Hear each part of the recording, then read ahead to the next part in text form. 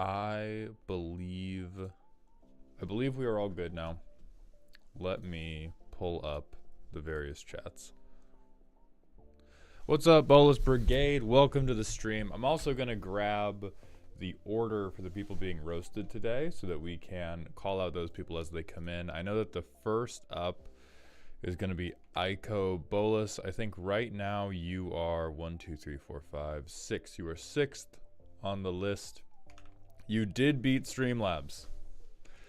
Late Mauled is a myth. I'm always 15 minutes early to the 12:30 stream. What's up, Alec Man? What's up, Helios?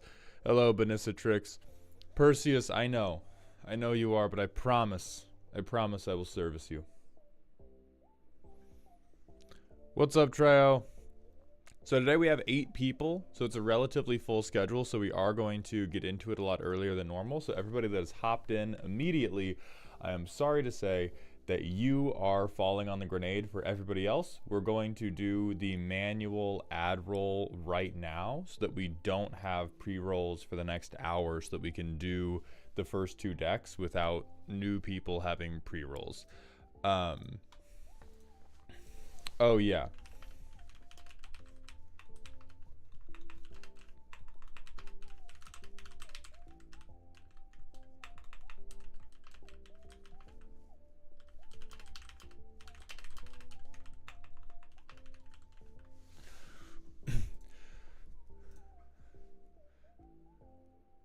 Niza877, thank you for the tier 1 Twitch sub for 6 months, my friend. Welcome to the dog home. I appreciate the generosity.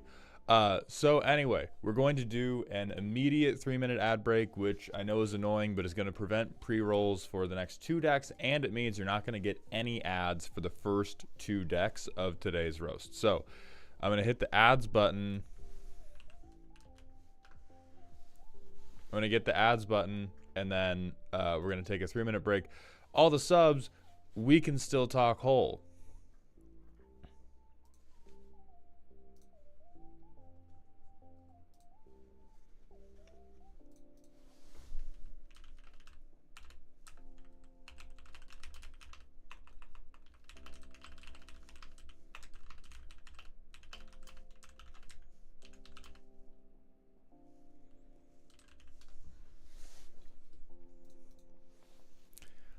I've pinged my Elecman, I've pinged my manager about the song.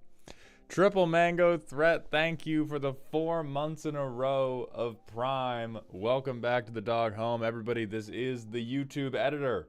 So if you like what has been happening with the Deck Roast compilations, you like Mango's work, please give them a round of applause. Yeah, Helios, I mean, it's like... So listen, I don't think I need to clarify this for any of you guys. I think I need to clarify this for anybody that either hasn't watched any of my content or hate watches me and is looking for opportunities to get sound bites that will sound bad out of context. Because like the constant struggle of being a content creator is, holy fuck, can you not do satire? Holy fuck, is doing satire an immense risk every time you do it, because there are a ton of people on the internet who are not misunderstanding. It is not ignorance that drives the internet to misinterpret things. It is the level of malevolence from people who already don't like you, or people who are just poised to not like anybody who is a Z-list micro-influencer on the internet, and especially when it gets translated via headlines. Because when you see a clip of a content creator, or when you see like, I don't know, who is it, like BuzzFeed? Who the fuck does who does all those like stupid 1-paragraph long articles about what's happening with internet drama? But when you see one of those, you're not even seeing anything from the content creator. You're learning zero information about the content creator. You are learning the opinion that someone else wants you to have about that content creator. Cam died, god damn it.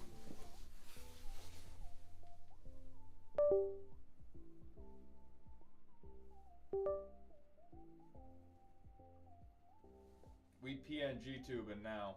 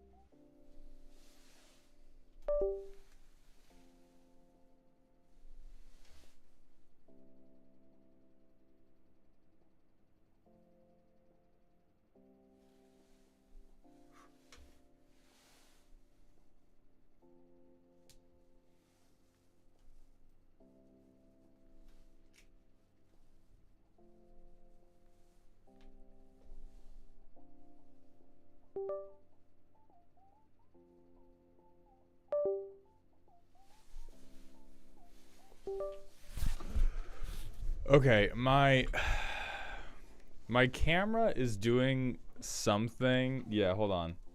There we go. There we go.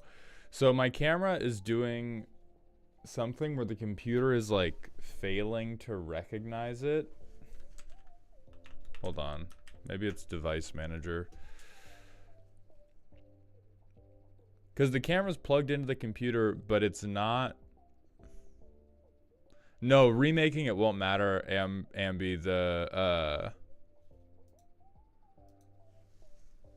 The camera itself is like somehow running out of battery, even though it's supposed to be connected via the computer.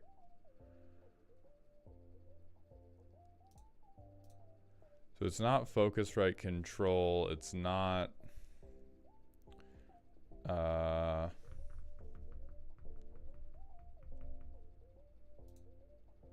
Have you tried a different USB port? Yeah, I've tried a couple different ones at this point. I think this was, and I had presumed that the latest USB change had fixed it because I had had a problem with it, and then I plugged it into a USB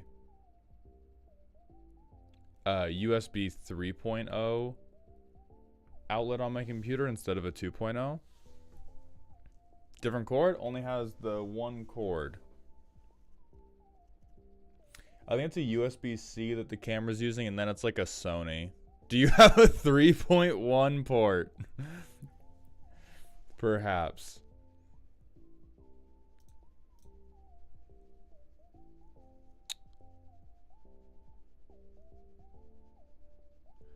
Do you have a different and also worse other camera? Yeah, we can try the different and also worse other camera in a second. Hold on.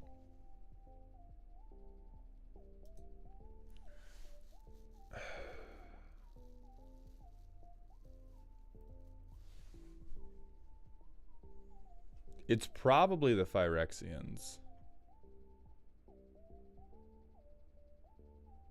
Maul, have you tried switching computers?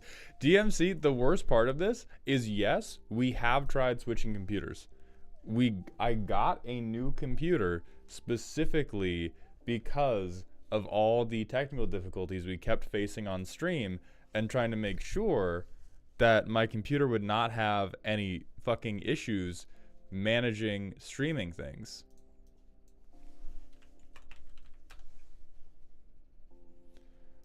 So hold on, let me go to studio so I can manage this on. All right. So I can manage YouTube. Okay, so while I fucking. So yeah, the sequence of events that is played out with this camera is like a week ago. I tried to stream and it kept shutting off because it said the battery was empty. And then every other stream the rest of that week, after I swapped which port it was in, the battery was like full and it was charging because it was plugged into the computer. Iiko, it's being plugged into the motherboard. Holiday 911 and Hostile Treant, thank you both very much for the Twitch follows. I do have my eyes closed this whole time. I'm holding that pose. The camera's not broken. It's important to remember, the camera's not fucked up. I'm merely holding this pose right now. And I did like I did a 10-hour stream yesterday. And when I went to turn it off yesterday, it was still at full battery because it was plugged in the whole time and the connection had not been interrupted. So I have no idea what happened in between I turned it off yesterday and I turn it on today. Could it be trickle charging but if it went to bed at full power though? Because I would understand, like, oh, if we had run it down, like maybe it runs down while streaming because it's just constantly taking more than it can charge. But it was literally at maximum battery. I did try unplugging it, but if I unplug it, it doesn't turn on. Oh, unplug it when you're not streaming. Okay. Shut down the whole system and restart. I will not. No, Mango, if we can't get this camera to work, I'm gonna switch over to a different camera. True, this is all pre-recorded. Felix is correct. I estimated roughly when they would put that message. In. I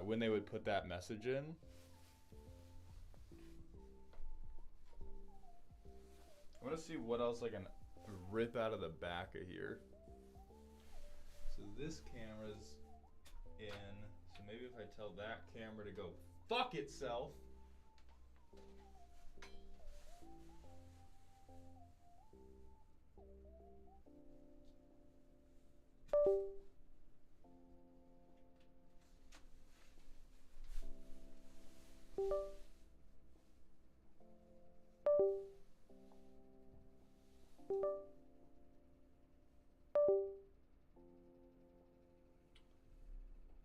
Okay.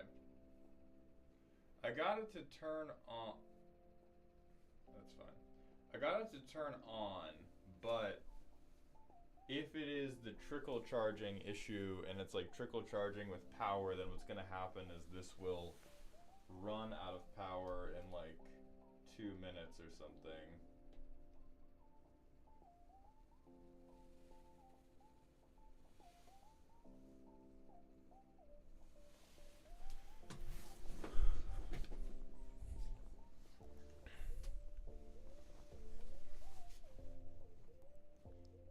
No, Mango can't be free. The basement's locked. The basement is locked. They cannot be free. It's fine. Alright? We're back. Nobody's free. Everybody just be fucking cool. Everybody be normal. Nobody's free. None of that's happening.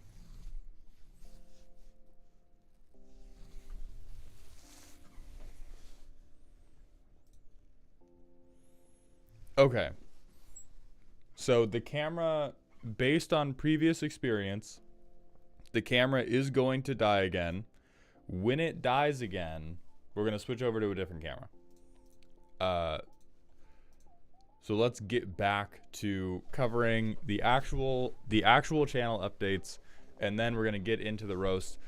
Iiko is first. I'm going to repost the order for everybody.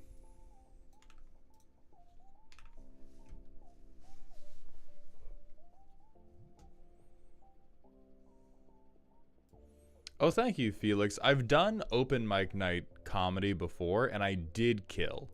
The main problem with doing open mic night comedy is if you want to get started as a comic, them shits begin at 11 p.m., and I am a sleepy boy.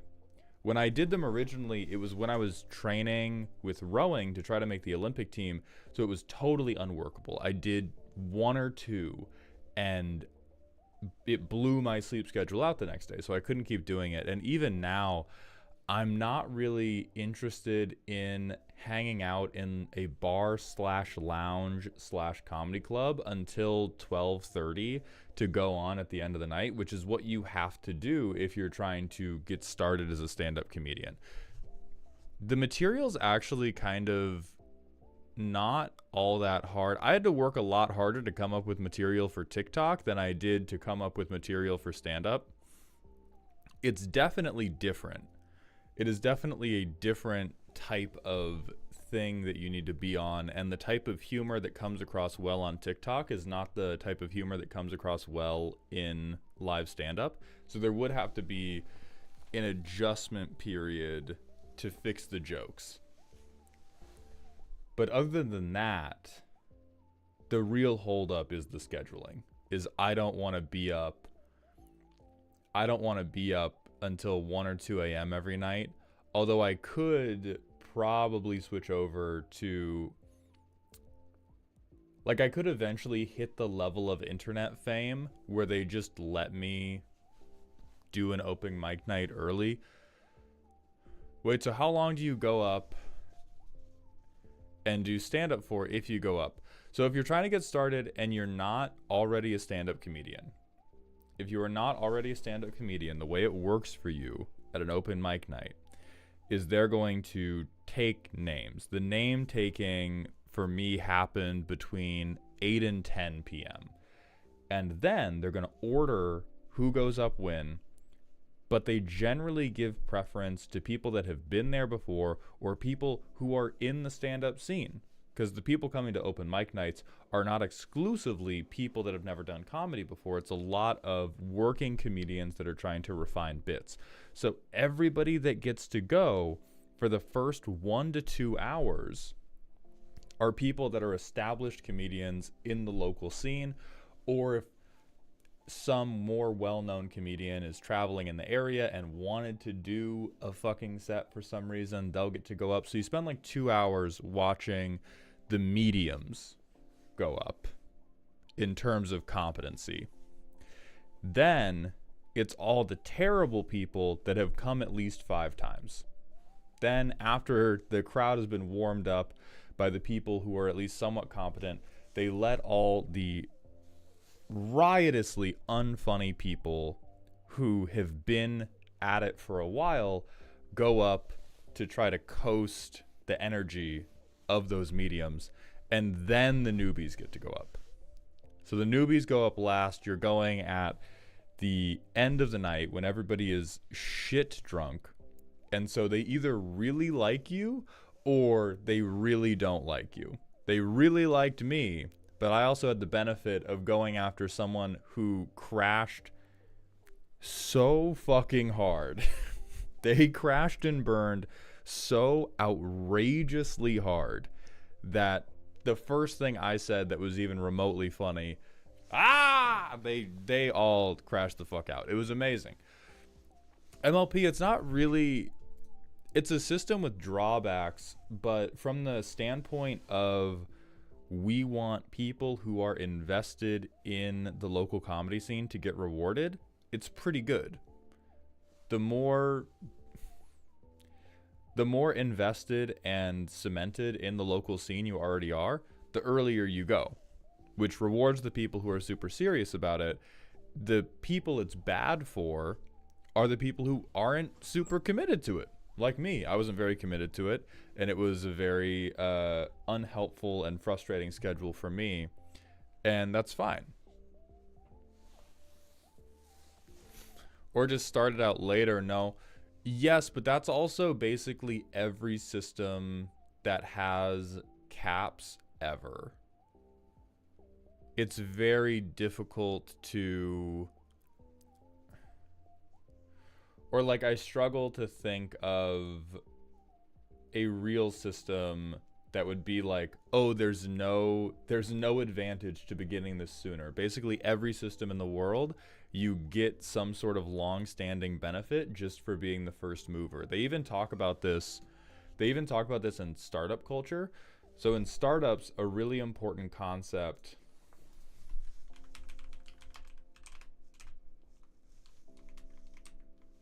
this keyboard's gonna make me blow my own.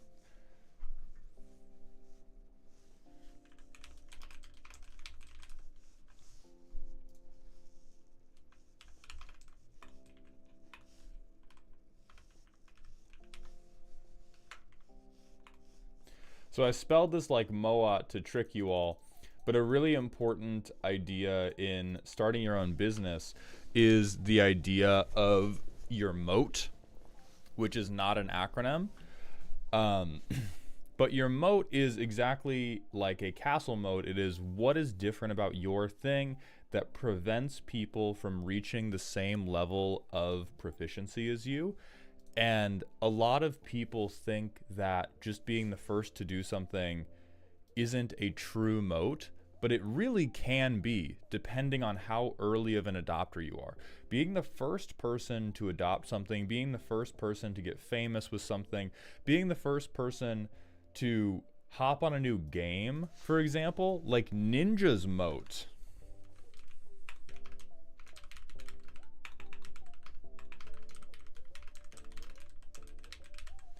Ninja was a competent Halo streamer, extremely good player, because he used to be a pro player in Halo, and he was just one of the first to pop off with Fortnite, and then he got first mover advantage, and then he just rolled that snowball into being a massive streamer. Massive streamer. And so if you're the first to do something in basically every arena in life, the system benefits you for it. And that goes all the way back to us being cave people. Like if you were the first to go foraging, that probably benefits you. There's some randomness where it doesn't. Like if you go foraging at the wrong time and you're the first out of the cave when it's dark out, maybe you get eaten by a goddamn bear.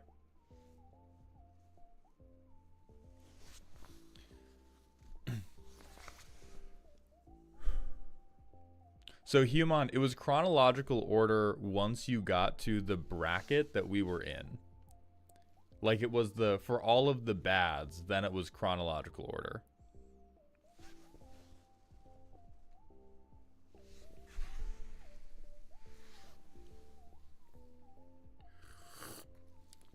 Would you roast a CEDH deck? Sarah, I think the important thing to understand about that is there's... Yeah, camera went. Okay. We're gonna...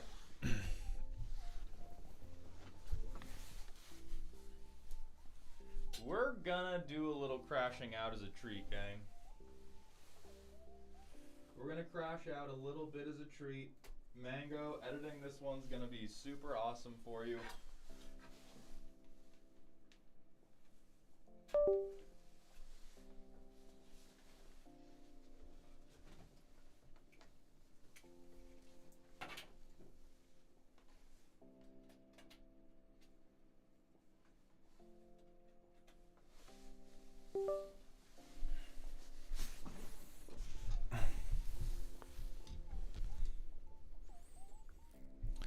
All right, now we got the razor. Now we got the razor going. I don't give a fuck about you.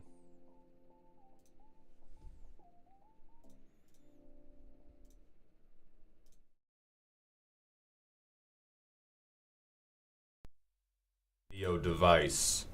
That's what I'm fucking talking about. Holy shit, I look grainy. I'm grained up. God damn. God damn. So we turn collab cam on. Fuck that other.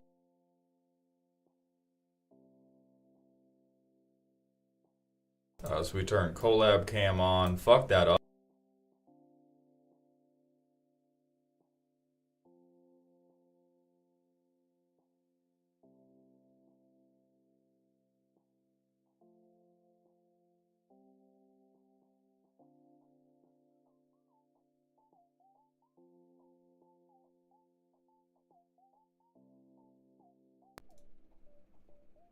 There is not... What the fuck?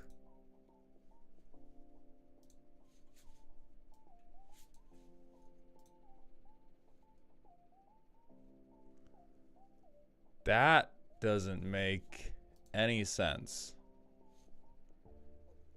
Oh.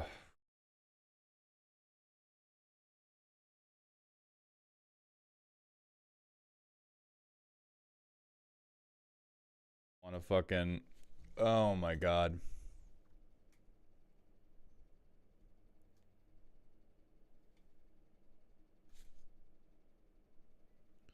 Do you have a third camera or perhaps a second motherboard?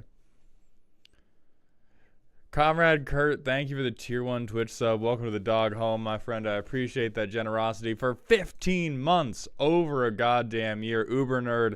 I swear it's always like this, but normally it's much funnier.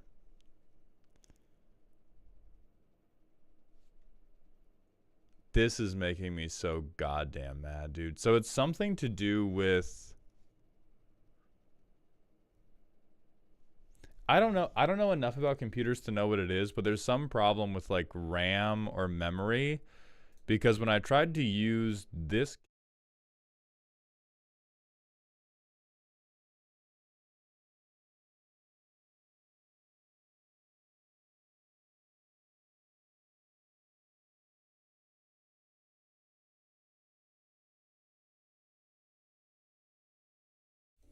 Okay. I did unplug the other cam, Iiko. I unplugged every other camera. Yeah, Bubbatron. Hey, memory bottleneck sounds correct. But it's telling me that like the computer ran out of memory or ran out of space to record. How much RAM you got? Are you using Chrome? These are great questions for someone who knows what any of those words mean.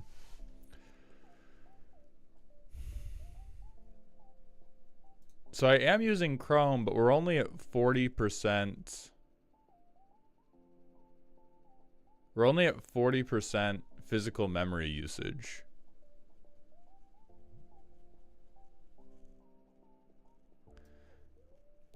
When was the last time you defragged your drive? Use real sentences, Z Deleter. Noble Knight 6, thank you for the Twitch follow. Welcome to the doghouse, my friend. OneDrive just ticked to red because it's the drive where we keep, it is an external hard drive that's like 2 terabytes where I just keep all the old recordings.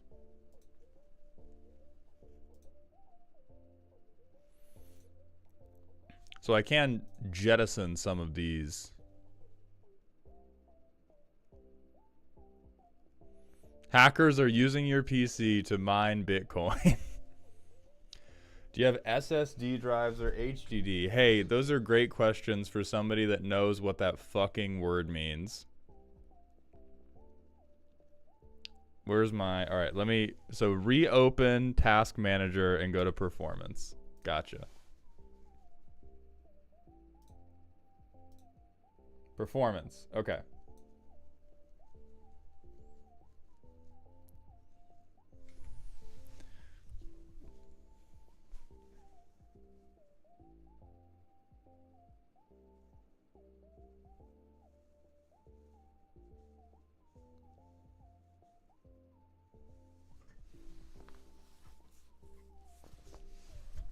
That's whack. Good. Good. Reassuring statements from chat.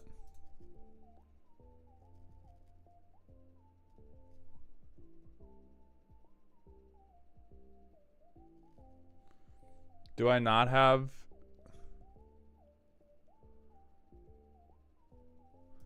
What the fuck is using 14 gigs of RAM, they ask.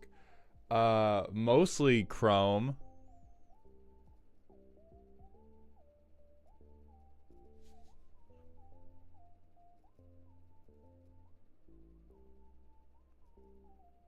Use Firefox, they say.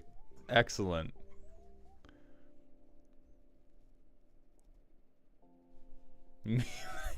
Opera GX has not sponsored me yet, okay? This is now a Firefox stream. Hold on. Let me update.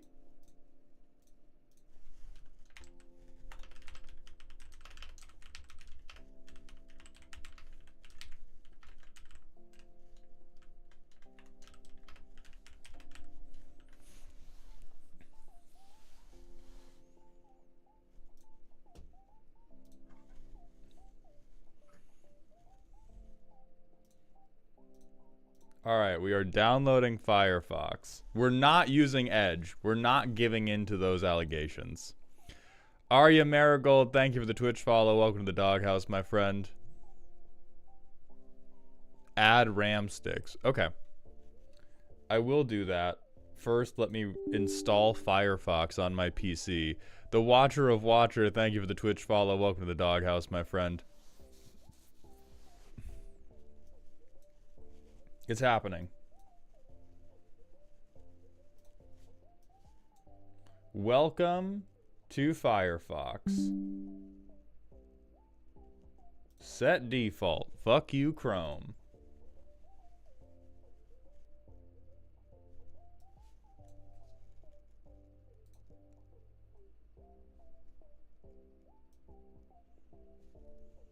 Okay.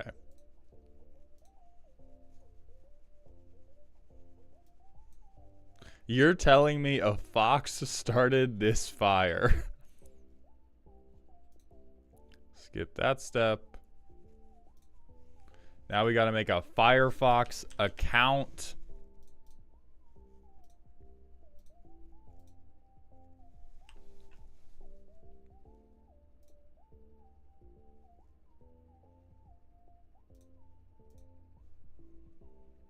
Holy shit.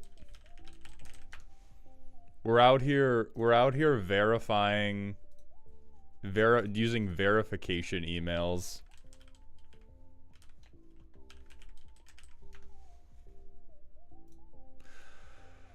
Why would I remember this fuck-ass password?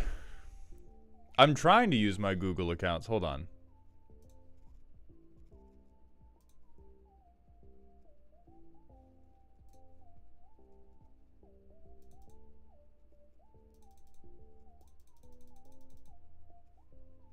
Okay. We're just going to back out of all this. Can I open multiple tabs? No. Okay. All right.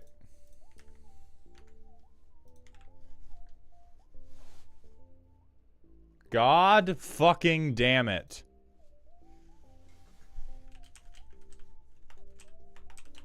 This is now a watch me mauled about signing into things stream because I need 40 different fucking passwords that all have to have a different hieroglyphic that has to relate to a different heritage story of a different fucking sun god in a different phase of the goddamn moon, because it's not like Facebook was just gonna sell all of that bullshit anyway for $3. God. This is so awful.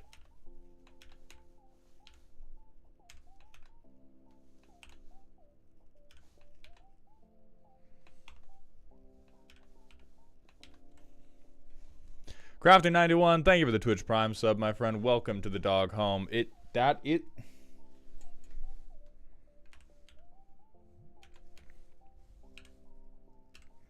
I can't even complain accurately about how many characters this fucking password is, because then the internet would know and it would be easier to brute force.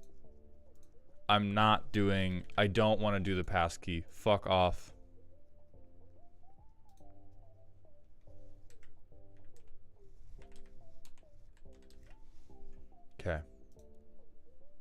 Okay. I'm not adding my home address. We fucking made it. Okay, so we can close these. Oh, good. And now I just have to reopen all of my stream stuff as well. And then we can close Chrome. And then we can try to open up the new camera. And then we can finally begin roasting the decks.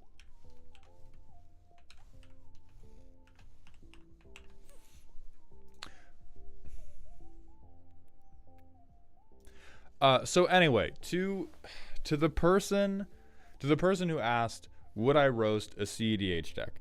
The thing is, I both would, because you do deserve to be denigrated as a person.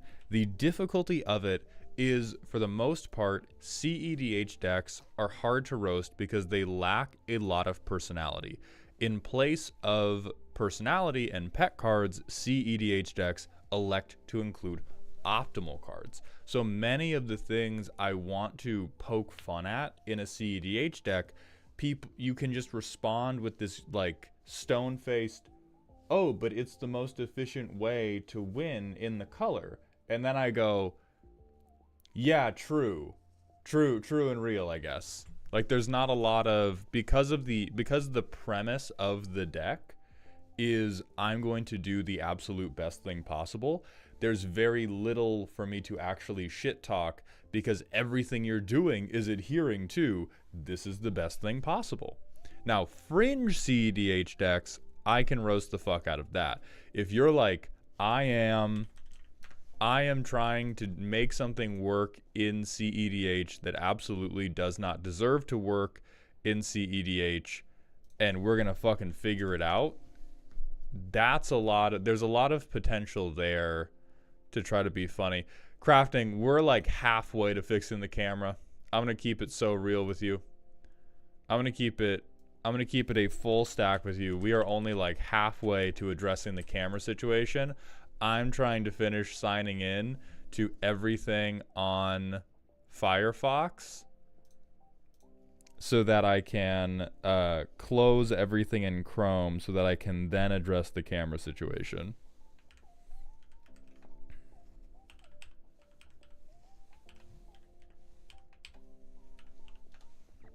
No, it's not wrong. Oh my god.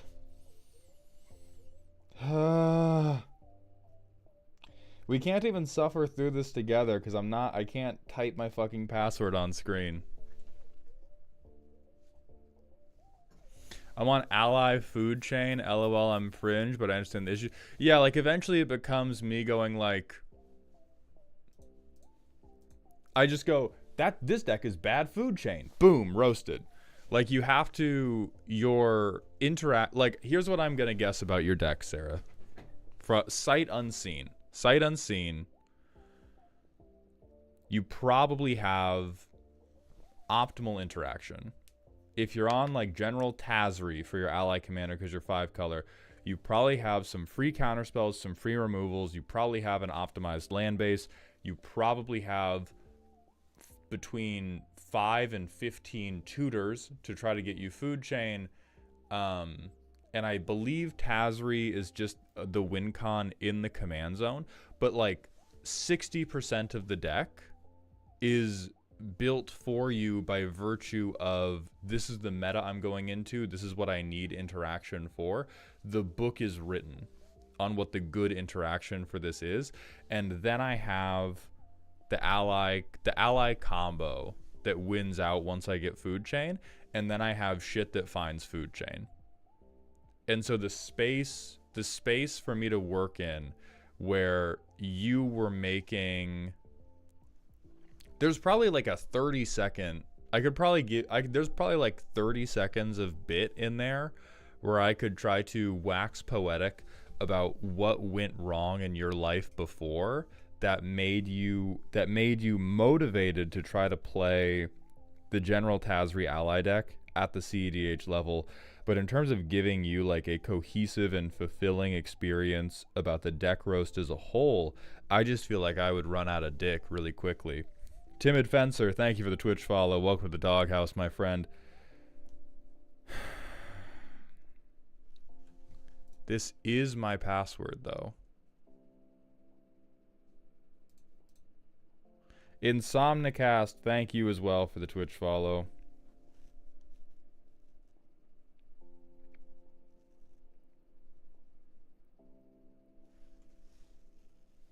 Okay.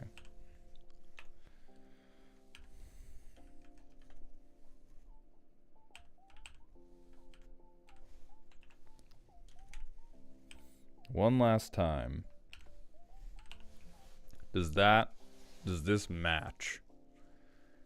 Yes, that matches exactly what I have written. Okay, open the Gmail app on my iPhone. Yes, it's me.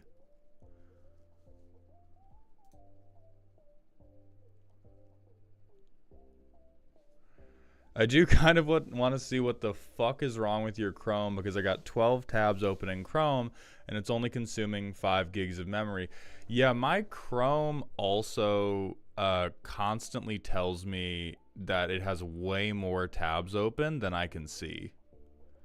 So that may be another thing to do with it. Like I think when if I have like 8 Chrome tabs open, when I open Task Manager, it'll tell me like Chrome, comma 29. What's up, Archon? You are sadly 100% correct about the deck. I am now curious about my scarred past that led me here. Like, yeah, Sarah, there is for sure like content that can be mined from your deck. The problem is just like a deck roast is probably not the best way to do it. Unless you're down for us to get into the roast, me to go, this isn't very good. Boom, roasted, and then close the roast.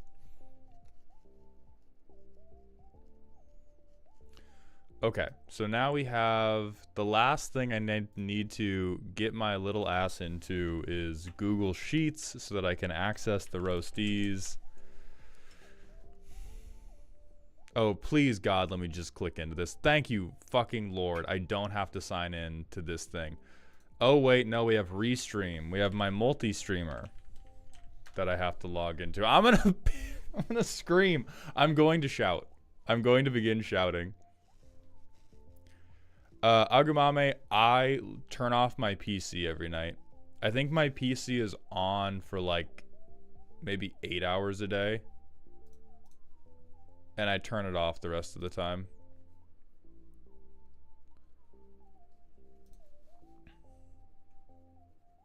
Reforming one, we're going to try to fix the camera in a second. Right now, we tried. So my first camera is mysteriously out of battery. My alternate camera started for a moment and then caused every fucking device on my computer to shit itself. It shit itself voraciously.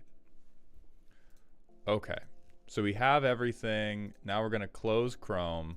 I have everything open in Firefox now. I'm going to find Task Manager and I'm going to confirm the new memory situation.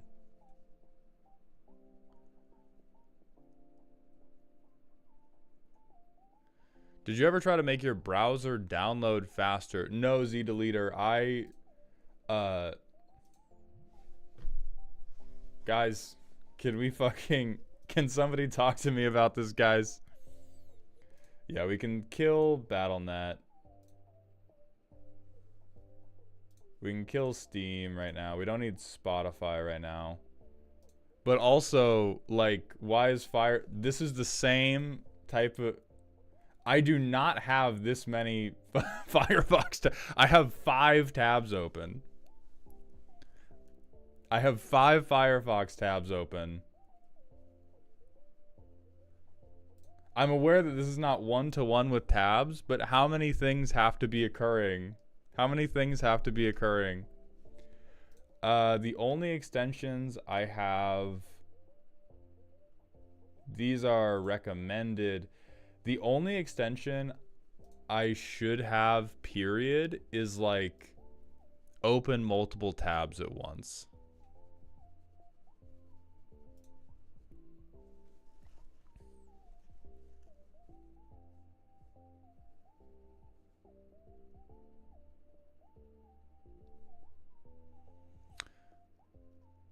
Lachlan, we use Moxfield most of the time. I cannot believe... Sort by memory, please. Okay. So do you want me to stay in processes or like where are we...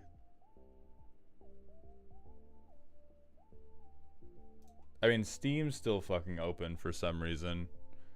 Why do I have... Edge shouldn't even be running right now. Mal, do you use browser sources in OBS? Yes, chat is a browser source. I did click on memory. Memory's been clicked on. Death is the start. Thank you for the Twitch follow. Welcome to the doghouse, my friend. So I'm going to close Edge. Because fuck them.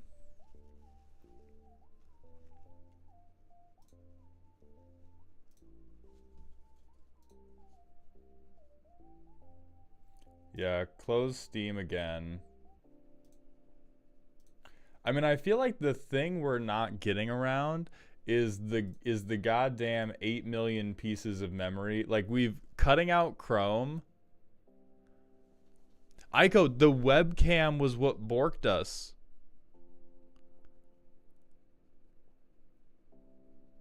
The webcam was what we switched to that then made us get fucked.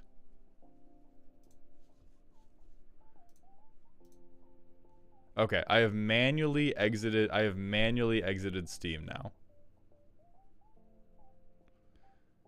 So OBS browser sources use your crafting, my default browser has been set to Firefox.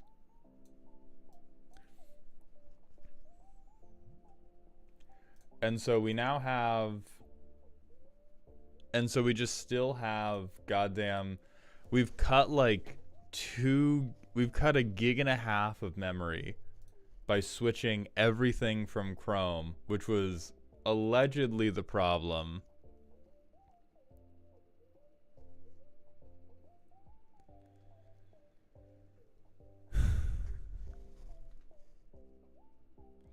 Kahe, they're worried about memory because the problem that we've been having is when I tried to activate the other camera, it gave me like 8 million. Okay, File Explorer computer.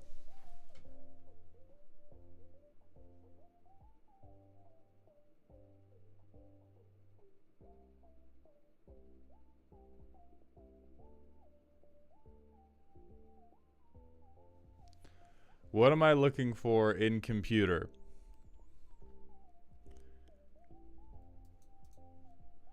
We're gonna solve this, you guys. We're gonna solve this as a family.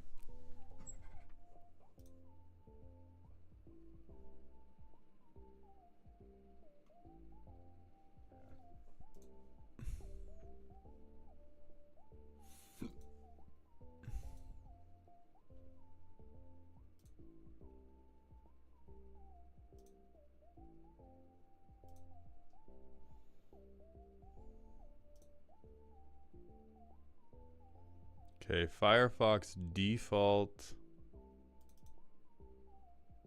Looking at kernel errors. Okay, so right around the time we were experiencing problems, there was a kernel event tracing error. I have no idea if that means a goddamn anything.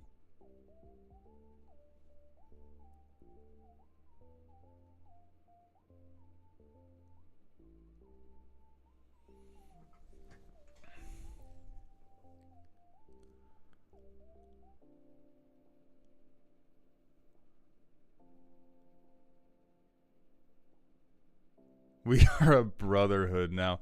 What's the error code? I'm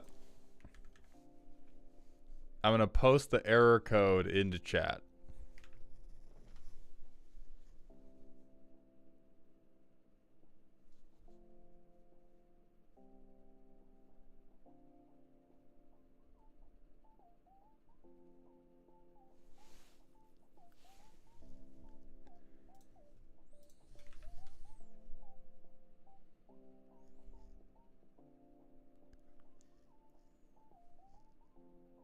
It's a boot error. Okay.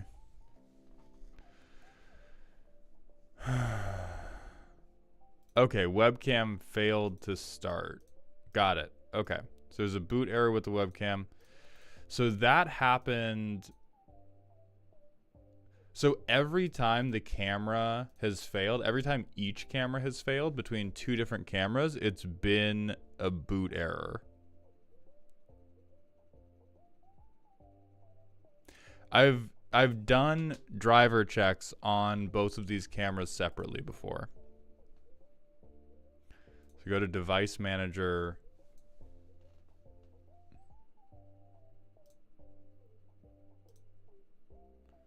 I mean, the thing is, it doesn't even think I have... It doesn't even think that I have a camera plugged in.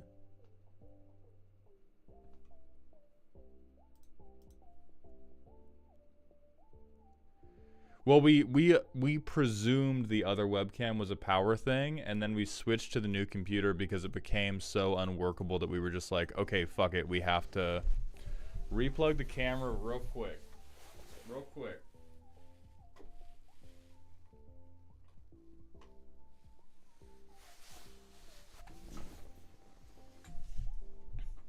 Can you check its battery? Well, one is a webcam, the other has been unplugged and is still out of battery. Okay. Update device driver. Hey, look at that. That's crazy. Insane. Imagine.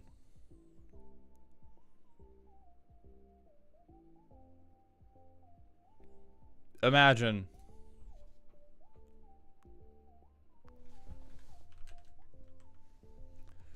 Go fucking download Razer Synapse, I guess.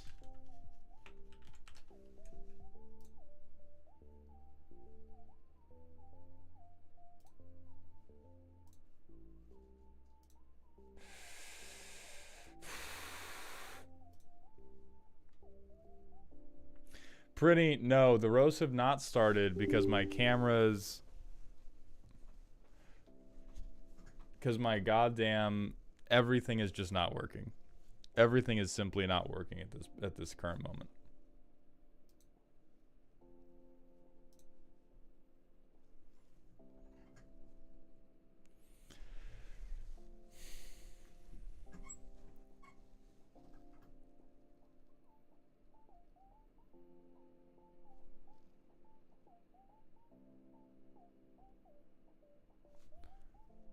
That man is mostly forehead. Yes, I am, Swallow the Pickle. I am indeed a whole lot of head. Okay, it's installing.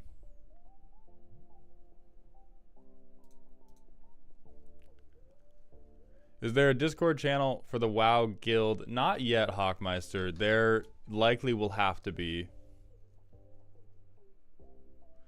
USB controller is shitting itself and needs a reboot. Crafting, the cameras are straight to my PC. There is a separate memory drive where we are recording to, and then what other peripherals? Like, I think the stuff that is going through, there's stuff that's going through a USB hub, but that is like headphones, keyboard, mouse. And then the stuff that's plugged directly into the computer is like the separate hard drive, the camera, and then the like audio controller. What the fuck is an on-mobo device, Amber? We have to we have to say real words. Motherboard, okay. Oh, USB controller's on motherboard thing that's shitting itself. Okay. Okay.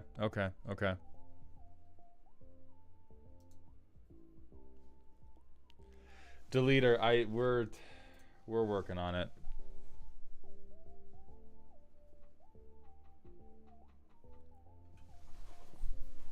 Discord calls to teach me things will be available for $500 on the Ko-Fi starting in March.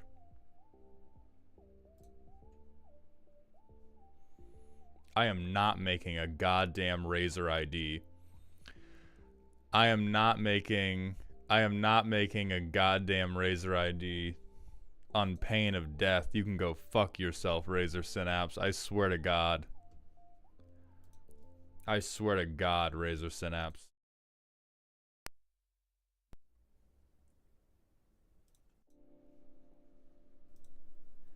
We're all right. We're grainy. All right. We're grainy, but we're here. We're grainy, but we're here.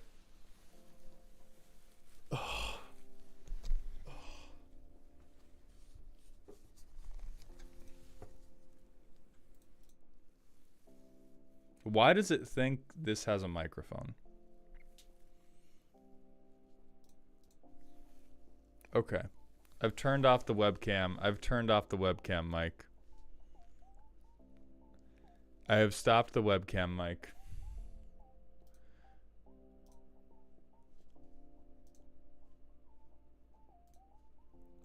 Right? I think I have.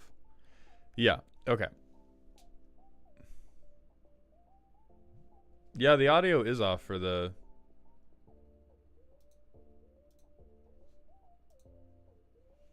Now look at memory again.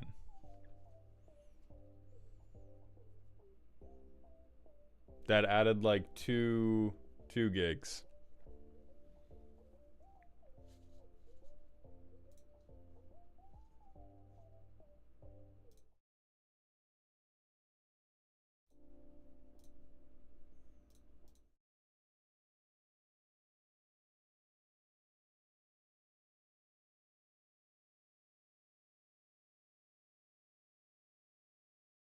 We're gonna fisheye lens a little bit. God, this camera looks awful compared to the other one, but whatever. We're doing what we have to.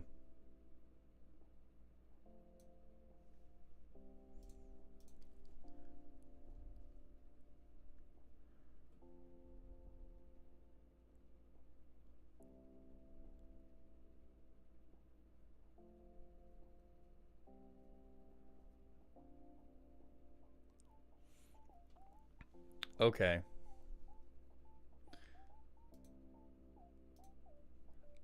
Maybe it shouldn't be the chroma key, because the thing is the chroma key is only on the other camera.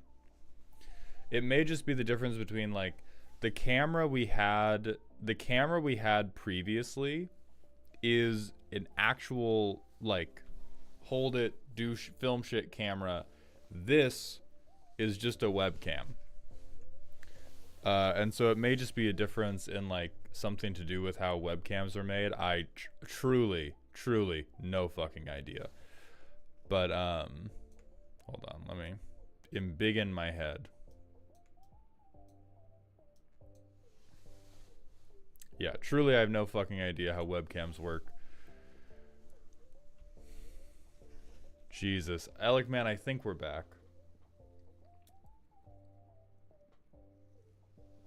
What model is my main camera anyways? Wait, you're using an actual film camera as a webcam. I'm using... Hold on, let me grab it. I'm using this guy. It's a Sony...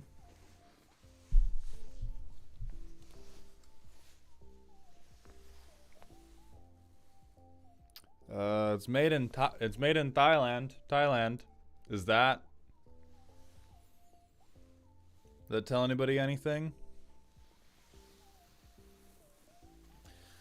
Does your camera have a charger that is separated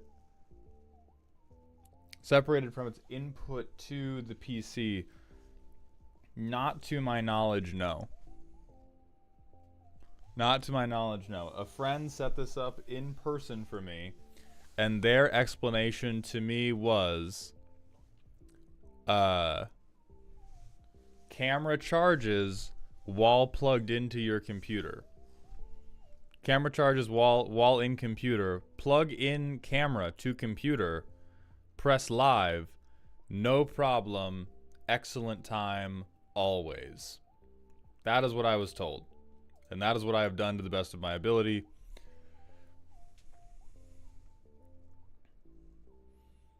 Go charge that somewhere else for now. Okay, we're gonna go charge that somewhere else for now. And hey, guys, do you want to hear something crazy?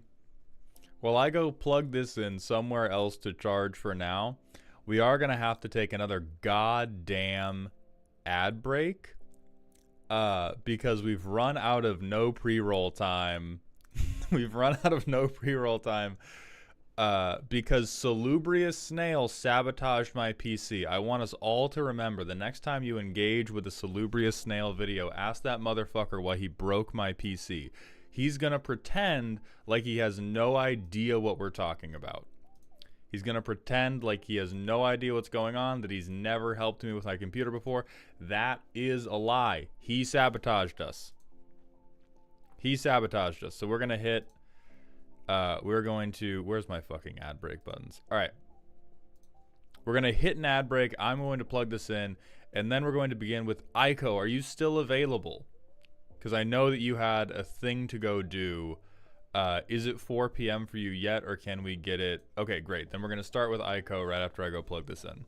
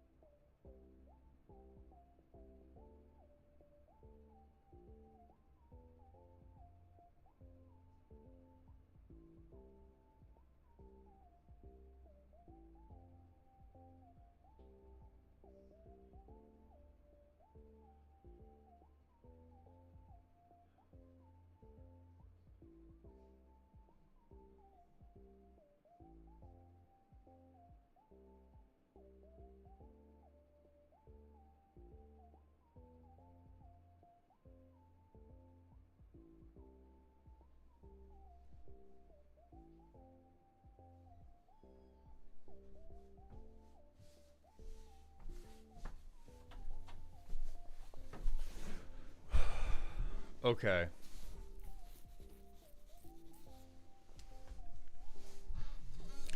Yeah. We're gonna do content. The content changes, and then we're gonna actually begin doing what the stream is supposed to be about, which is Iiko's deck roast. No, Alec man, still no update on Mauled Hammer or the models. Where am I going right now? Right.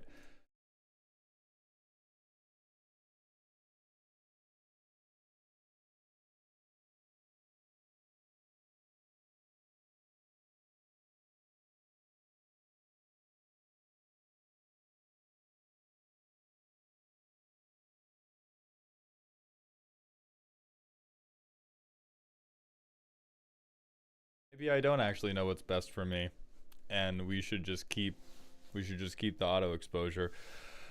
Okay, so first, what? Oh, it's just black back there. Okay. We do have to move me over here. We're going to transform me so that I am looking now at my VTuber self. Move chat over here. And now we have double mauled. We have me and frozen mauled. Look at this dumbass. Look at the ridge on there. You see that eyebrow gap? You see how I'm fucking brow diffing everybody?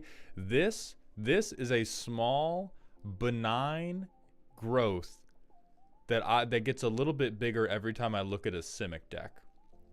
Every single time I have to look at a Simic value pile and watch it work in a playtest, this bump gets a little bit bigger. It is an evolutionary advantage so that one day when I see a Simic player in the wild, I can headbutt their deck and turn it into dust instantly. Shiny ahead. All right, who said that? You're getting banned. You're going to hell. 22 solid, thank you for the 100-bit cheer. You and your goons stand with you in these trying times. We will get through this together. And Beefcake Emperor, thank you for the 16 months at tier 1. IT Hound stream indeed. Welcome back to the dog home.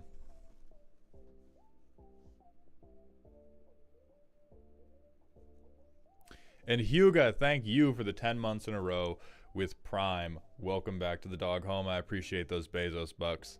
All right. Dollar Store Vegeta. Okay. Are we finally good? I am going to get rid of PNG Tuber Mauled. PNG Mauled is going to go to sleep for a little bit. I'll bring him back if I need to Wojak with him. So, content updates. Basically, the short version of a lot of the content updates is The people that like the deck roasting videos really like them. I like what we're doing with them. I would like to keep doing them. They don't make money. Or more specifically, after we have paid both Mango for the great work they're doing, and we pay Amber, the thumbnail editor, for the great work that they're doing, I think in the maybe like 10 to 12 that I have published, only 3 have ever reached the point of breaking even.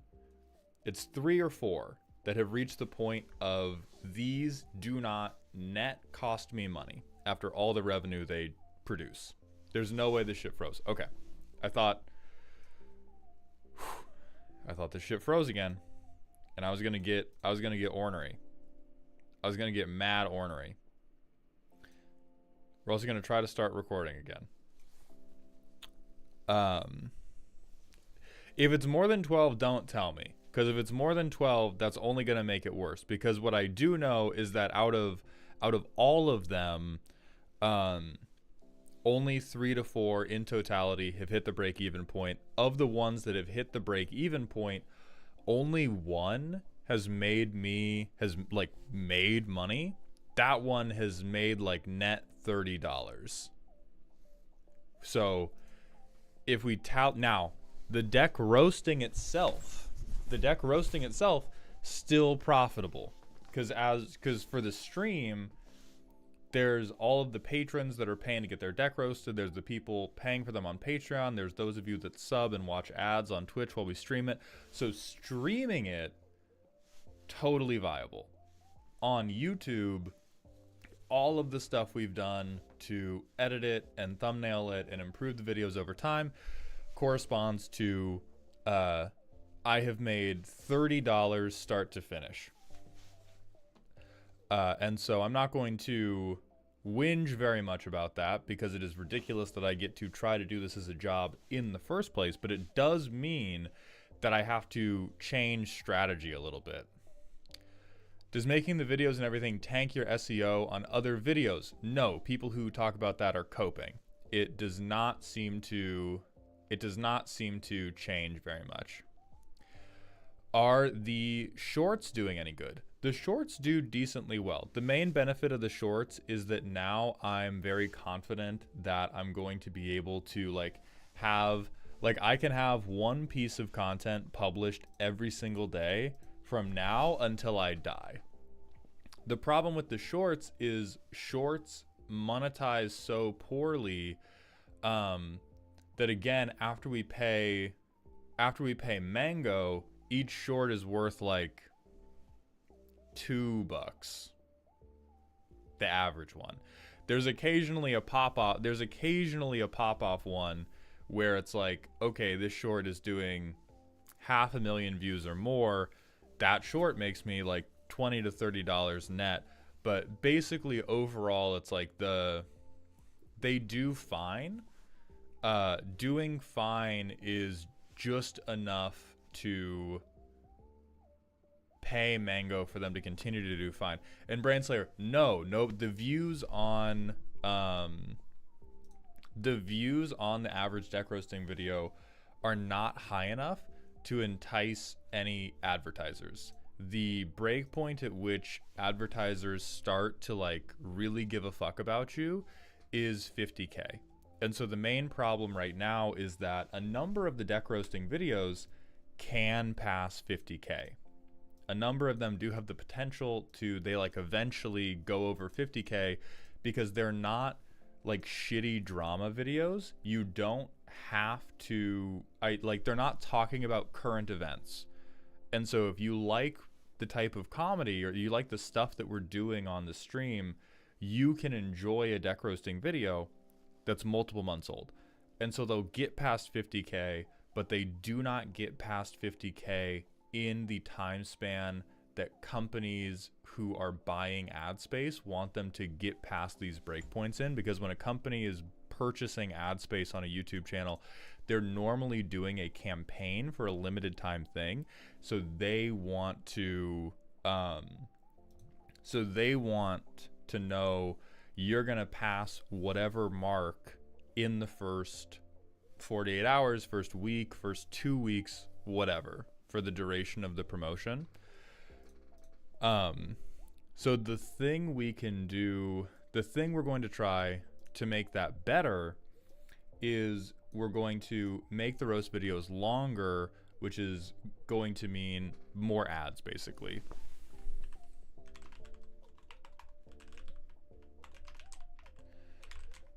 Because right now for a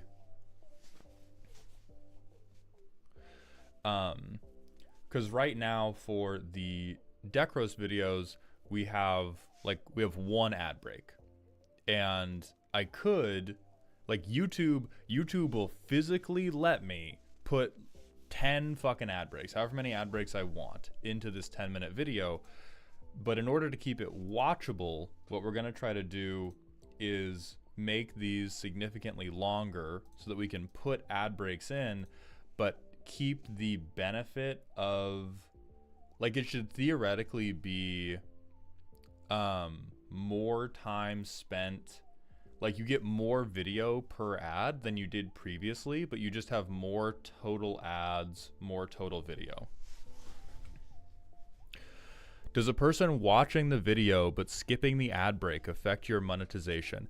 A little bit, but it's broken out differently. On YouTube's backend, advertisers are paying different rates to have a skippable ad versus a non-skippable ad put into my video. So I get paid less for a skippable ad than a non-skippable ad because of what the advertiser itself is paying. I don't know if you clicking the skip button has an actual impact on it. What I think it does is if you as a person don't skip ads, YouTube is more likely to serve you unskippable ones or something. I don't actually know how it works.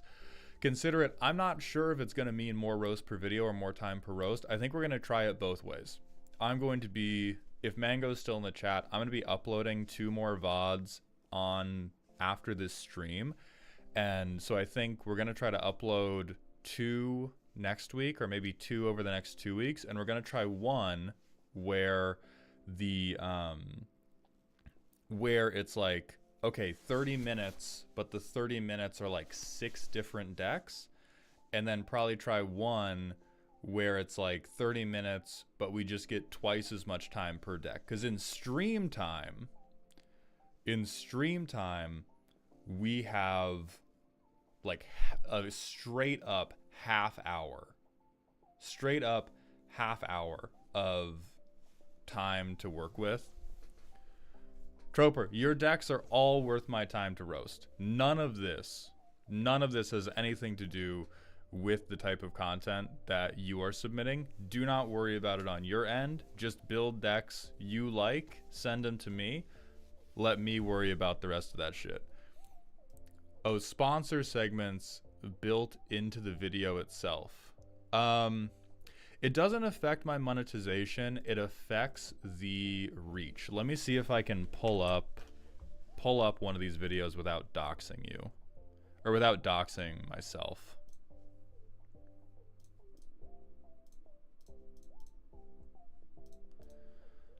Okay, retention's not up for this one yet because it's too fresh.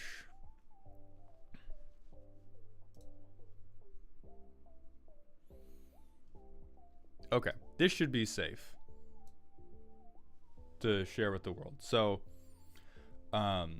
this is what the average video retention looks like for a deck. Is like we do doing the intro. I think in some ways, I'm not sure if the intro is good or bad yet, because the intro basically tells everybody this is the type of bullshit that we're doing.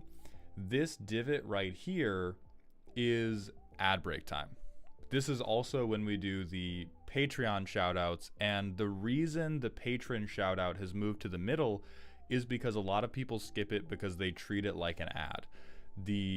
An issue we were having previously is having the patrons shoutout at the beginning and then having an ad break in the middle was giving us this like double dip. And if you have multiple, so this video doesn't have, I don't know why it's not calling this a dip, because it really should, but YouTube will refer to periods where your engagement, where your retention drops a lot as a dip. It will, in the analytics page, tell you, hey, people were really not interested in this part of the video. If you have multiple dips, your video does worse. And so everybody who's skipping the Patreon shoutout section, you're not hurting the reach of the video too much by giving it one dip, provided you're in the percent that's still watching the rest of the video. What does hurt the video is if I do a patron shout out here, and then I do a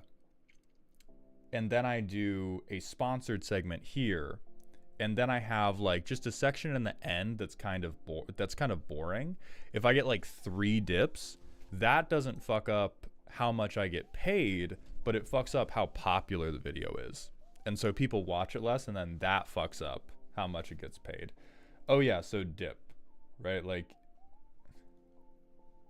it said like here was the most boring part. So YouTube will try to tell you, hey, these are the parts of the video that were most interesting. These are the parts of the video that were least interesting. So according to that page, about 40% of viewers watch the whole thing. I'm gonna pat myself on the ass and call it 50, because like the last 30 seconds, it is like credits are rolling. It's obvious that it's quote unquote over. So I would say about 50% are watching all of the meaningful parts of it, and then 40% are watching the patron credits roll.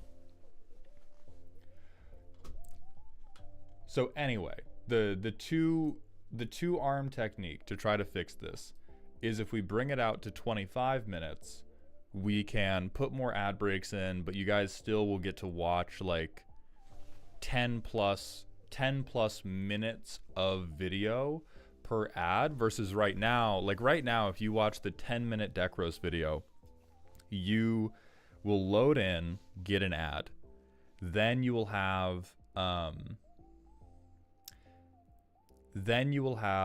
like 4 minutes of video, then you will get an ad, then you will have 5 minutes of video. Donnie, so since I'm using a multi-streamer, I have legitimately no idea how to influence the level of audio that's going to YouTube. Like YouTube's options that I can edit do not have anything to do with volume, and so I'm just not sure what knob to turn, because I do not want YouTube to be getting their ears blown out. But like in OBS, there's just the setting for, hey, this is the volume going to the multi-streamer, and the multi-streamer has the same settings for YouTube and Twitch, and YouTube have to edit the entire audio source.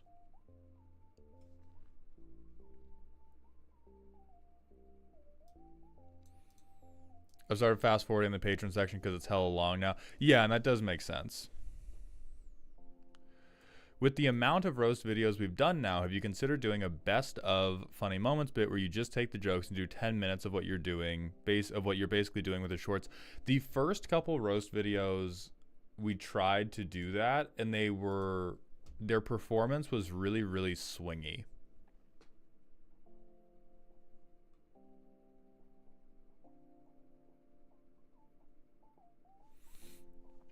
So then the problem becomes, if I edit the whole audio source, then we fucking blow out Twitch's eardrums. Because on Twitch, yeah, the volume's appropriate, and then on YouTube, that is something I can look into between streams. I don't know if it's something I can fix right now. Ilaire and I always want a dumb joke.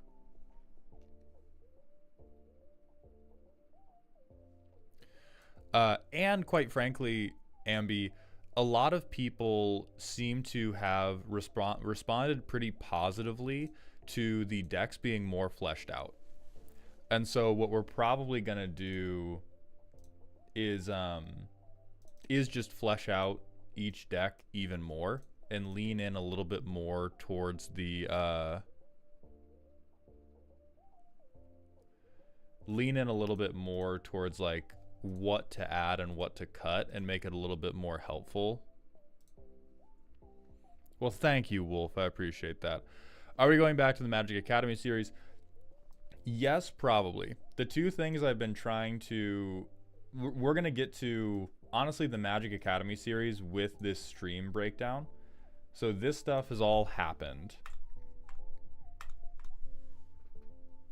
And then streamed content. We've been experimenting a lot with variety. We've been experimenting a lot with the new stream schedule. The stream schedule seems pretty good. We're going to keep it for the most part. But I think it is high time to accept that for the most part, I'm not big on playing 1v1 Magic. And so I think the way that... Oh, wait, sorry. Have I heard of ladies? I swear to God I know what this joke is, but I've forgotten it. Like, it's 10 years old or something, and so I can't remember. Ladies, nuts on your face! Ladies, nuts on your face! If we run the VOD back, I got that in first, so I refuse to feel shame. If we run the VOD back, I've laid these nuts on your face, Alarin. I've laid these nuts all over your face. I alone, throughout heaven and earth, am the honored one. But thank you kindly.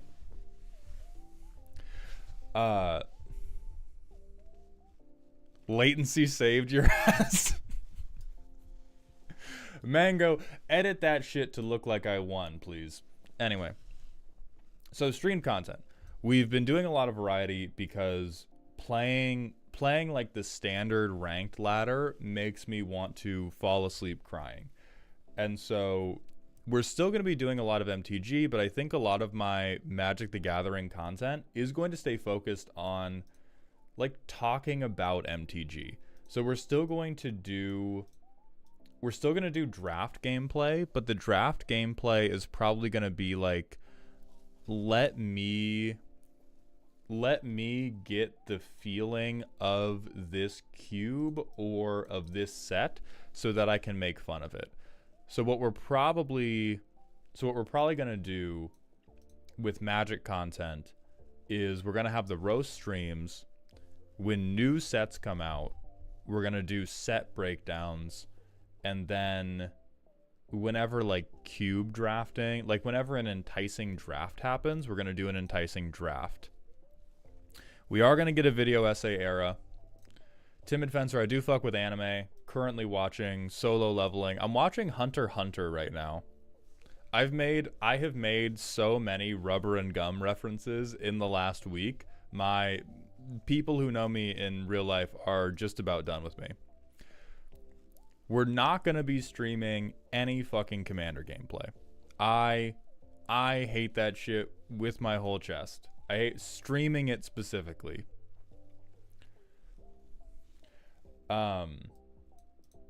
Then we're going to do League content. So we're going to try to get into the League space in the same way we got into the WoW space. Same way we got into the Magic space. We're not doing recorded games either. I personally am never fucking publishing Commander gameplay content. What I want to be is a much beloved guest star on multiple Commander gameplay shows. For Commander gameplay, I love going on them. I will promote them. Making them myself will not fucking happen. See, in Troper, I did that for charity. The first time, the moment that stream ended, I was like, this is so cooked because those people were cool and it was still like such a painful stream. Like those people, like that's the problem with streamed Commander gameplay for me, is that the people can be sick. And it still just makes me want to pull my eyes out because as a presenter, it just feels so bad. And then we're going to do World of Warcraft. And that's mostly going to be collabing with my girlfriend and then with the other streamer Beard Princess. This is considered like probably this is like the long-term OnlyFans play, which I will almost certainly never get into because I don't have the concurrent numbers for. But we're definitely going to make an attempt. And so for WoW, this is actually great to ask the Magic audience about.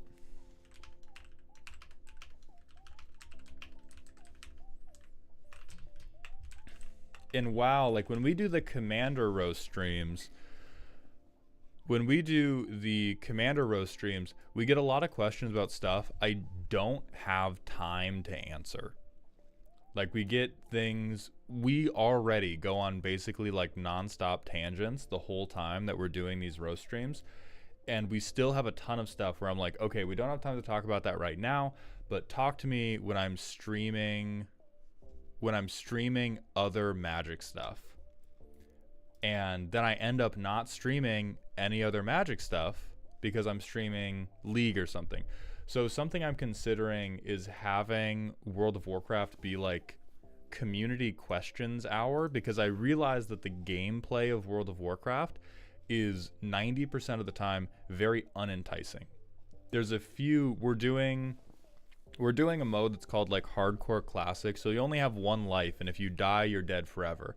So there is some tension. Like there are moments where we have to play really well. There's a lot of tension. We've already died multiple times. There's a lot of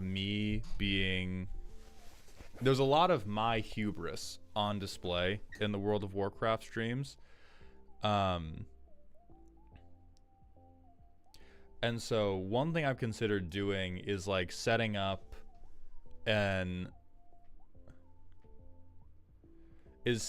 like a community questions forum, either. So if you're in my Discord already, you know about the Dear Maldhound section, which is where people like ask me for advice on or opinions about stuff. One thing I've thought about doing is, okay, these WoW streams, they're not like Decro streams. I have to be locked in. I'm being a silly guy, but I'm trying for like 4 to 5 hours at a time to be entertaining the whole time. WoW, it's like the gameplay itself is less tense, and so there's a lot more time that I can spend talking. I get the want to find space to elaborate points you didn't have times for, but I cannot imagine anything that would make me groan harder than having to find said tangents in WoW content. And I get that, and that is why the debate right now is like, either they exist here or they don't exist, period. Donnie, no, the Discord's free. Dear Maldhound section, totally free to ask questions in. I answer as I can.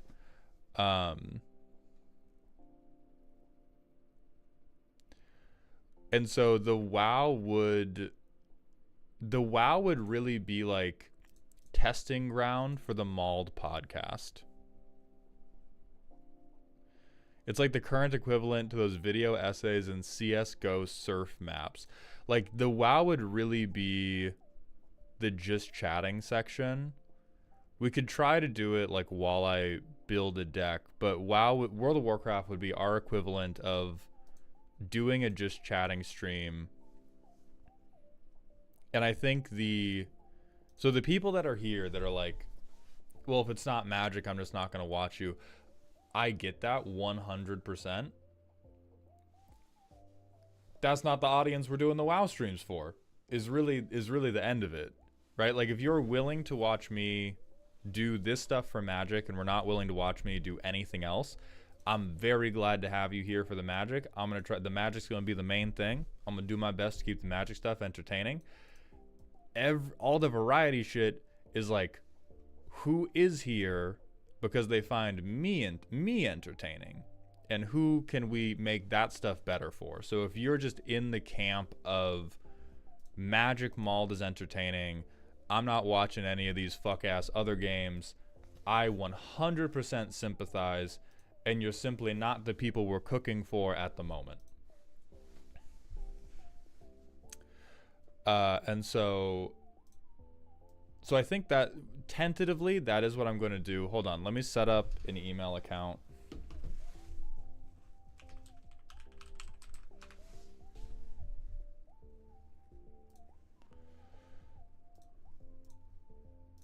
Add another account, create account for my personal use.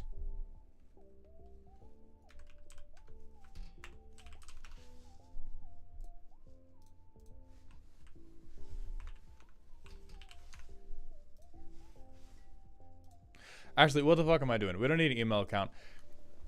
Everything in the Dear Maldhound section of my Discord, which is free, by the way, we will begin answering on stream, and that will be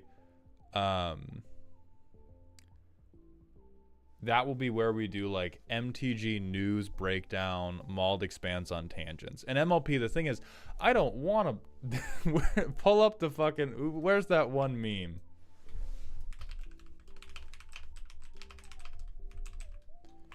I'm using a podcast because it is the it's the like closest thing to it, but I don't want to have a podcast. I want to play World of Warcraft. We're talking about how to make playing World of Warcraft more sustainable as a business decision.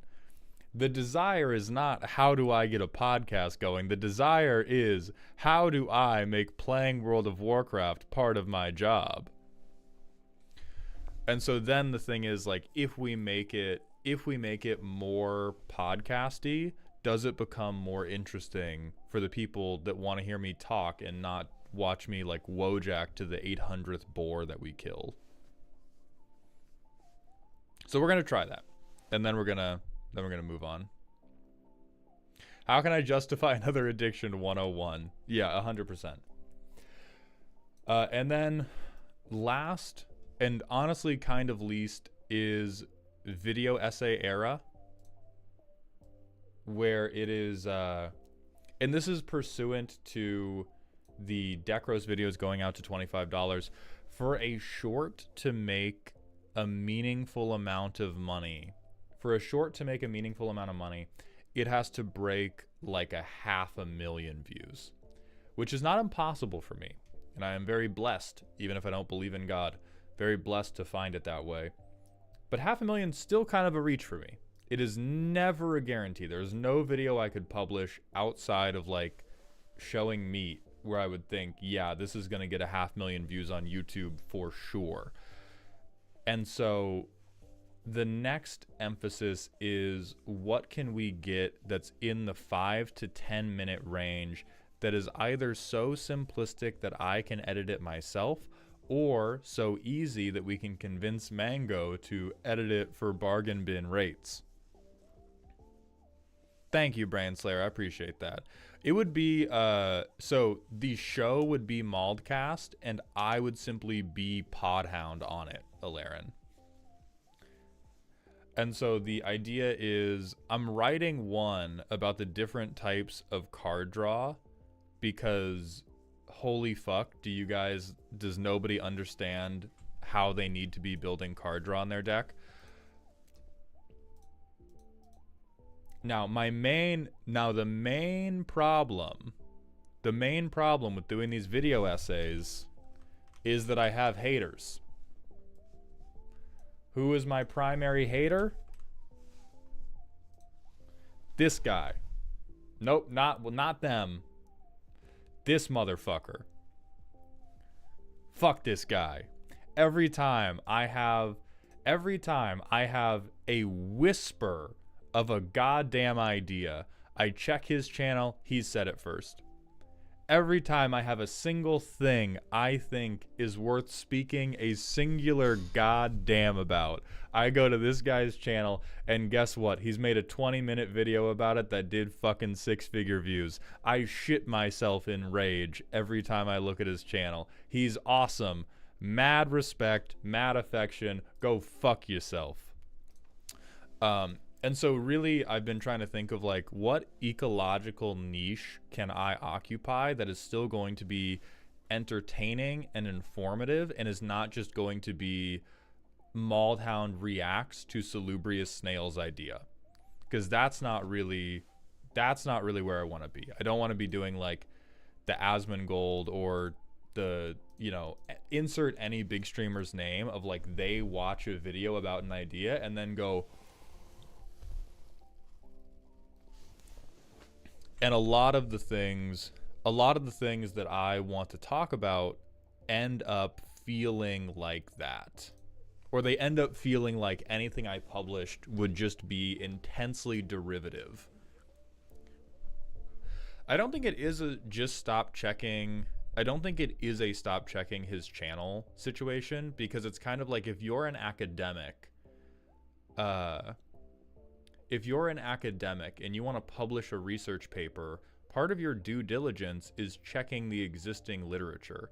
We are talking about much stupider things, but it's still, I don't want to publish my version of an essay if it is an intensely derivative work of someone else's thing.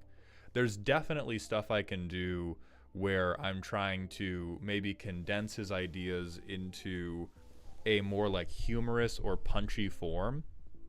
But in terms of the video essay era, I don't want to. There's also like Trinket Mage and 33 Elk. There's a lot of people where I don't want it to appear that I'm just like ripping crazy.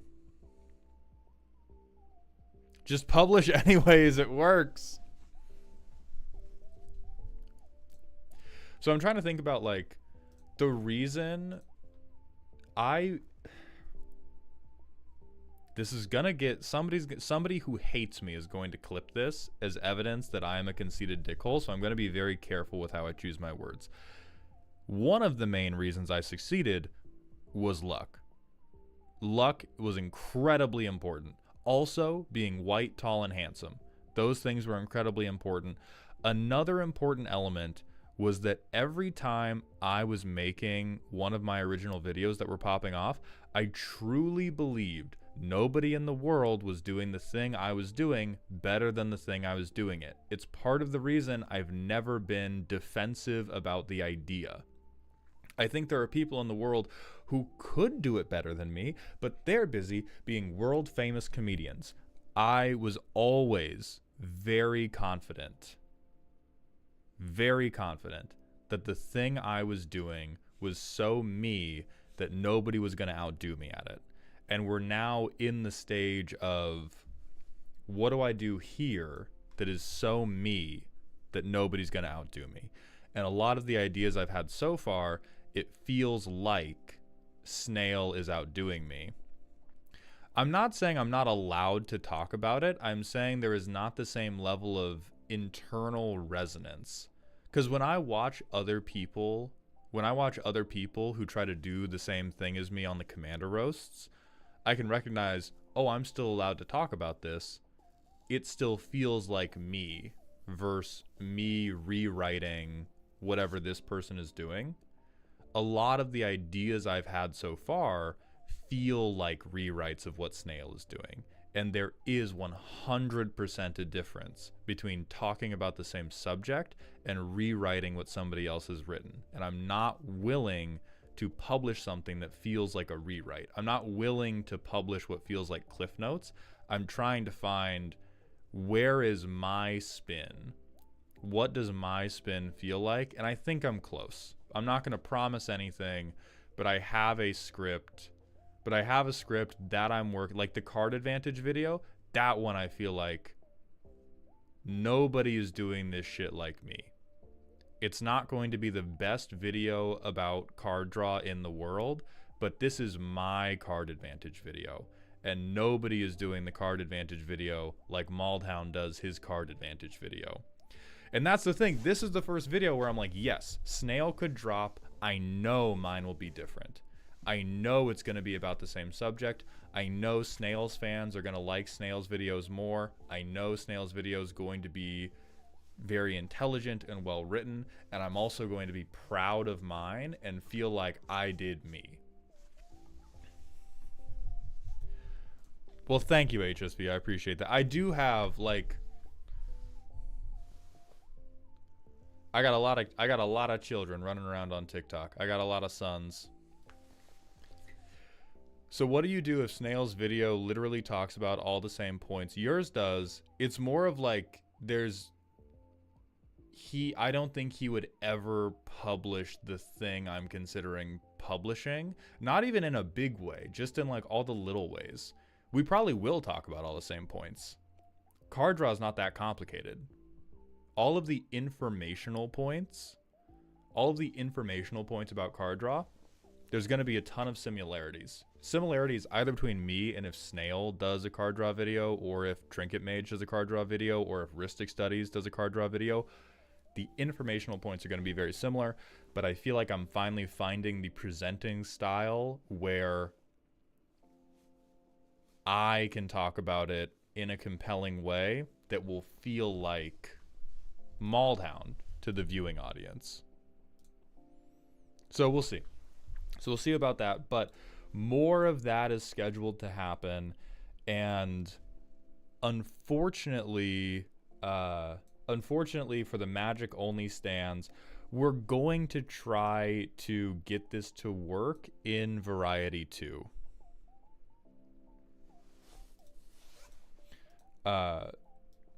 Like, I'm going to try to get this to work. I'm going to try to get this to work in sections that are not just Magic specific, but the first couple are going to be Magic specific.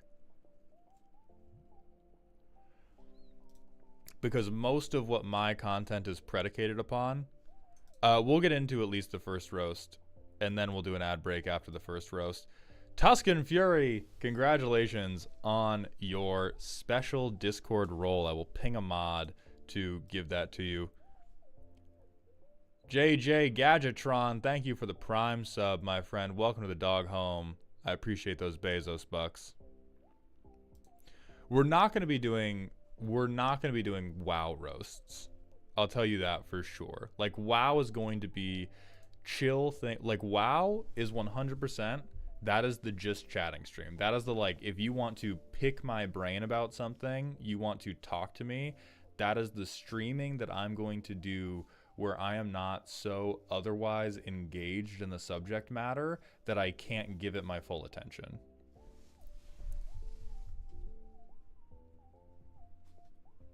Yeah, Achilles. I agree with that very much. Henry Paz, thank you for the Twitch follow. Welcome to the doghouse, my friend. Is WoW where custom card reviews come back? Oh, for sure. For sure it is. And then I can bounce it off of the people that I'm co-streaming with, too. Sorion, thank you for the tier 2 Twitch sub for the 4th month, my friend. Welcome to the dog home.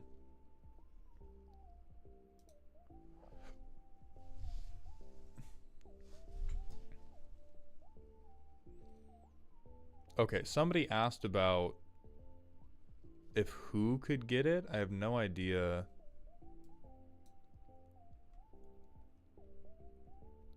Yeah, Eris time. We gotta catch you up too. Darebrand, did you ever consider making a video with Snail, by the way? I mean, collabing with him in some way has certainly crossed my mind. We haven't really, like, spoken. We've been on the one podcast together, but we're not, like, boys or anything. Like, we don't have... I think a lot of people overestimate the level of personal relationship other content creators have with each other and underestimate the number of tertiary relationships that content creators have with each other.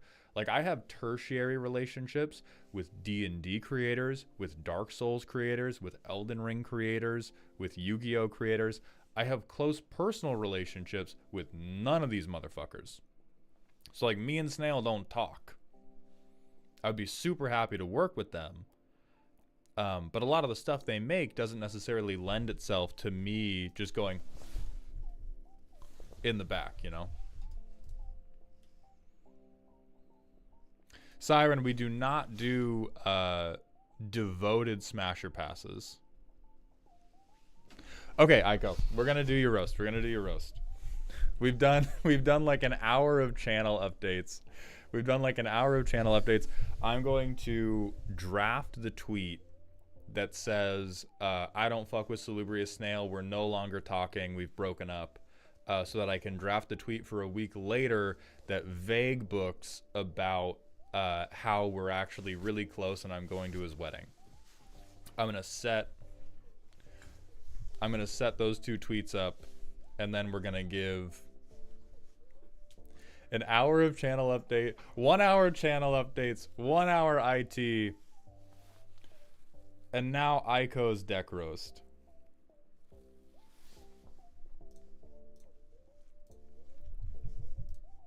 Sorion, that sounds like a question for the World of Warcraft stream. That's crazy. All right, so for those of you who have not come to one of these before, we do 2 hours of me talking about random bullshit, and then you give me a deck list, a primer, and a power level, but we don't accept 1 through 10. We accept silly to spooky to scary, a scale developed by Danny Phantom EXE, which is a measure of how ominous your turns are to somebody that knows Magic the Gathering and is paying attention to the game. The main thing we judge you on is, were you correct in evaluating your deck's power level, and is your primer an accurate description of how the deck plays? First up, we've got Iiko with a scary deck.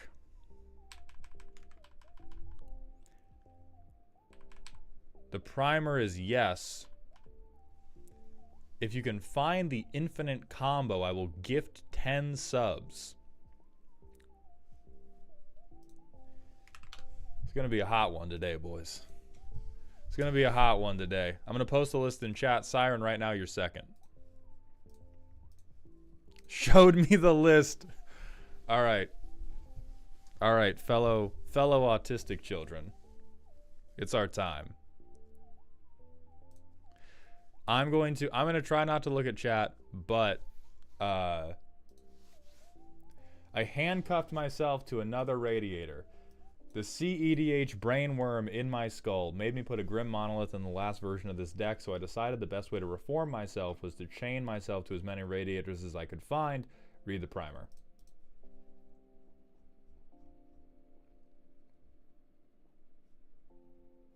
Old deck. I know the list says $850, but it's $650 in land, so it's not that bad. Honestly, if you show me $650 in a 2-color land base and I do not see a plateau, I'm going to vomit. 6 more land, win con with the infinites out. Enjoyable to figure out the best thing I could do with the new restrictions, so you are into at least a little bit of BDSM. What is this list of... Are you Sakuna, bro? Why do you have this many rules? Not a pit balancer. So you're not Sakuna, you're Thanos. We have everything... everything is perfectly balanced. Creatures and artifacts, perfectly balanced.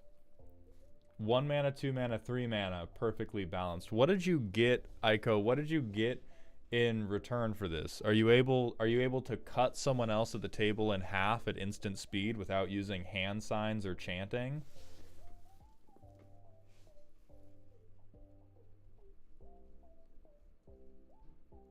I swear to God, they put the infinite. I blinked.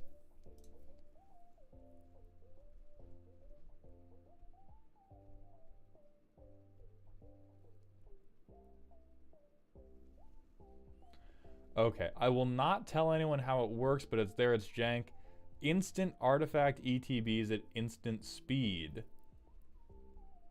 Okay. So these are our restrictions. Back to the deck list. Quinn Calebin Krug, 4 mana. Dump your hand, so wheel yourself. Choose an artifact or creature with mana value 1. Do the same for 2 and 3, and then you get them back to the battlefield. Now, the ability is as a sorcery, and honestly, I came down hard on this deck the first time I've seen it, and reconsidering it, I think in some ways, the CEDH Brainworm is in the hot black lady. Like, Queen Kayla Bin Krug, if you try to build this deck, you really are just forced into being Oppenheimer in the retirement home, trying to make Christmas gifts for your family, but you can't stop splitting the atom over and over. Get out of here, Ad. Like the wheel into reanimation in Boros is such a weak effect. Get the fuck. It's fine. It's fine. The reanimation in Boros is such a weak effect that if you don't end up doing combo, I feel like all you end up doing instead is really bad goblins. Is just tremendously bad goblins. So we have cost reducers, we have a board wipe. Just in case.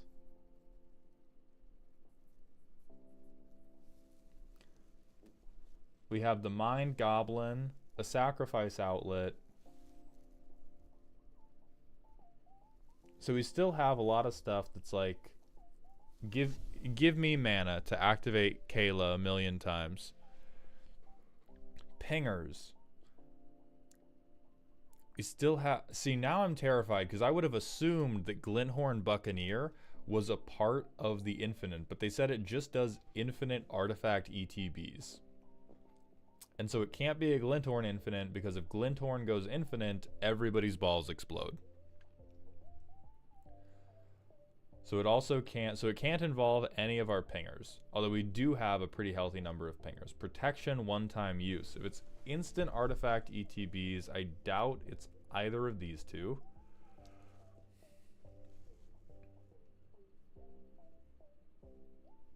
Yeah, this protection is... I mean, he's here is just a little asshole, but sure. Ramp! You dumb motherfucker. Ramp. So this is not true. Recursion. Maybe Conjurer's Bauble.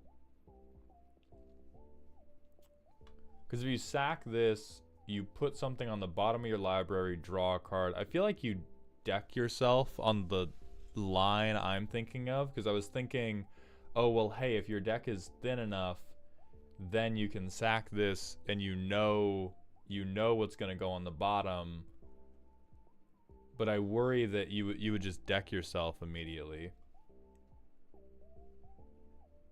Removal creatures, 3. Yeah, we don't give a fuck what anyone's doing. We're building a bomb. Permanent removal. Gimme. Venture into the dungeon. That's pretty funny. Is you got an actual crowbar to put on the Baskin Robbins to stop other people from playing Magic against you. That's kind of funny. So we have shufflers, but does... Okay, and then we have tutors, which can't be part of the infinite, but holy fuck, that's a lot of tutors.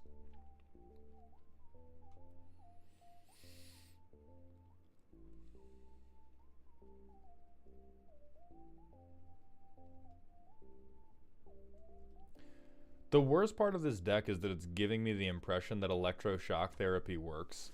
Like, hold on.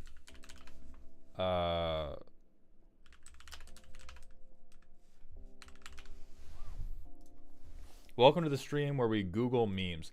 This is really what I'm getting from your deck right now.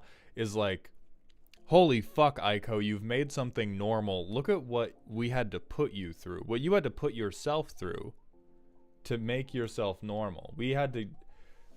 That was like 11 different conditions. Hold on. 1, 2, 3, 4, 5, 6, 7, 8, 9, 10, 11, 12, 13, 14, 15, 16, 17, 18, 19, 20. This is like... That's how many rules I had to come up as an autistic child trying to navigate my first high school prom. And we're doing this for something that's meant to be fun.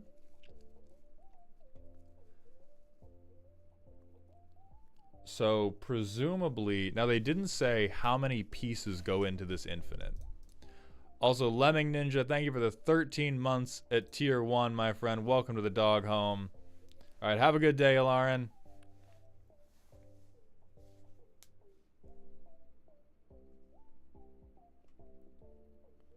But I do think you've made something that resembles a funny deck now. It's a 6-card infinite. Okay.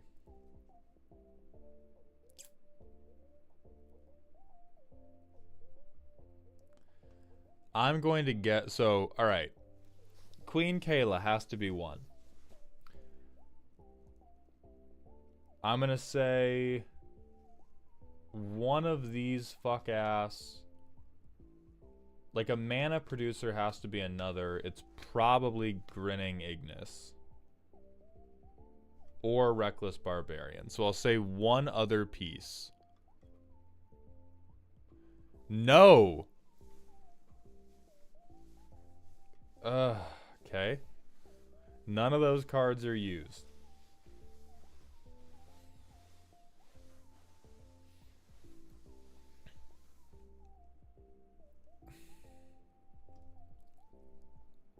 It's 6 lands, of course.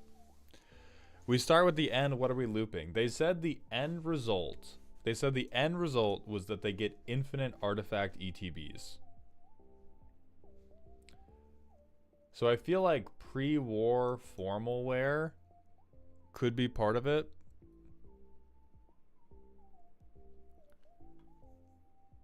Goblin Welder, definitely part of it. Because we're trading artifacts for another artifact. So is it maybe... So it's probably like... So between Welder, pre-war formal wear, and Conjurer's Bauble, we can persistently bring these two back to the field. But we need some sort of like...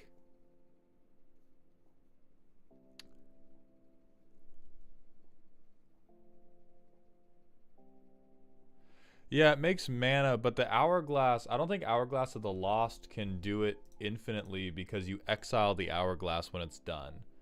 But if we have... Do we have that little fuck-ass, that other flask? Because I know in the... The 1,000-year elixir or whatever. We do. Okay. So that has to be part of it. Yeah. Only Welder is used? God damn it.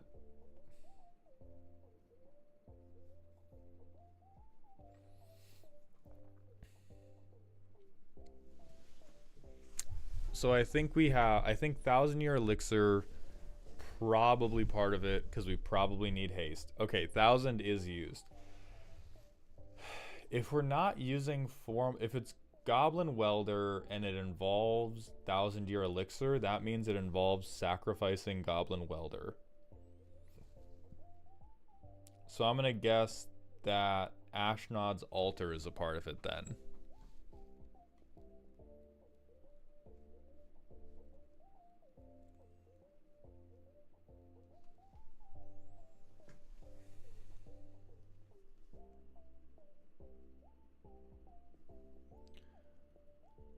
Cursed Mirror. So if Cursed Mirror enters as...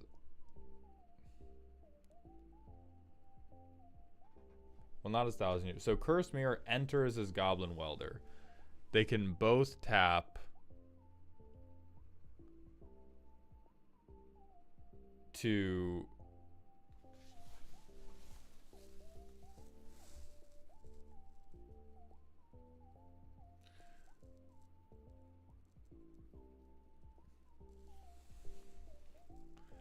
You need 2 untappers and Welder.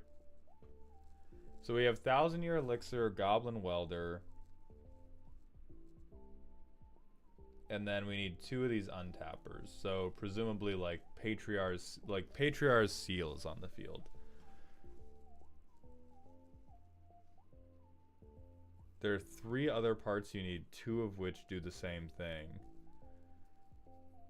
So then do we need copiers? Because I'm presuming if we have copiers... No, because it's not a win combo. It's infinite ETBs. It's I come infinitely. Or not even I do, because it's just artifacts. It is my toys come infinitely.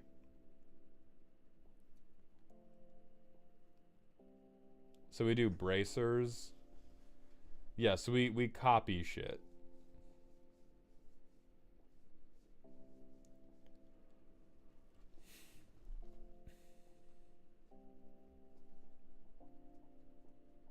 I just don't understand how that...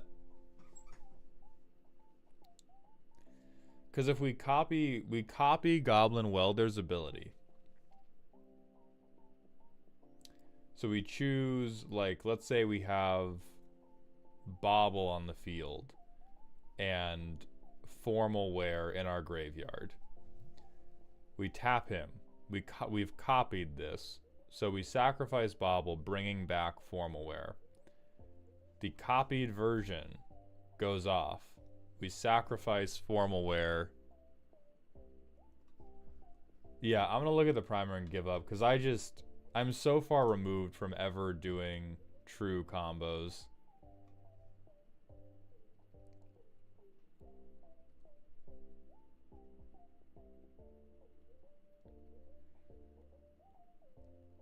Oh, you're shitting back and forth?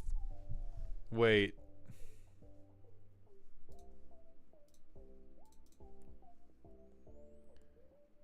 We're just shitting rocks back and forth forever? Oh my god.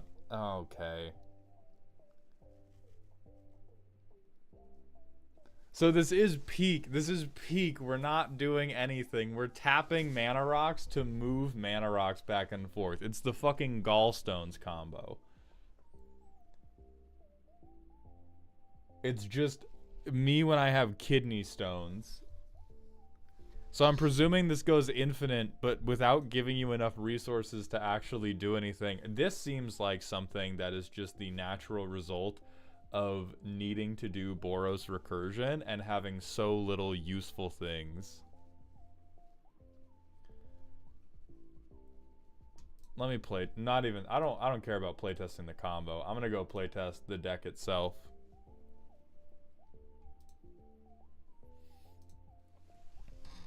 Okay, Cavern of Souls. Boom. My humans. Completely uncounterable. I am the greatest.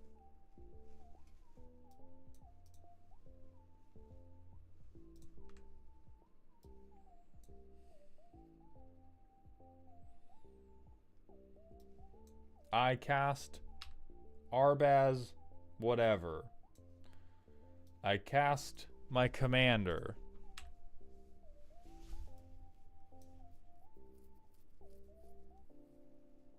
I have 2 3-mana I have a lot of 3-mana things that are all competing for my attention right now.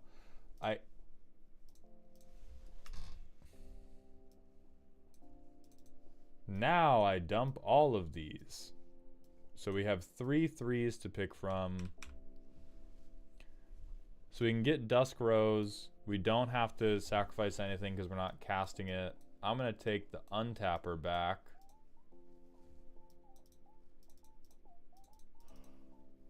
Then I play Goblin Welder. And then because I have Goblin Welder, I can get one of these back, but I don't think I need to. If I need to, though, which is very cool, we can get Mithril Coat back at instant speed and then attach it to our commander by sacrificing any of our other artifacts, which that's kind of fun. Now we have 6 mana.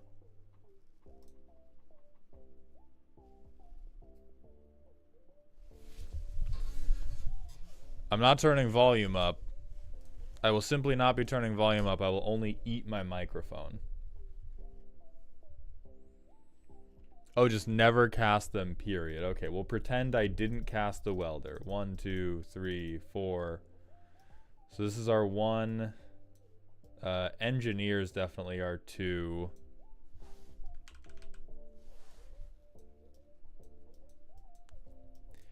This is gonna have to go in the exhibit for the card draw video, because this is the first Boros deck that is actually about its goddamn business for drawing cards.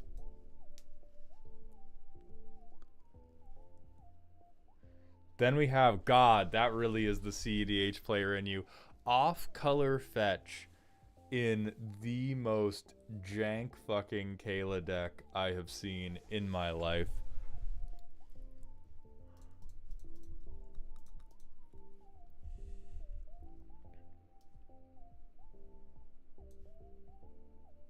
Oh. Oh, how much does that one keep you up at night though? Cuz this is beautiful. This is beautiful. How much is that one? It's the commander? Sure. It's 22 22 22. God, that's nice.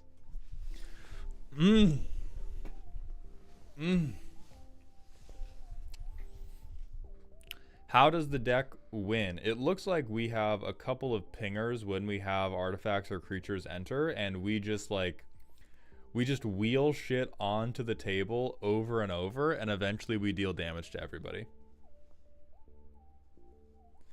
Yeah, Glint definitely does seem like the best one, because then that's not too many trips around the sun before life totals get low.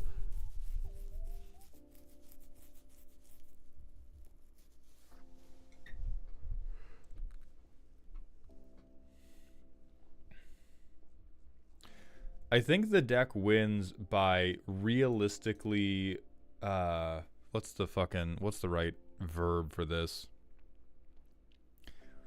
I think the deck wins by just the deck wins by making a realistic portrayal of the psychic damage you take listening to an engineering major info dump about their latest project. It's just the little bit of brain damage you incur every time your friend who you care very much about and you want to listen to is trying to tell you about gears and sockets for the 8th hour straight, and your brain just slowly seeps out of your ears. Rihanna, thank you for the Twitch follow. Welcome to the doghouse, my friend. I'm a comp sci major. Get it right. My fault. They're talking about, like, matrices or something. So it can win, and honestly, with its pretty robust ability to just pick up. So you said no casties. So we Prismatic Vista, whatever, that's a land. Said no casties, so we're doing no casties. Or, well, actually, we would have... So if we run this all back, we had Ragavan turn 1. I'm casting the goddamn Ragavan. I'm going to say turn 3, I have a treasure.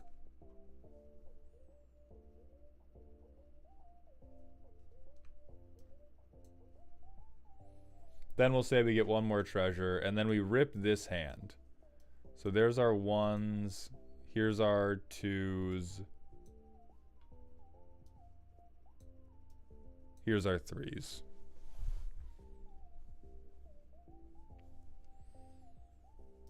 I'm going to put Altar down here so I have mana. I'm going to put a Pinger down so I can actually play Magic. I'm going to put the runes down so that I can protect my commander. Danny UG, thank you for the Prime sub for the 7th month in a row. Welcome back to the dog home, my friend.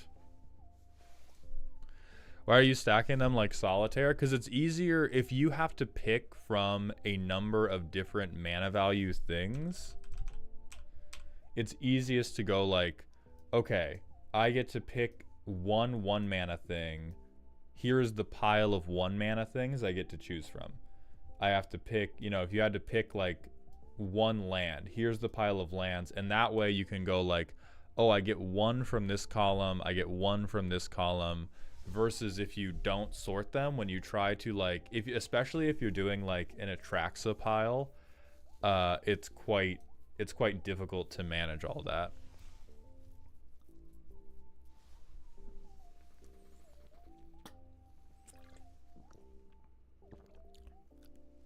Zilla, that's a lot of words that I kind of understand. I wish you luck with that, and I'm sure you'll do well with my blessing.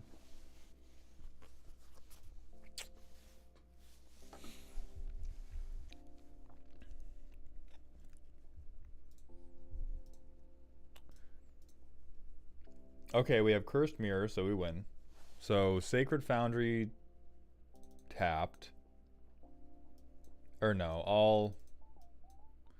So this enters tapped, we remove counters. I love how Firefox has just fucked the ability to read the playtester. Then we keep passing. Or no, we could play Kayla because we can add 2. Then we can play this, and then we can sack our land to tap Kayla. So 0, 1, 3, 3, 2, 3, 2.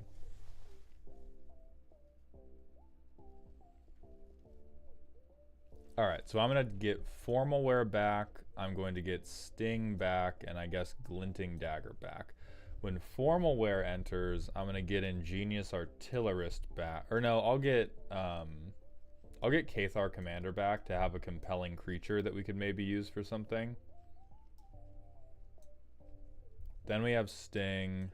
Then we have all these in our graveyard, and now it's draw 7. Holy shit, dude. Turn 4. I'm going to do that. 2 for the rock. Then I don't think we need to cast Drum yet. We have like 2 mana floating, so I will attach Sting. Low-key Meta, thank you for the Twitch follow. Welcome to the doghouse, my friend. Turn 5. Play a land.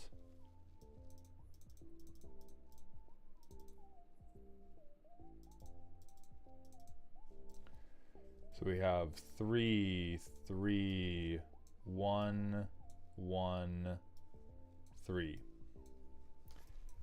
Probably, I think Cursed Mirror might be my 3. Because then I have Cursed Mirror. Cursed Mirror enter as Formal Wear. Oh no, it enters as a creature. So actually, Cursed Mirror is no longer the best.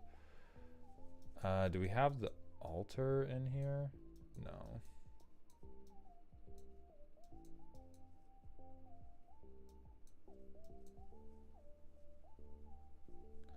Oh, you can only grab from the ones you discarded.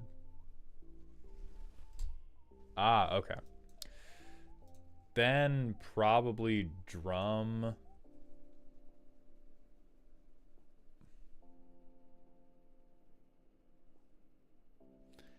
There may be a situation in which we need Flage, but if we don't need to shoot anybody, I would grab Elixir. Oh, Altar was here. Fuck that guy. We're grabbing the Altar.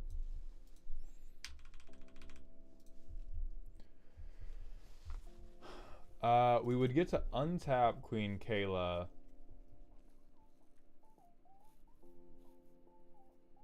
And then before our next turn, we say fuck Cathar Commando. Tap them, sack them to get 4 mana. This stays out. We go 1 mana, 1 mana, 1 mana, 2 mana. So we're grabbing Arbaz for sure.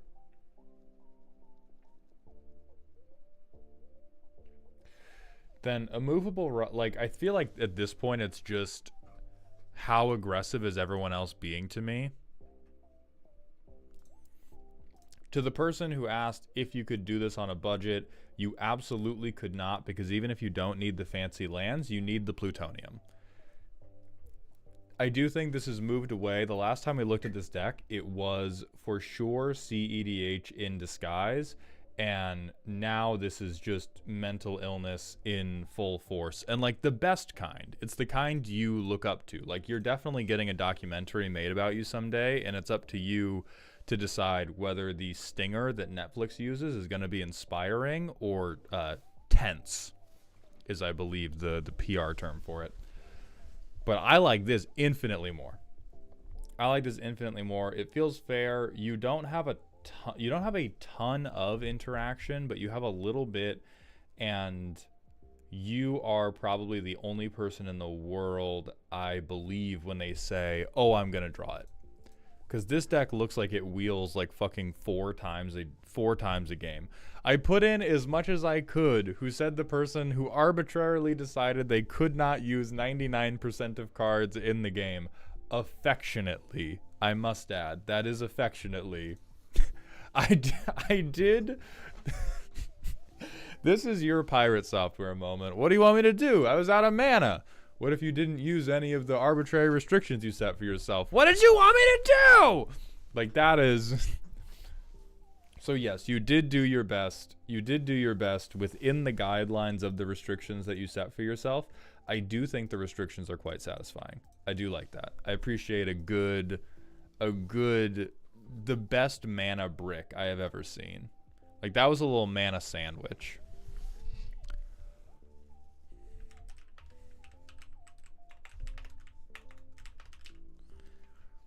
Now, most importantly, this is for sure playable at the casual table. I think it can win at Commander. Not excellently, but I think it can win just enough at Commander that, like, yeah, you could play this. You could play this and you could be an active participant. And you don't have to do, like, fake little bean shit. People can attempt to interrupt you. You're still low on lands, but you have... Again, if you get to wheel Kayla one time, you're probably fine. If somebody shoots Kayla on resolution and you never get to wheel her, you're probably fucked. Well, yeah, turn 7, I 100% believe you. It is still a combo deck. I'm just saying, like, short of when it all comes together, you don't present a lot of pressure, but that's fine. Not every deck needs the same pressure curve. Yours definitely looks like sort of slow build up, and then it's go time, and then it gets really fucking real, but is pretty interactable up to that point, because you have to assemble the Avengers, and then you get to blow up every bridge in Manhattan, is what that deck feels like. Also, Unlisted Archer, thank you for the Twitch follow, my friend. Rogers, we've had a couple people need sleep. So, Iiko, thank you for the submission. We're going to move on to our next roastie, who is Siren. Twitch, we're going to get the manual ad break because we're out of pre-roll time, and then we're going to get right back into it. Rube Goldberg Railgun. I like that. But yeah, this is for sure casual okay.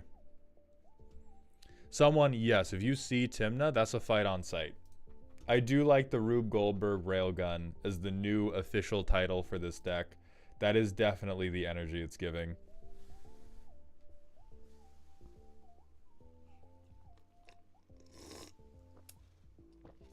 All my coffee just spilled. Tremendous. We'll be right back.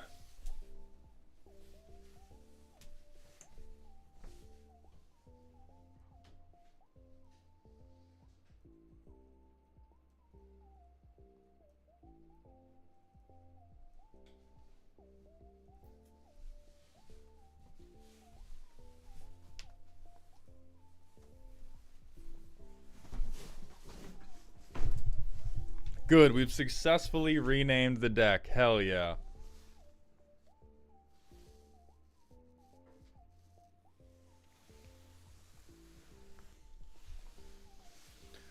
What's a commander you look at and feel like who would build that and why?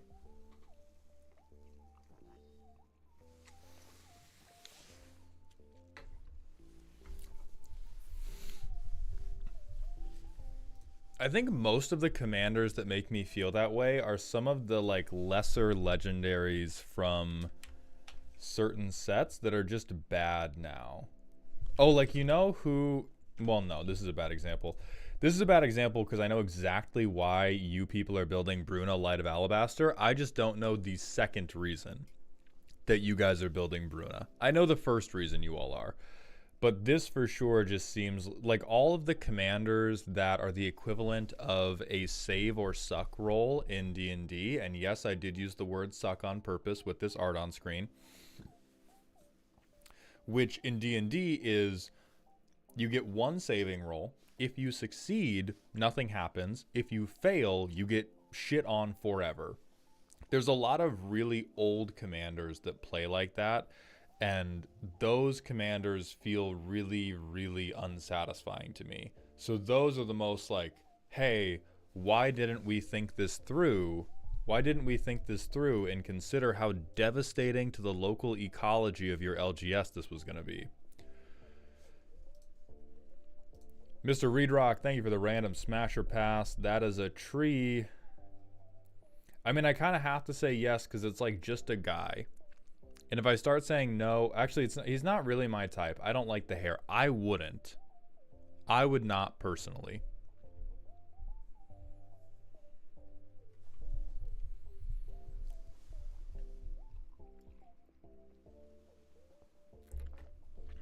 Aren't a lot of persistent shit on you effects give you a chance to make the save more than once?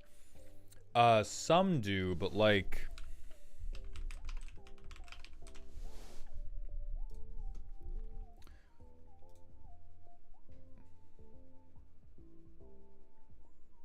like hypnotic pattern. You get this once, and then it gets broken if you take damage.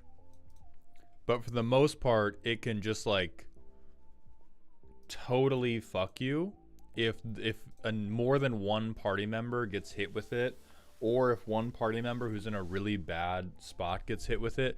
Like one round of me when I do nothing can be crippling in a lot of D&D encounters.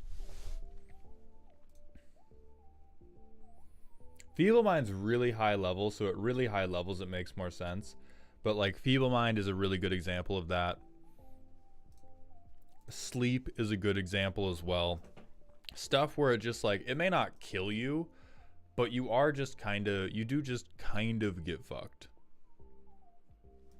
Thinking of monster abilities more, that is true. It's just a lot of DMs will expand their repertoire to using player spells.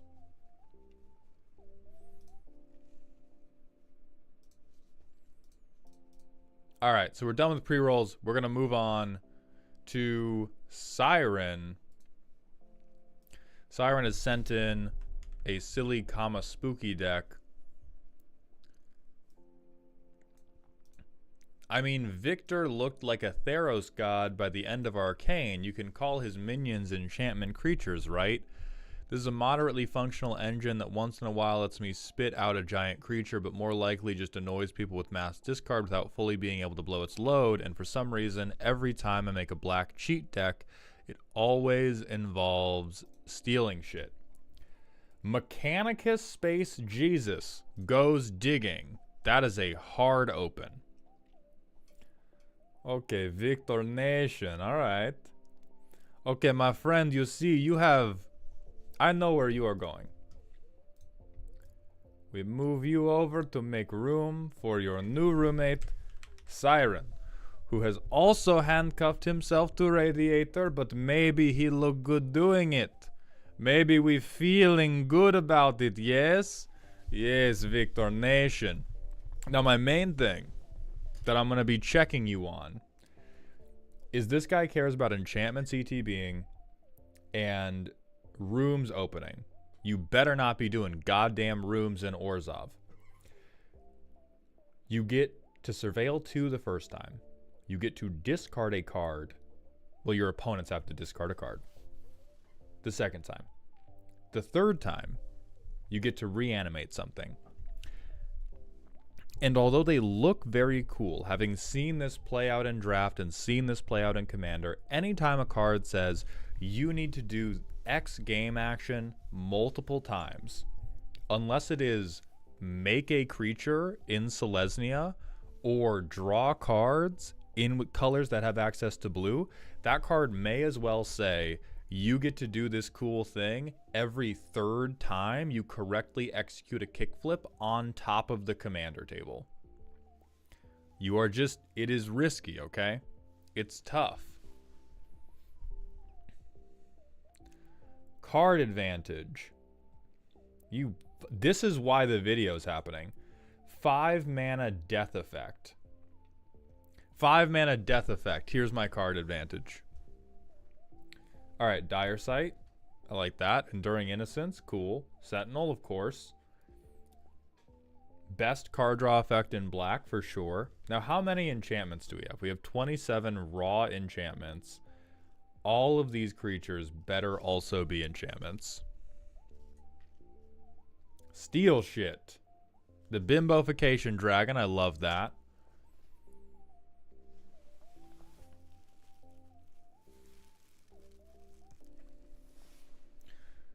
Why do we not have reanimate, though? Yeah, Valgavoth is great, especially if we ever get the discard effect.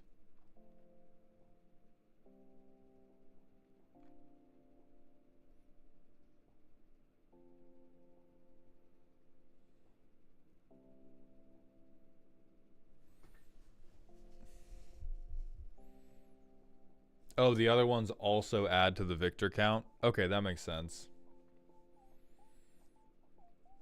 Vampiric Tutor. Gotta win this game somehow. Yeah, surely Valgavoth cannot manage. Famed, weak, baby dick creature. Valgavoth Terror Eater. We could never find a way to win the game otherwise. Then Gary's... We can't... Not... Gary cannot save every black deck that's not working, you guys. Graveyard Fodder... Doom Whisperer is insane.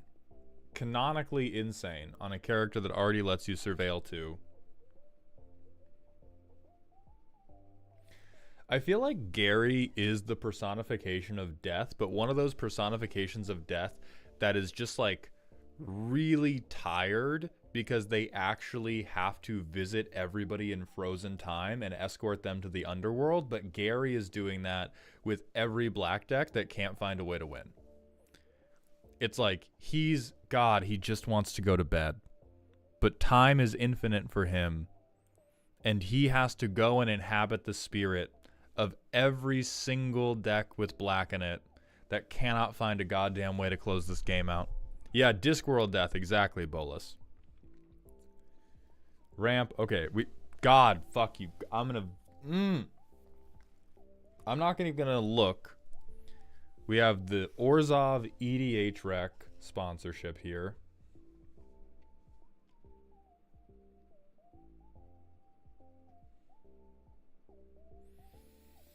So we have Chthonian Nightmare that we can only use for really low mana creatures.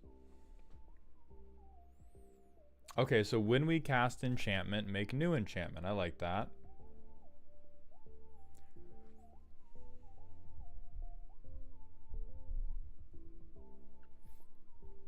Demon of Fate's Design. Yeah, pay life, get my second enchantment out. Generic board control, sure. I'll accept this. I'll accept Entryway as well because it double hits your enchantments. So we have a lot of enchantment creatures.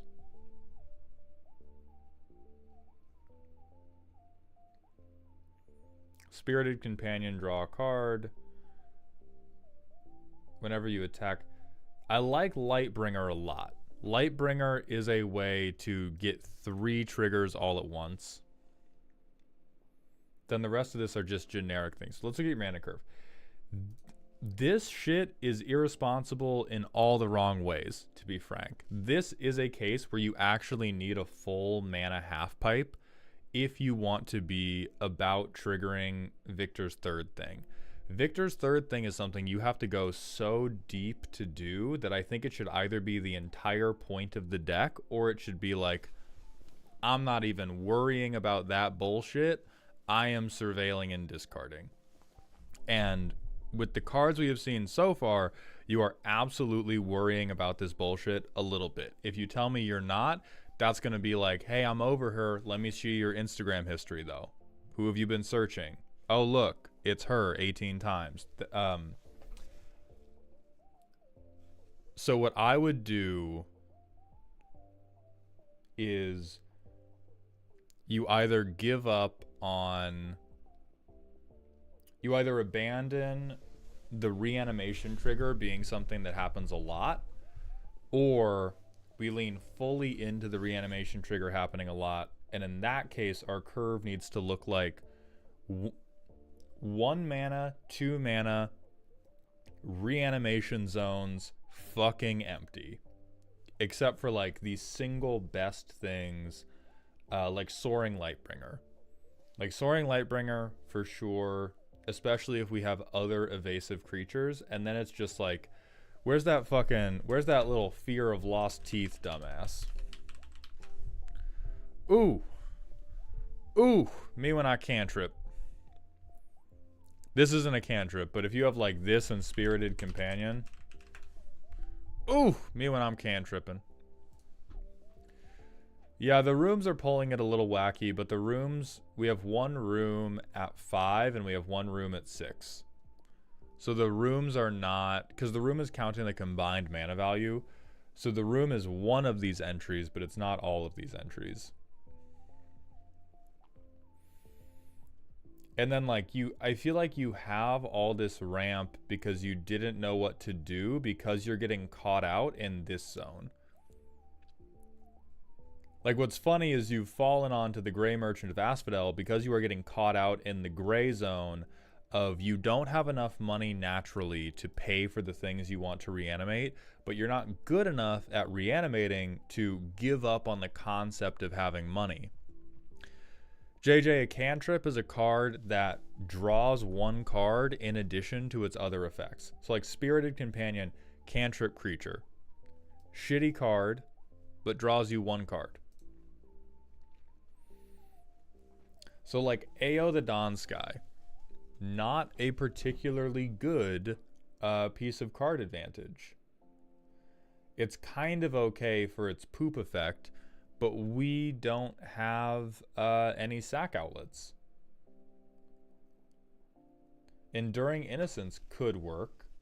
Reaper could work, but we also don't have any sack outlets, and so we're once again just leaning on like, oh hey, people have to board wipe us.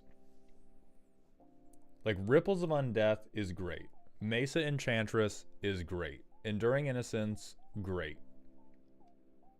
Skitter's Blessing is kind of questionable because I doubt we want to control that many auras. We probably just want to control enchantment creatures. What's Spellbook Vendor?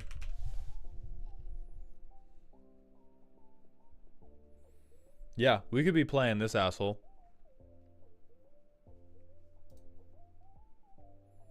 Oh, Skitter's triggers twice. Okay, that's a good point. So we can keep Skitter's just for one double trigger.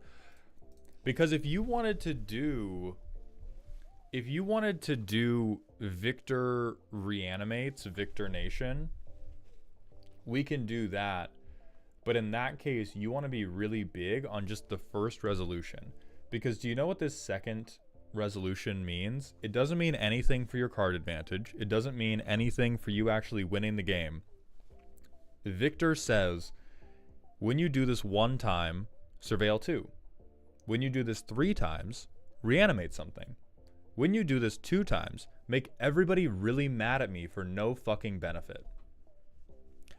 You obviously get a little bit of a tactical benefit of making people discard, but I think the times that you get a meaningful tactical benefit off the one discard are worth way, way less than the times you just become the target off of fucking vibes. Hey, if they discard something that you can reanimate, that can be good. But if I'm Siren's enemy and I can read cards, why am I discarding a reanimation target for them? It's great if we have Valgavoth, because then we get whatever it is. But if I'm against Orzhov Reanimator, why the fuck am I discarding my great creatures for you? So let's run the test. I'm going to Godless Shrine. So we can Unmarked Grave. That would probably go to Gary.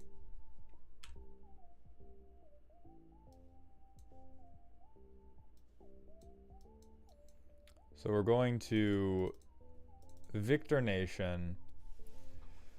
And then we would Vampiric Tutor. And now we're already like...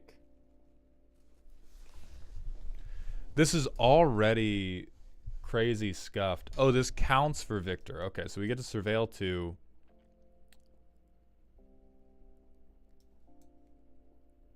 Yeah, this is super fucking scuffed. I think we dump both of these. And we would just tutor. Woodcraft Machinist, thank you for the Twitch follow. Welcome to the doghouse, my friend. We tutor, but what the fuck do we even want? Like, probably Soaring Lightbringer.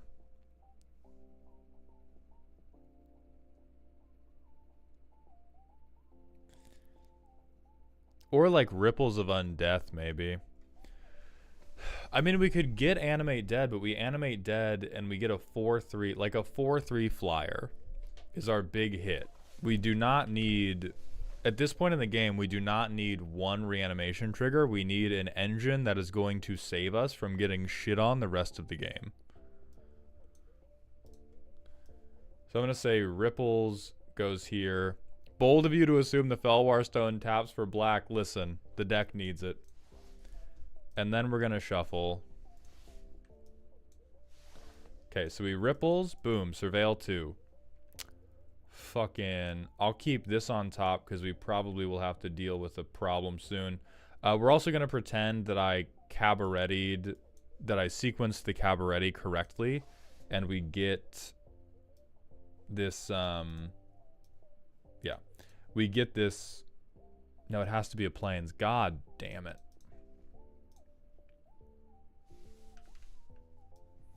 So we get this plains, and then we, oh no, because it would have been shuffled in whatever order we did it. So yeah, we have to shuffle and then do the Surveil 2.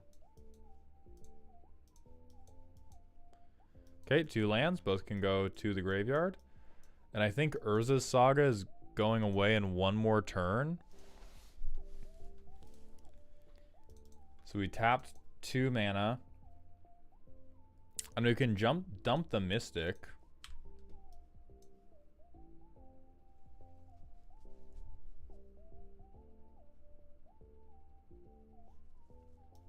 So we mill 3. We can put one of these back into our hands.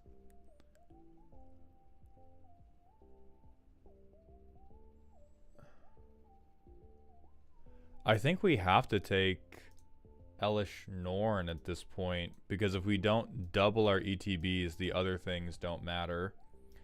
We play Mommy, which at this point has just been land drop into the most EDH rec creature I could find. But this is not an enchantment creature, so that's our whole turn. And is this the turn where we tutor Soul Ring and then let it rock? And then Urza's Saga goes away? 1, 2, 3. I mean, I think we want Enlightened Tutor back, so we pay for that with Ripples of Undeath. So we probably Enlightened Tutor. We search for an enchantment. Probably don't even want Necromancy. We don't slam Sun Titan, because if we... Oh yeah, it's on top. So yeah. We'll slam Sun Titan. 2, 3, 4, 5, 6. So we slam Sun Titan, and then on someone else's end step, we Enlighten Tutor. I'm gonna get fucking... Yeah, I'm gonna get a Mana Rock back. Who cares, dude? Or maybe we have... Sure. Starfield Mystic will get the Sheltered by Ghosts. That will trigger another Surveil 2.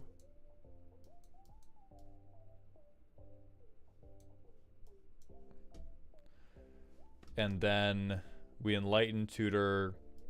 Or no, we'll hold Enlighten Tutor because we have Doomwake on.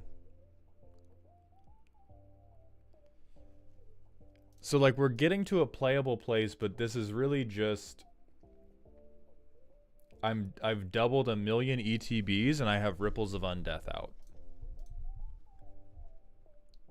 Okay, now we have Big Valgavoth. Again, our hand is very crowded with unplayable dog shit.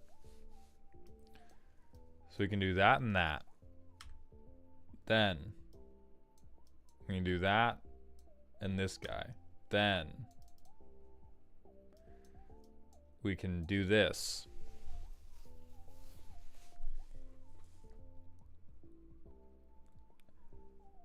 We probably don't have anything we really want to spend Darksteel Mutation on this early.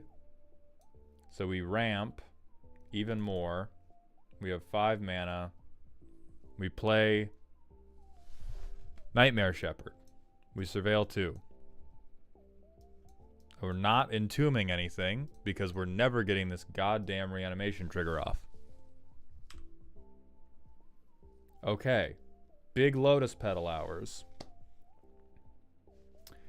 We spend 1, 2, 3, 4, 5, 6, 7. We play Aetherios. Malakir can go in, but we're going to keep Underworld Connections on top.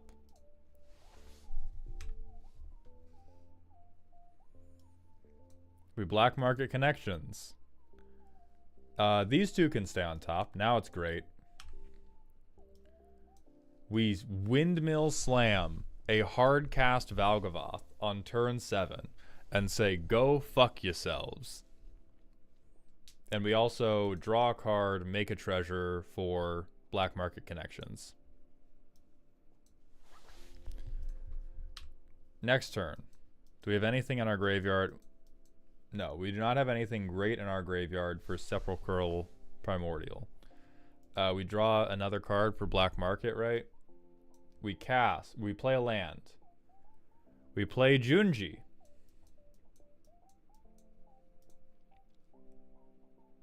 Then we hang the fuck out. We'll give it one more try. Alright, hey, for some strange reason, chat, I have faith in this playtest. So we'll draw our card. We will get, can this enter? Okay, we can pay life to have that enter untapped. So turn 1, we would play that thing. Turn 2, I'm gonna Urza's Saga, Ripple. Why wouldn't I play Ripples of Undeath after playing Victor to get the Victor trigger? Well, chat, thank you for asking. It's because, based on the first 2 playtests, Victor is fucking meaningless to the operation of this deck, whereas Ripples of Undeath is the glue holding it together. So we're going to move to our next turn. We get a swamp. We mill 3.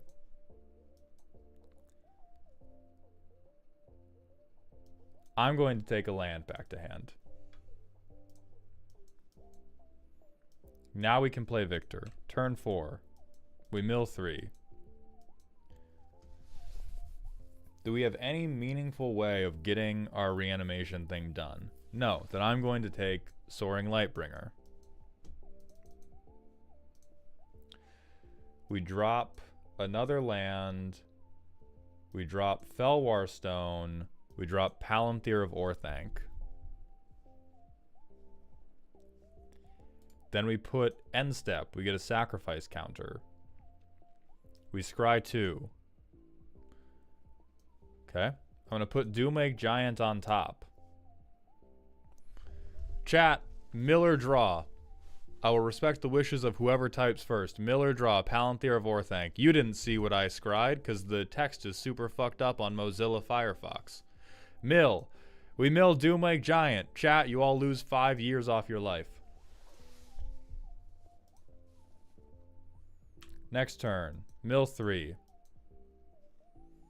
Okay, we'll take Paymila back. Extra enchantment per enchantment is great. We will play a tapped land. Tap 3.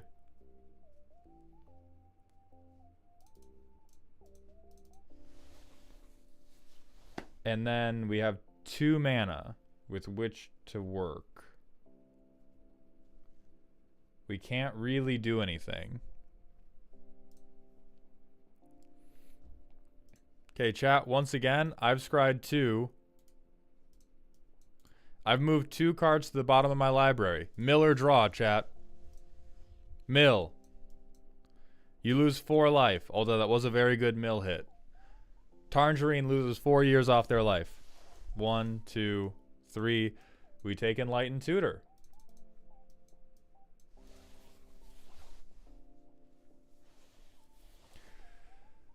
So now we have Enlightened Tutor. We could Gary for a big ol' 4. We could Smothering Tithe. But I think at this point, we've pretty firmly established that the deck is a million different value engines in one Victor-shaped trenchcoat, and it is far too caught between Victor's various abilities.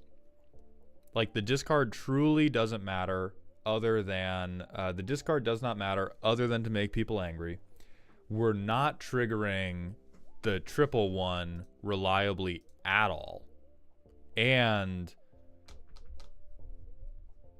like, I think most of what this deck wants to do with reanimation, we could match by just doing Orzhov, 40 lands, 15 rocks. Remainder is incredibly expensive creatures. Like, I think that if your curve... Hold on. We're going to paint. Now that Pirate Software has been canceled, which if you don't follow World of Warcraft drama, don't worry about this part, but if you do, now that Pirate Software has been canceled, i.e. his viewership has quadrupled, we can steal his bit. So your mana curve should look a little more like this.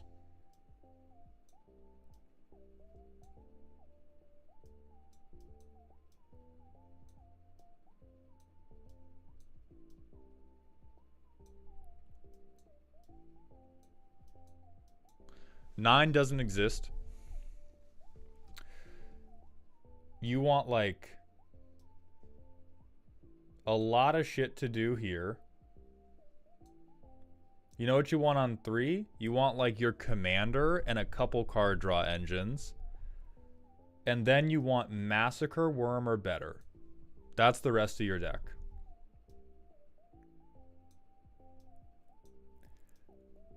And I think that if I were to make an Orzhov deck that was just mana rocks, treasure generation, this same commander, and the worm zone, I could make a deck that more convincingly played out this curve than the reanimation game plan does.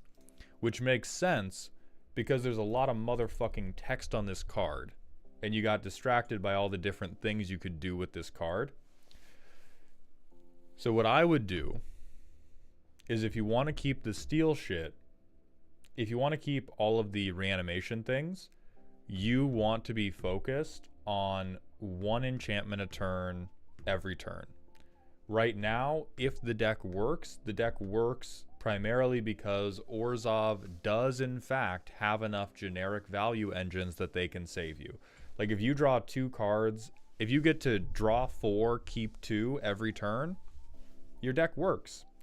If you get 3 extra mana a turn rotation off of we're Smothering Tithe, hey, the deck works. If people trigger Lotho a ton, the deck works. But I think that the primary gimmick of your deck do not be doing work. And so the things we want to do to make it work, I haven't looked at Secret Arcade yet.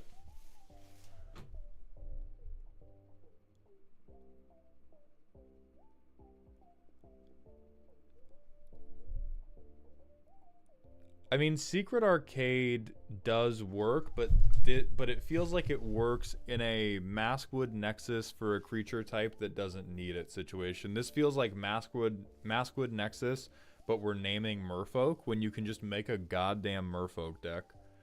Both sides are relevant, but if we're popping down 6 mana to turn everything into an enchantment anyway, then that kind of suggests that prior to 6 mana, we had a bunch of shit that was not an enchantment. Right, but then it's just like, why are we doing... What is the point of the Victor plan anyway? Why are we not just doing ramp into play the big motherfuckers?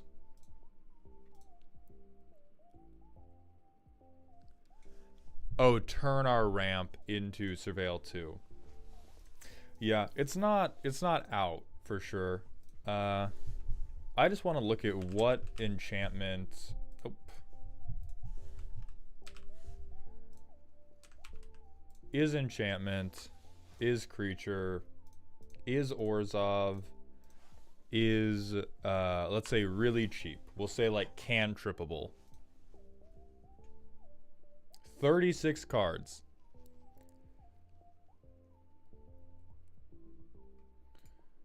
So there's All Seed.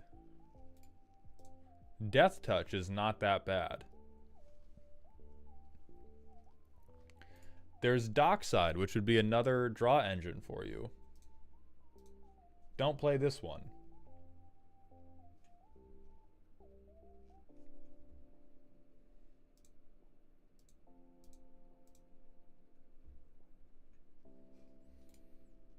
Fear of Surveillance, bad card that immediately becomes playable for you.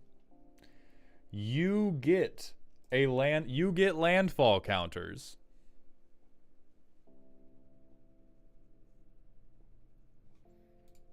Hateful Eidolon is just 1 mana, does thing.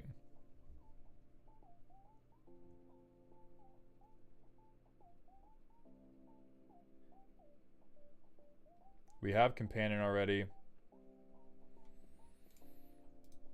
Some type of soft stacks like this would not be bad for you. Well, no, actually, because right now the deck is held together by the very thin glue of drawing 18 cards a turn.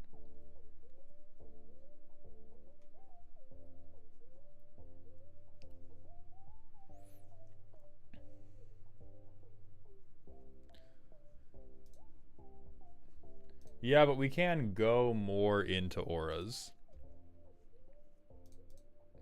So now we're going to not is a creature, just is an enchantment.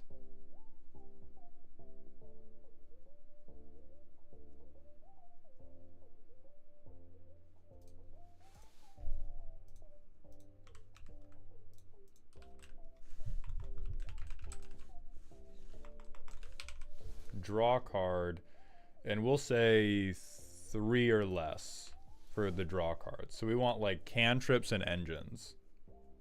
Nope, I forgot to select colors. That's crazy of me.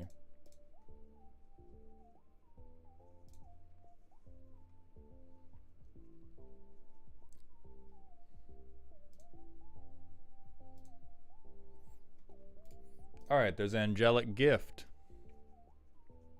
We have black market connections.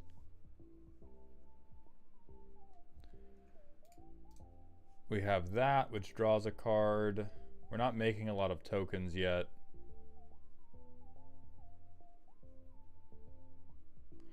We're not attacking a lot. There's Chosen by Heliod, though. We do not have a lot of tokens yet. We have Enduring Innocence. There's Feather Flight. 4 Nox would be really good for you. Tactodactyl, thank you for the Twitch follow. Welcome to the doghouse, my friend. Gristly Transformation. The 3 mana ones are probably a little bit too much.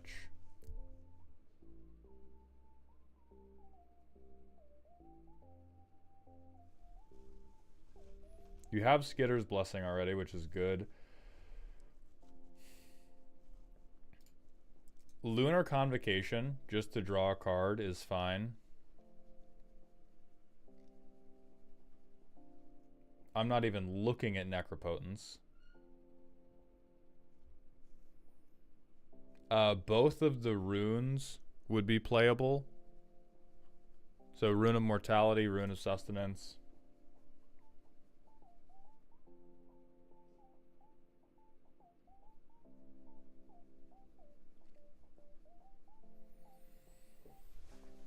And like at that level, it doesn't even become good. It just becomes, now we are reliably doing the victor thing. Because right now, all we're reliably doing is, hey, we're in Orzhov, and oh boy, do we have some good goddamn cards. All the playtesting taught us, Ripples of Undeath rips ass. Black Market Connections, hey, that rips ass. Hard casting Valgavoth, that rips ass. We learned very little about the potential of using Victor to reanimate things. And then the other place we can go into, create a role.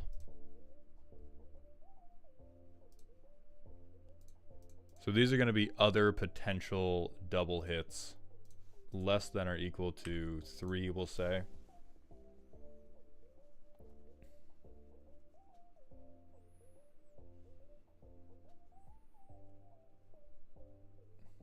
So makes an enchantment at least.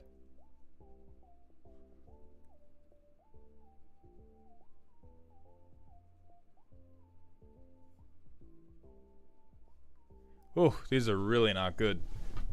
These are really not good. Squiggles the Mysterious, thank you for the Twitch follow, my friend. Welcome to the doghouse.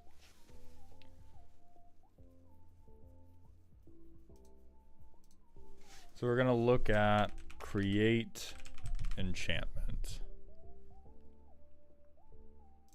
We'll see if that can do anything. I'm not going to do the mana value thing.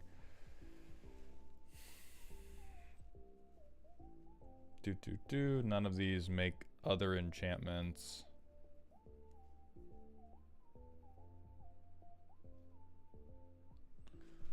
We could do Daxos, but that is... I mean, 3 mana per enchantment is definitely too slow. Gorilla, I despise those type of decks, so I have 0 suggestions for that type of game plan. Again, 3 mana for each enchantment is a little bit fucky. Oh, okay. How about this guy? When it becomes untapped, 3 mana for 2 enchantments. That's something. Yeah, but Mojo, we don't have a good way to make enchantments leave. So if we do go more on aura cantripping, this guy may become playable. He's still pretty rough, but paying on average 1.5 mana per enchantment is a way better deal to get a reliable, like, we're starting this turn, we paid 3 mana, we've triggered him twice. That's a way better deal than anything else we're doing.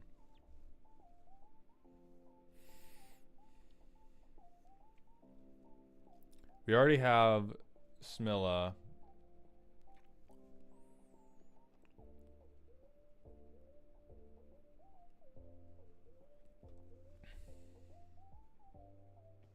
We're running into the issue another submitter did, Amber, who tried to do mono black Enchantress, which is like Enchantress just lacks a lot of really good support, and so it's going to be very, very hard to find any identity for this deck that can go beyond you sitting at the table and going, Victor Nation, my deck is terrible, can I tutor Smothering Tithe to hand, please? If you don't do that, there's not a lot of room for you to maneuver in, because you're just running through the same Orzhov reanimate stuff that everybody else runs through, but you're doing it worse because you have to distract yourself with the enchantments minigame, and it doesn't seem like you're able to play the enchantments minigame to a satisfying degree. So the 2 things I would do, or the 2 directions I would go from here, and honestly right now, I don't think this is handcuffed myself to a radiator. I think we got distracted, and now we have a million things. And now we just have a million things. And I think the things that carry no connection to the deck other than the type line, which are the value enchantments, are holding the deck together at the seams.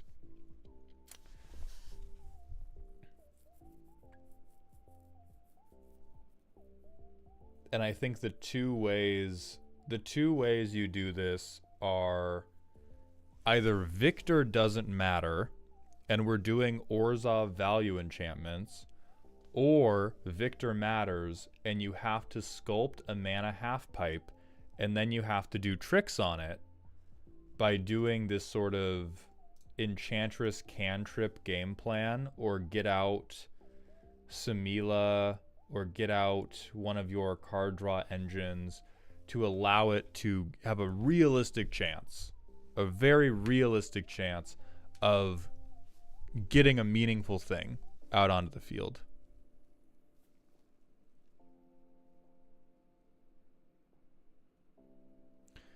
Zeta Leader, thank you for coming by. I hope you have a good day, my friend. But right now, we don't really have a realistic chance of doing anything other than like, hey, you know what's going to happen is you're going to hard cast Hoarding Broodlord. Like, this enters tapped, who even cares? We're playing Soul Ring. We're vamp tutoring for a land and doing whatever bullshit. And this is, again, because we have so few lands and so few early draw spells because we got absolutely lost in the sauce of 5 mana good things.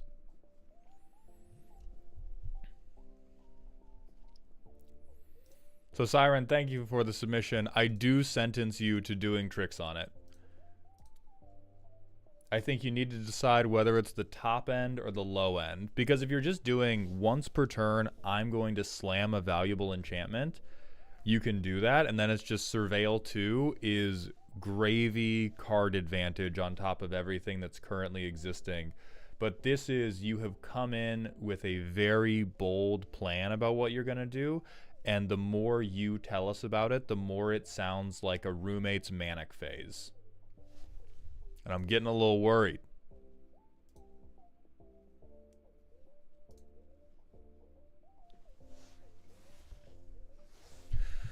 Give me frogs next month, Siren. We're going to move on to Oberos, the Overlord. We need to do a 1-minute ad break to make sure that we are clear on pre-rolls for all of our new friends and make sure that nobody gets hit with an ad break in the middle of the Commander Roast. So we're going to do a 1-minute ad break. I'm going to shove a piece of bread in my mouth. Then we're going to get it rocking.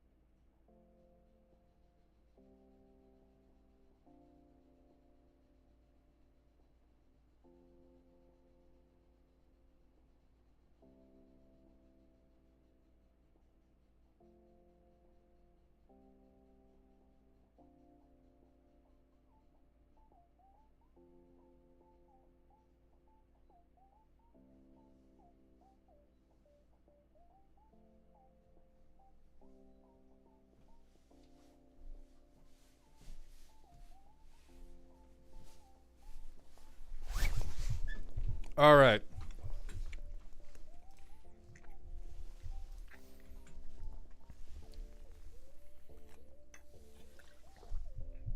Nobody gets shit. Nobody gets to buy any of my shit.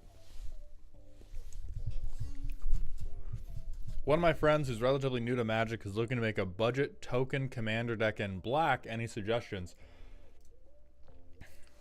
Mono black or just involving black? Because Golgari and Orzhov, very good at that bullshit. Mono black.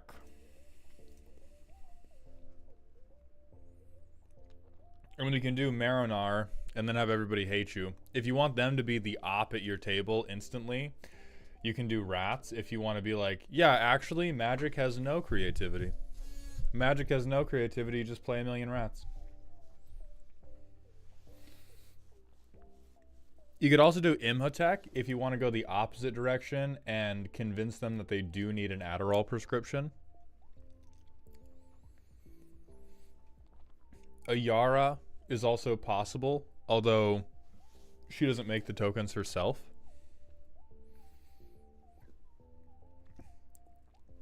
The simplest is going to be rats.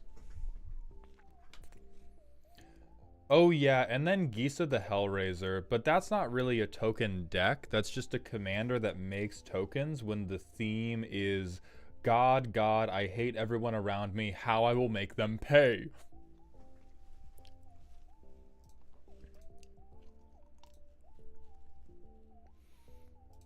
What's up, Dominic? Welcome to Goon Nation. We're going to move on to Oberos the Overlord's Spooky deck. A card draw focused deck that uses a lot of mana rocks to get Tivit out on turn 3 to 4. Ideally, controlling the board until I can search my win conditions named Tangle Grove and Kappa. You son of... So I see your first problem. It is the big dipshit looking cat bell guy. Because Mauled hates it, good. We have clones, presumably for Tivit. Card draw, yeah, you're Esper. Go fuck yourself, I believe you. Sure, double it, why not? Sure, wheel, why not? Protection, not one. Oh, we do have counter spells. Oh, in the removal section, that is 15% of the deck. Oh, awesome. Oh, there's a Moxfield link. Beautiful. I love you for that.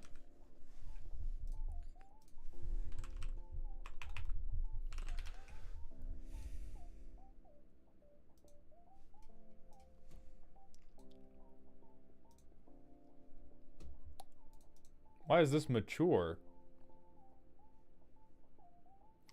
Originally meant to have a detective sub-theme, but now it's just Tivit being a bastard. This is the power of all warrior mindset commanders. This is the power of every just like OP strong commander, where you start playing them like, oh no, but I'm gonna make them cute. I'm gonna make them interesting. And then it's 10 days later, you're in the basement of a home you don't recognize, Ristic Study and cream all over your goddamn jeans. 17 pieces of ramp, sure.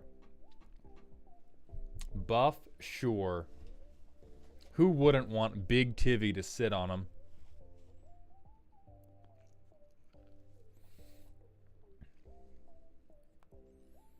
Alright, so we have a number of card draw things, a number of clones. Drain.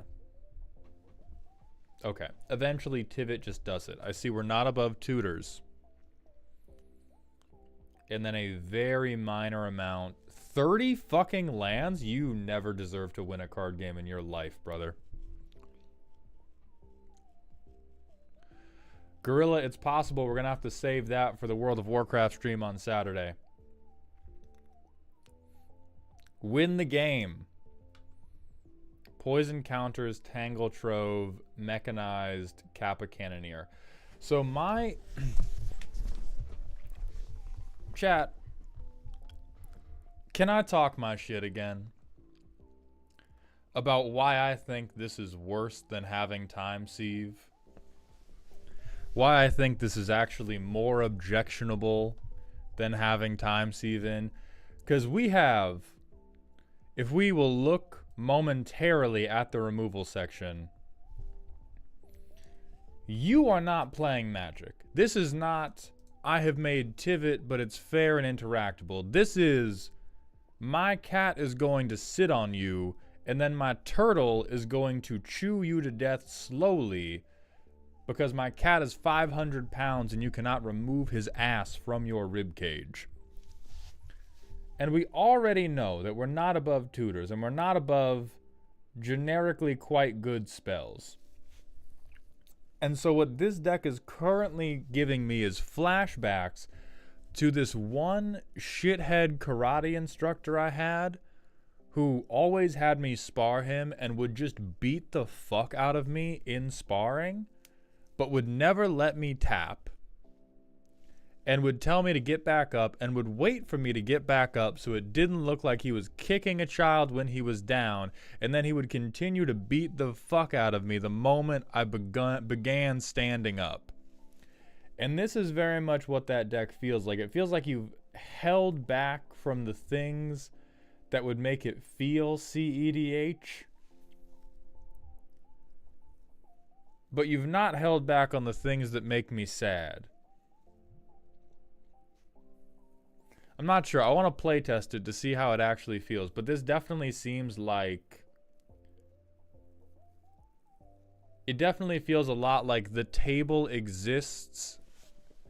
The table exists at your mercy for a really long time because the space between doing your thing and the thing meaning anything is too big, but I may be wrong.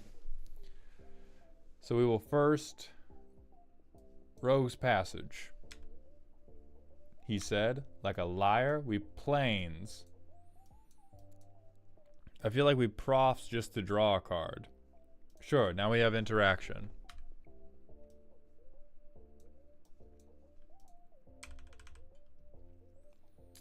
We'll put 2 lands because we have everything we need. We play Sanctum. We play Thraben Inspector, so now we have a clue.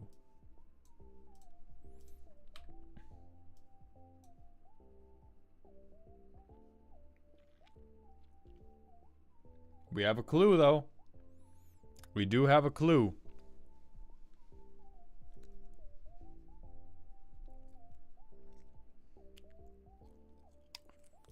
Okay, when we draw extra cards, we'll get a benefit. But for now, we'll hang out. Alright, so we play Big Stinky. We have done land drop, do nothing, play Big Stinky. We get a lot of votes. Presumably, we get a lot of clues. I'll say we get 5 more clues, so we're up to 6 clues.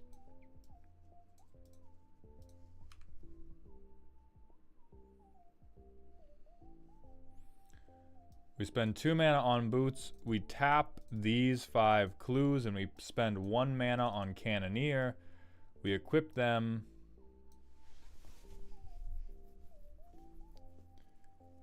We punch with Tivit. We make 5 more MacGuffins, and it makes Kappa Cannoneer quite big.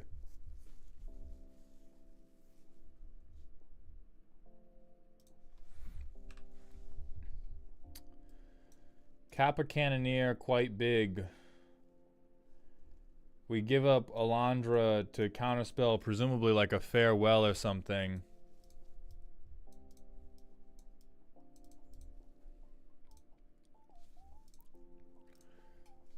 And then fucking... I mean, we bonk. We bonk. We make a shitload more clues, and we just keep doing that, and we make them bigger and bigger.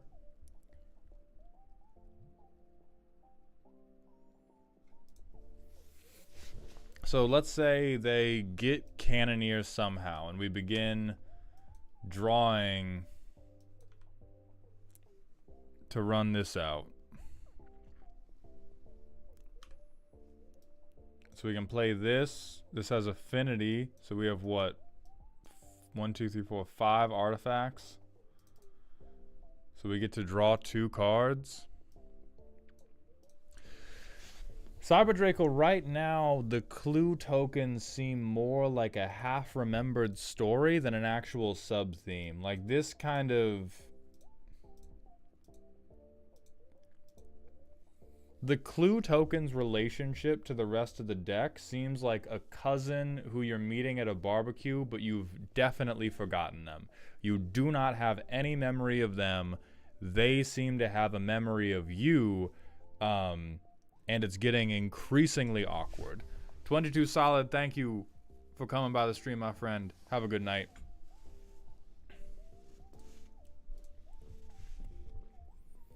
Like, Tivit can hold it together because Tivit is crazy, but I fear that every card but these 4 straight up don't matter.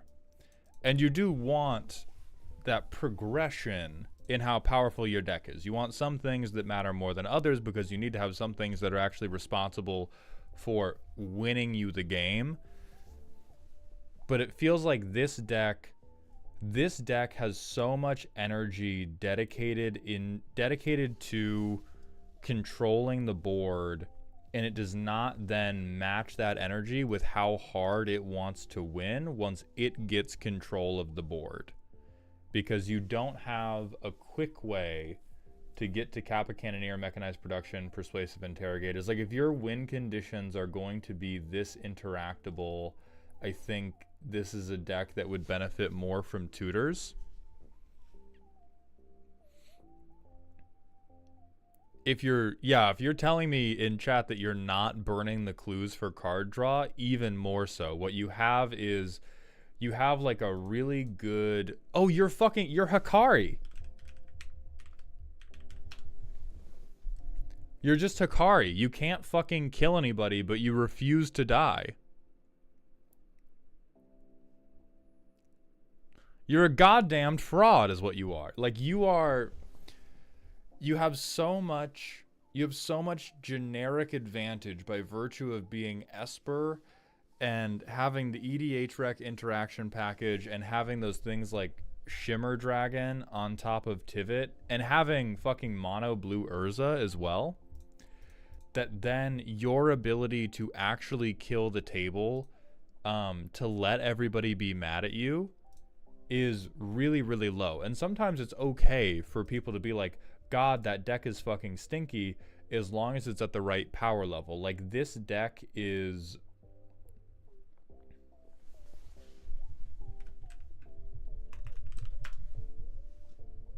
We're going back to paint. So if we have, what are the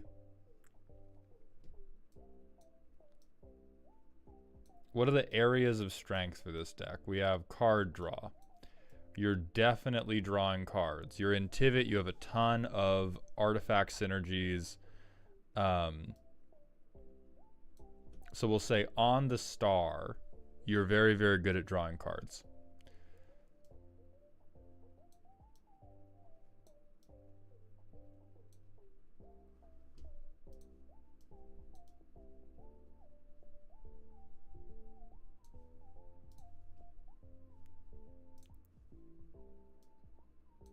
Okay.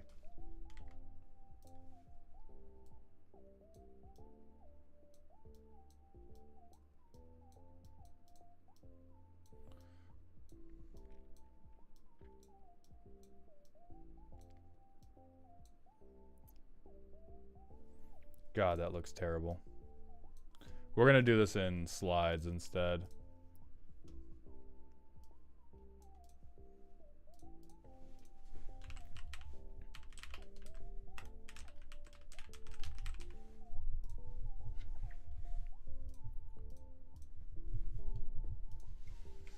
Okay, so the regions your deck can participate in. Draw. Good.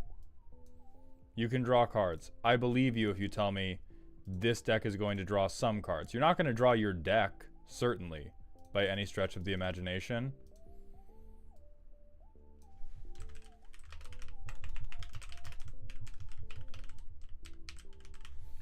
This deck's greatest strength is its ability to call for its mommy or daddy to come bail it out.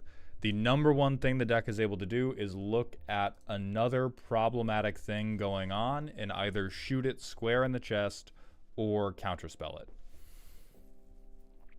These incidental drain pieces seem much weaker than your win conditions.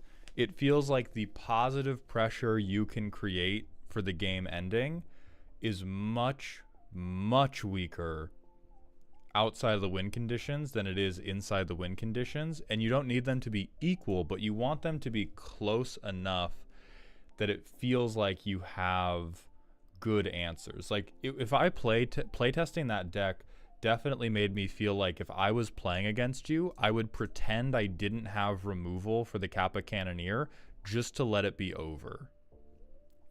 Which is a really bad spot for a deck to be in. Like, Blind Obedience is also really, really bad protection.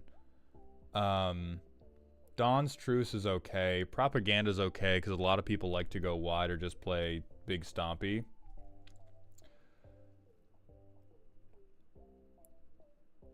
Like, we have a little bit of board wipe protection, which isn't the worst. But I think like a free counterspell would just be better. And you're definitely at the power level of free counterspell, which is another issue of Tivit, which Tivit himself is so good. There's really little you can do to make fair Tivit. Tivit's just unfair as a commander. I have a massive flying stat line that has a really big ward cost and gives me either a ton of card advantage or a ton of mana advantage every time he looks at you. Is so good. What did we rate this at? Yeah, like, I think it's spooky, but I honestly think it's the 99 is too close to silly. Like, we don't fucking need the inspectors. These guys are still here from when this was a goddamn detective deck. Even Ethereal Investigator, I don't super believe in. Like, you want, where my junk winders at? And that's the problem with Tivit, is he forces you to be uninspired. Because if you are inspired and you do a detective theme deck like you evidently built previously, what happens is you make the Tivit deck and then you go, oh wait, this shit sucks.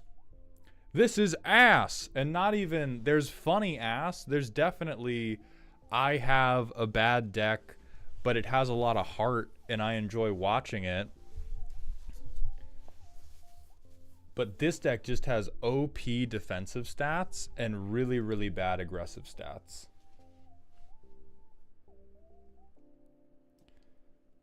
So like what, turn 1, don't do anything. Turn 2, Expanse Signet. Turn 3,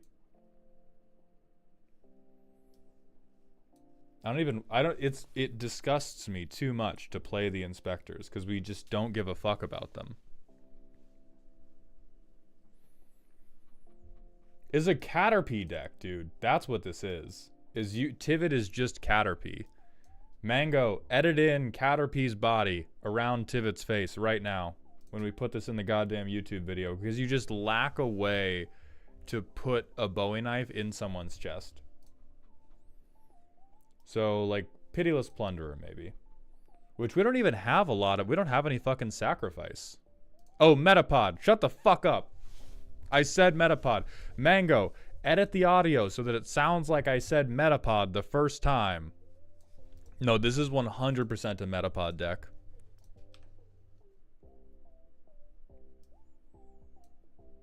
So we have this out. So we have, what, 5 mana? And this costs 6 mana? Wonderful. So fine, I will have played a Thraben Inspector on a previous turn so that I can tap out to draw for Thought Monitor.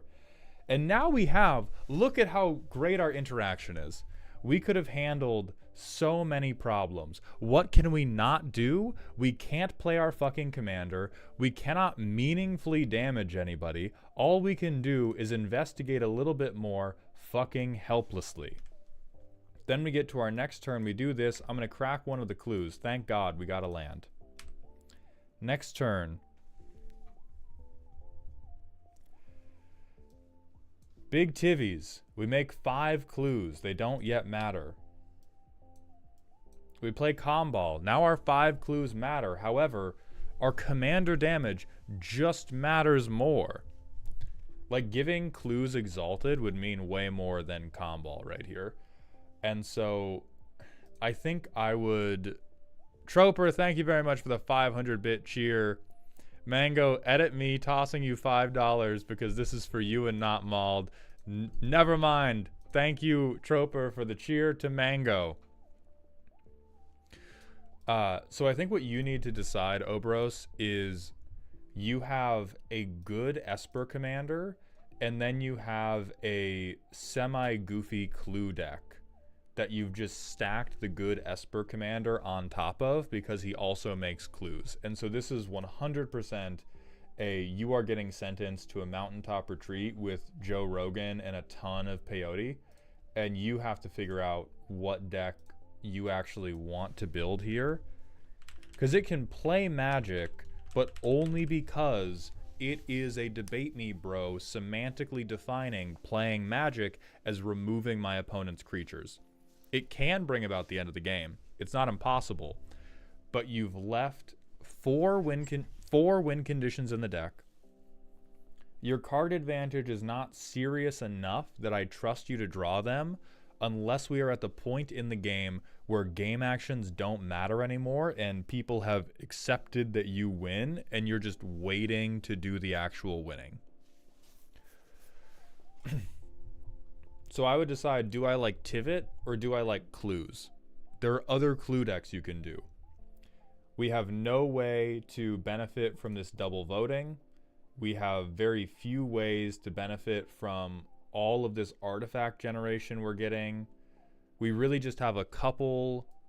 We have 4 artifact specific win cons, and then the rest of the deck is just like token.edhrec. And I think if we took a random slice of an EDHREC Esper tokens theme, we would be equally happy with everything we got out of it. If you want to make it more of a clue deck, there are a ton of ways we can do that. A lot of the clue old standbys are like Cyberdrive Awakener, if you spell it correctly. I forget what the mage is called, but there is clues you control have Exalted, which allows you to do Merchant of Truth. That allows you to do like Tivit Voltron with the clues. And if you want it to be a Tivit deck, you'd want to do the big stinky things. Like Time Sieve is so one-to-one with people playing Tivit, because at least the Tivit game fucking ends when you do that. Sometimes it's better to just put us down. Like, it's not worth leaving the table on life support because you think that makes the game more casual.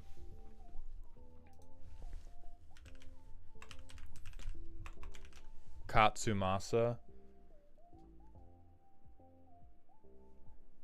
Oh yeah, this is a good long con.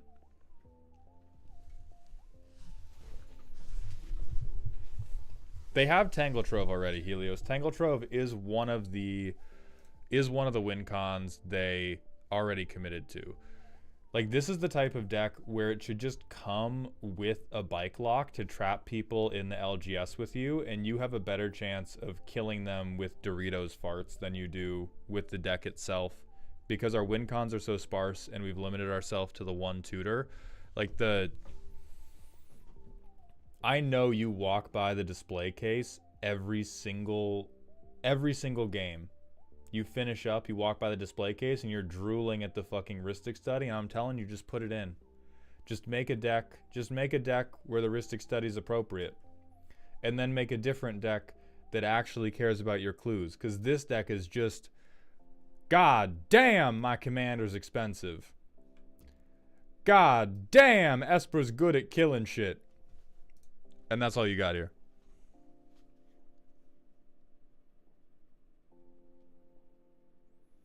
Welcome back, MLP. I sentenced you to the mountaintop, Oberos.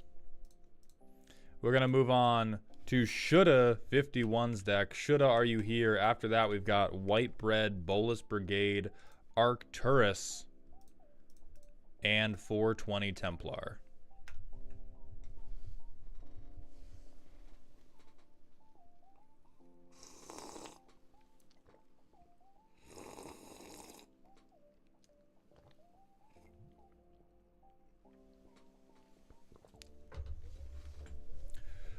All right, Shoulda is here. So we have, all right, we're going to hit one more ad break. So that the next 2 decks, this should clear us through the next 2 decks unless we hit a crazy tangent. But this should do us well. So let's talk whole for 3 minutes.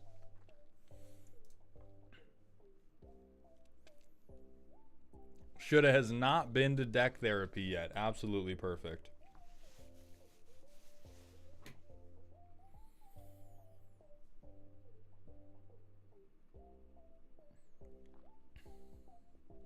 I don't even like Yeah, like there's so many things here that feel like echoes of the labor of love that this deck used to be. Because Benny Brax does not seem like a card that goes in Tivit.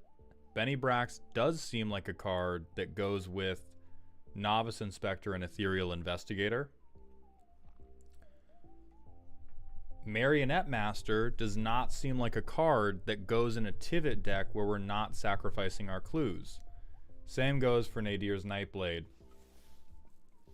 It seems like Comball could go in here, but that would be more of a meta call on what the tokens my opponents are making are doing. Working on a Tasha deck for a newer friend, and I'm torn between a taller Planeswalker-focused deck that has an endgame or a combat damage deck that's easier to pilot and get going but doesn't have a defined endgame. I think combat damage is usually good. I think a really important thing... Oh, I'm having such trouble organizing my words well today. It's very bad to teach new people how to play Magic by teaching them Commander. It gives them a lot of really bad assumptions about how the game works and the patterns of the average game, and it can lock people into the hacky-zack zone forever. Because if you give people a precon, or if you give people an easy deck when they start playing Commander, their first couple experiences are always going to be, oh, for 2 to 5 turns, we're just nice to each other. That's cool. I like that. And it can be a really bad time as soon as they go to Gen Pop or even any other group of friends.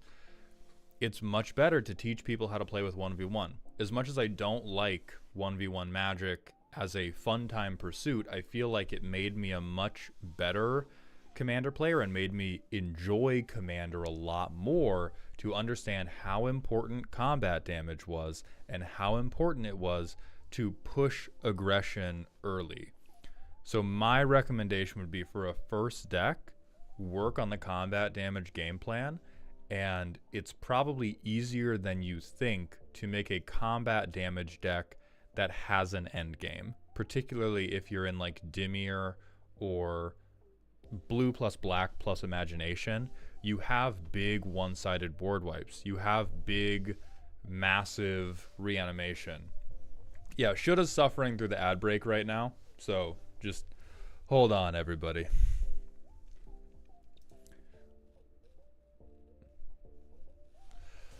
Terratrox, I wouldn't consider being nice for 2 turns to be too much LOL, and that's why I said 2 to 5, is every table will have different estimations of when you can start kicking somebody in the head. Like in my mind, if somebody has an aggro deck that is putting down like 2 power, 3 power, whatever, on turns 1, turn 2, start swinging at whoever the control player is. Start swinging at whoever has the late game plan. Getting comboed out turn 1 isn't a good way to keep newer people playing MTG. Tara, I want to take one moment to investigate the fucking space between what I said and what you said. Because I said turn 2 to 5 were not really mean to each other, and you said combo out turn 1. I just...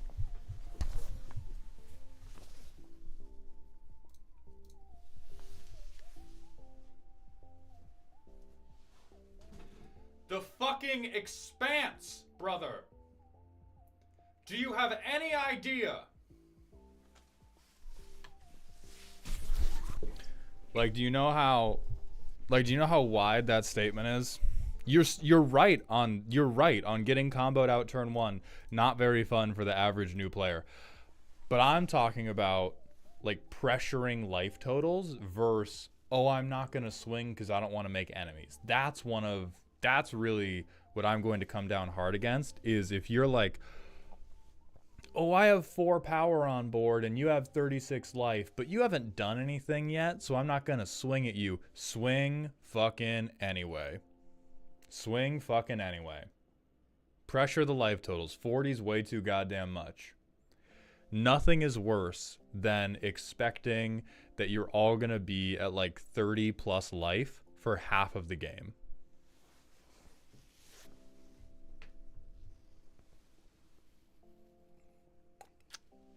Yeah, Tara, we're on the same page. We are, yeah, we're on the same page. Nothing fun happens above 25 life. Turtle, I like that. I like that. Azrael, you can submit through Patreon or Ko-Fi. Patreon, you have to be a member. It's not guaranteed that you get a roast. On Ko-Fi, you buy them from the shop, so it can be guaranteed that you get one, but when the shop is out of stock, you are out of luck.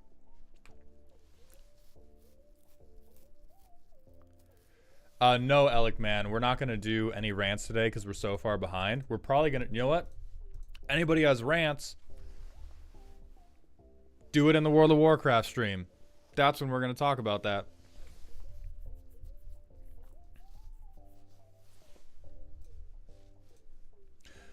Okay, shoulda's deck. Silly. Sometimes an oops deck. Sometimes an oops deck is a good time to think about what if. This deck is my imagining of a commander precon for a Command and Conquer Universes Beyond, inspired by a chat with James Borg in the Discord over our mutual enjoyment of that series. The power level is ideally fair and balanced, using Kellogg and some of the Fallout cards as our base. Oops, I made a Universes Beyond precon. So, real quick, we're going to do a Command and Conquer full lore reaction video. Mango, I hope you're paying attention. This is going to be about 50 minutes. We're going to put 30 ad breaks in it. What the fuck is Command and Conquer? Okay, war strategy game.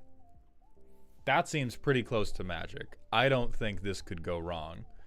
It's probably pretty easy. It's probably pretty easy to do a one-to-one RTS to Magic the Gathering. So on attack, make a treasure, sack 5 treasures, gain control of target creature for as long as you control Kellogg.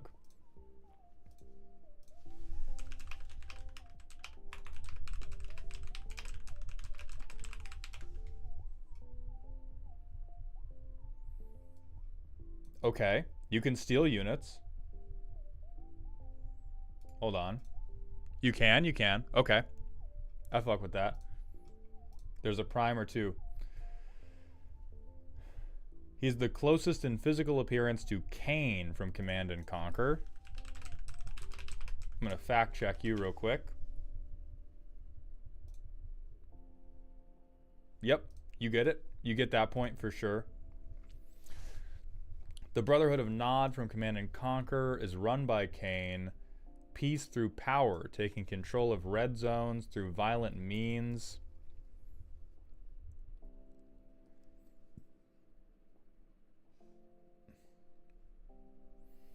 Okay, so we're making treasures, because if we control the flow of mana, we can control the flow of spice, and we can control the flow of Magic the Gathering. Alright. Nod Air Force. So we have a thing that cares about artifacts, a thing that makes an artifact. Yeah, flying seems reasonable. Nod Black Hand. Each opponent gains 10 life. I did not realize Nod was big on friendly blood transfusions. So when we cast instant or sorceries, we put a verse counter, and then we deal damage equal to verse counters to target player or planeswalker. How many of those do we have?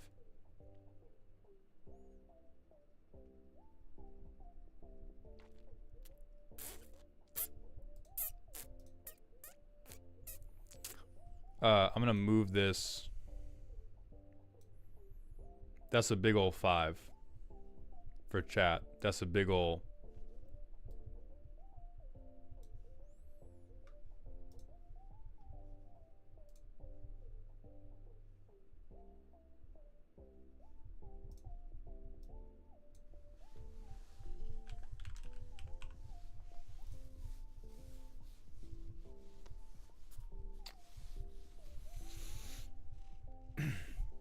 We're going to keep it pushing. Fireball.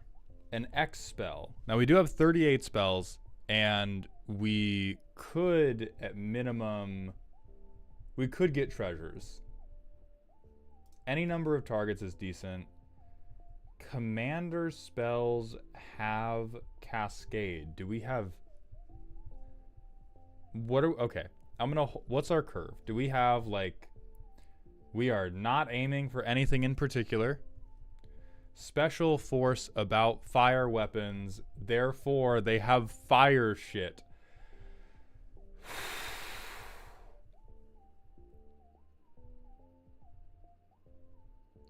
Quest for Pure Flame. Quest counters when we deal damage. Remove 4. Double our damage for 1 turn. So this... Alright. So immediately this strikes me as... one of the #1 complaints about Universes Beyond, other than, I hate it, why are you putting any other series on my Magic the Gathering, is that they did not accurately capture the breadth of the series, and these 5 cards right here are the fucking reason. Not everything about a series deserves to be captured when we move over to a different series. And also,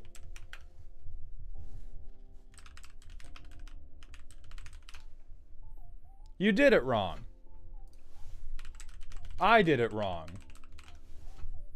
There we go. Here's the fucking black hand. But trying to get everything about a series or everything about the faction, like, to move over perfectly into the deck, you are trying to suck a basketball through a garden hose, and you are not built like that. I know you aren't, okay?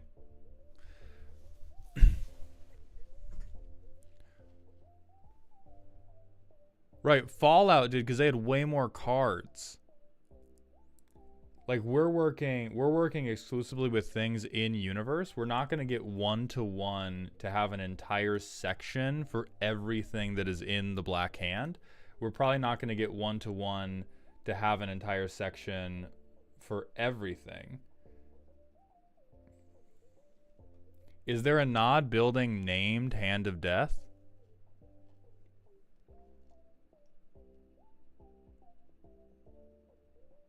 Is there one named Unstable Obelisk? Oh, Hand of Cain. Okay. Okay. Oh, we even have Reckless Fireweaver. He's just tagged as infantry instead of the black hand.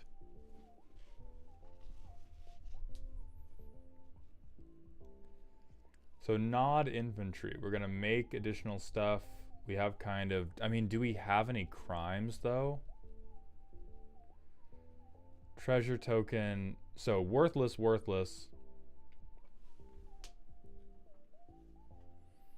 Potentially good if we put the 3+1/+1 counters on them. I like Mayhem Devil.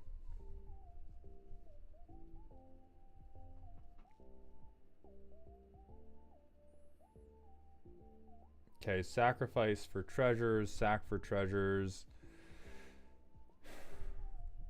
Worthless. 15. Okay. Fucking math alert. The target goal is above average precon. The merfolk are going to chew your fucking feet off. This doesn't strike me as one that was made while blitzed. This strikes me as one where they sort of like got too meta. And it also was struggling with the thing of they are not wizards, and so they don't get to make brand new cards for this. They're trying to adapt existing cards into something that like just doesn't quite fit. Like, the angle is just wrong. I like probably half of this stuff. I like about half of this stuff because at least half of this stuff is just, hey, Rakdos treasures sure are fucking good.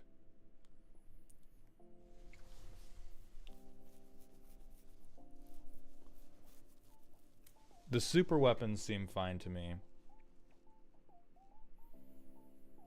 You may have hit the nail on the head exactly, because this does seem as distracted and ambling as some of the precon decks were.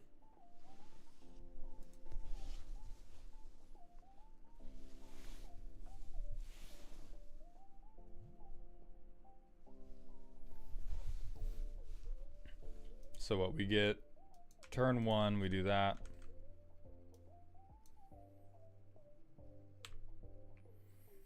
Alright, we have done nothing but land drop and to cast our commander. So far, we are straight on for the pre-con gaming power level.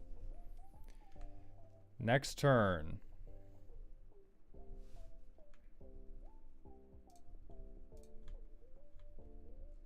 I'm going to zoom way in to try to be able to read any of these fucking cards.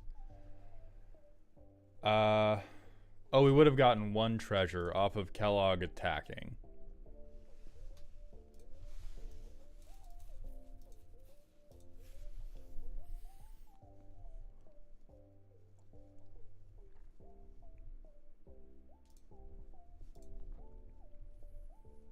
And then turn 4, we drop another land. I'm gonna discard...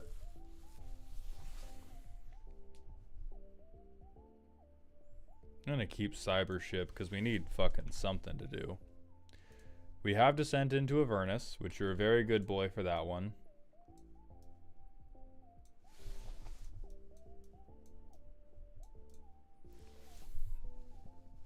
We'll be very optimistic and say we get to swing this guy again.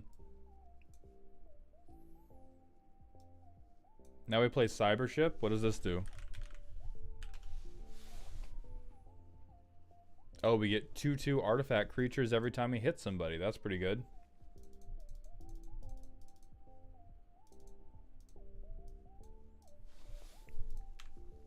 Turn 6. So we crew the Cybership, we punch somebody, and we get some Cybermen.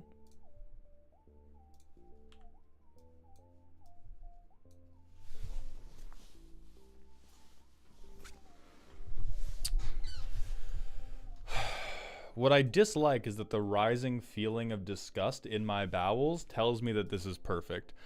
Doing this playtest, I'm like, oh, but this deck is bullshit, man. Like, it's just not really doing anything. We could wipe the board for basically no reason, but anything we want to do that could conceivably pressure the game is like 10 turns away. And then I remember the last time I played with a precon that wasn't Merfolk or Pentlaza, and I'm like, fuck, he's right. He's right. He's right.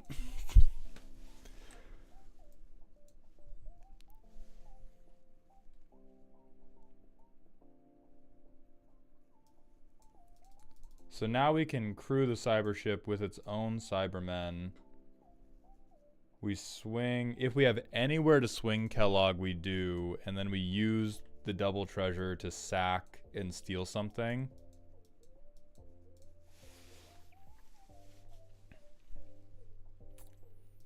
And now, like, the whole game plan is everything is on Cybership. And if they blow up our one really good creature, we're fucked, right?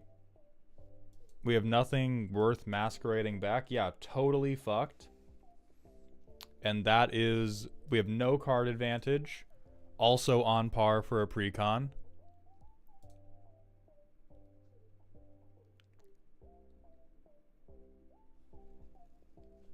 Huh.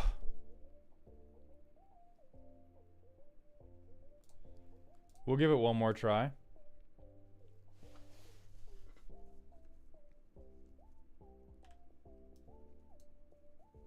So we get 1 mana, do nothing.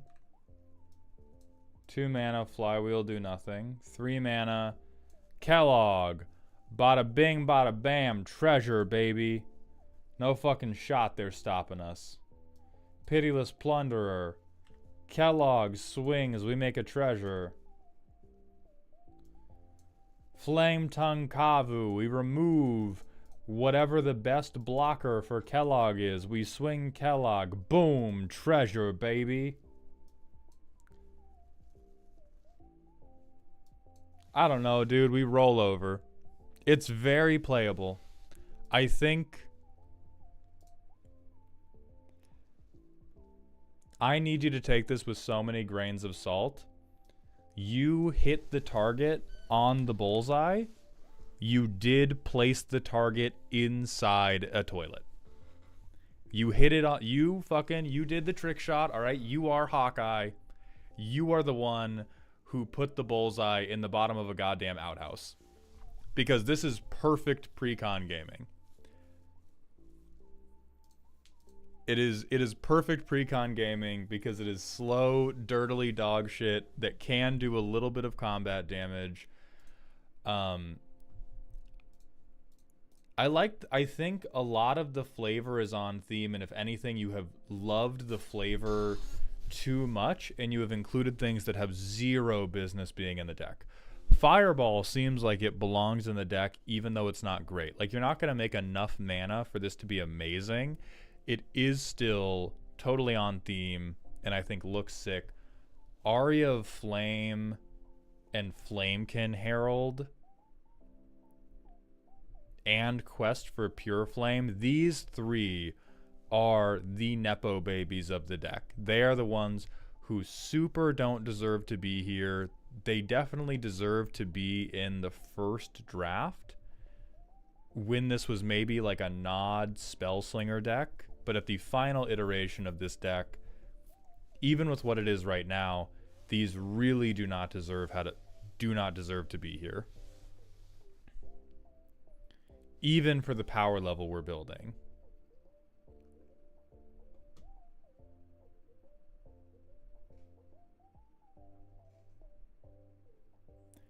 I'm also not sure that Veto makes a lot of sense as the nod infantry, but I don't know how lifelink. They're easy cuts for the upgrade? No, you little fucking liar. No, you little goddamn liar. You're...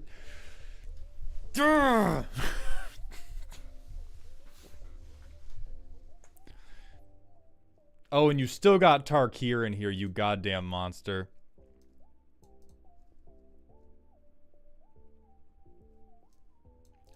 He's right, and you know it. I know he's right, but I am like, there is nothing I can critique about you smugly sitting there going, yes, it's bad. I tried to build a deck that didn't work. Your move, Mr. Bond. I fucking hate you.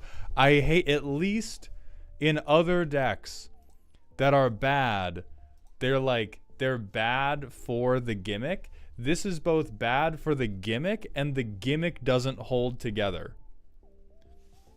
Like, this does not hold together as part of the nod gimmick in anything but art. Don't forget putting the small finger next to your mouth, Mr. Maul. This is not even Dr. Evil level shenanigans. This is not even Dr. Evil level shit. Sharks with fucking laser beams attached to their head is better than Aria of Flame in this deck.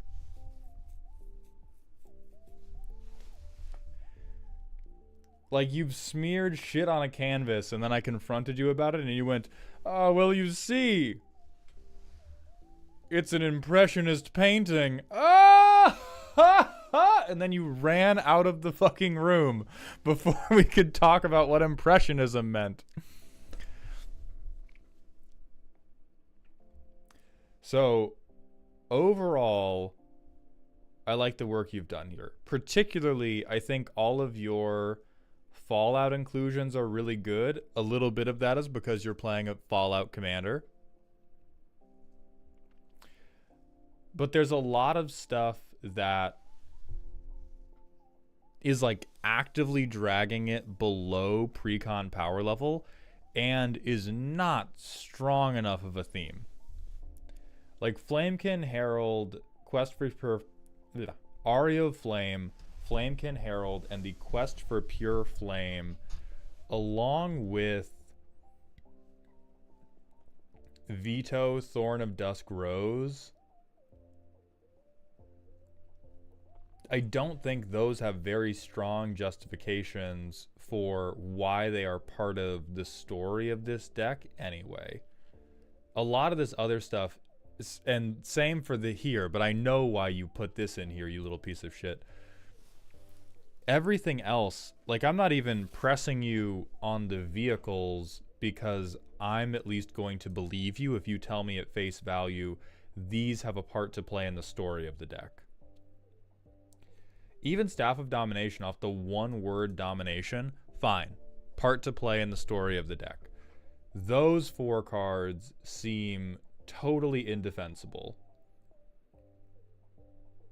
Because at least anything that says treasure on it, okay, you're making Tiberium. Whatever. That is the bare minimum bar. If you can pass the bar of these are goons who goon Tiberium, I accept. And this is their vampire. This is this is my Command and Conquer deck, and here is their emotional support vampire. Hold on. I can beat you at your own game.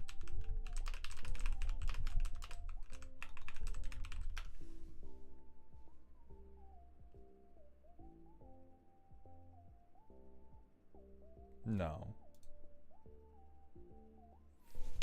Fuck!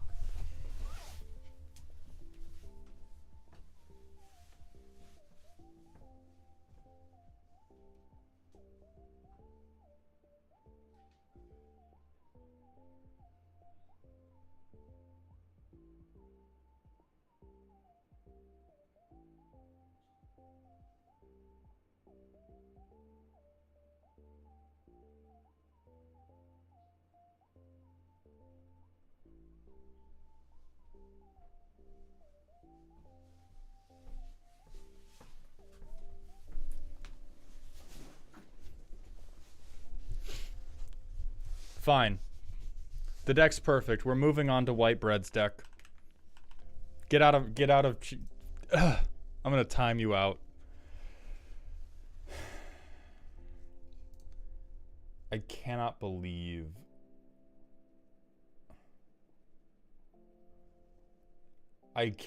fucking believe this game has vampires in it. I'm so goddamn mad. I'm so goddamn mad. I still oppose the other 3. I will die on the hill of the other 3. Fine. You get your emotional support vampire. You absolute dipshit. You unstoppable idiot. All right, we should still have time. We're on track. We are on track to get through another deck with no ads. Yeah, we're going to have to clip that one for sure.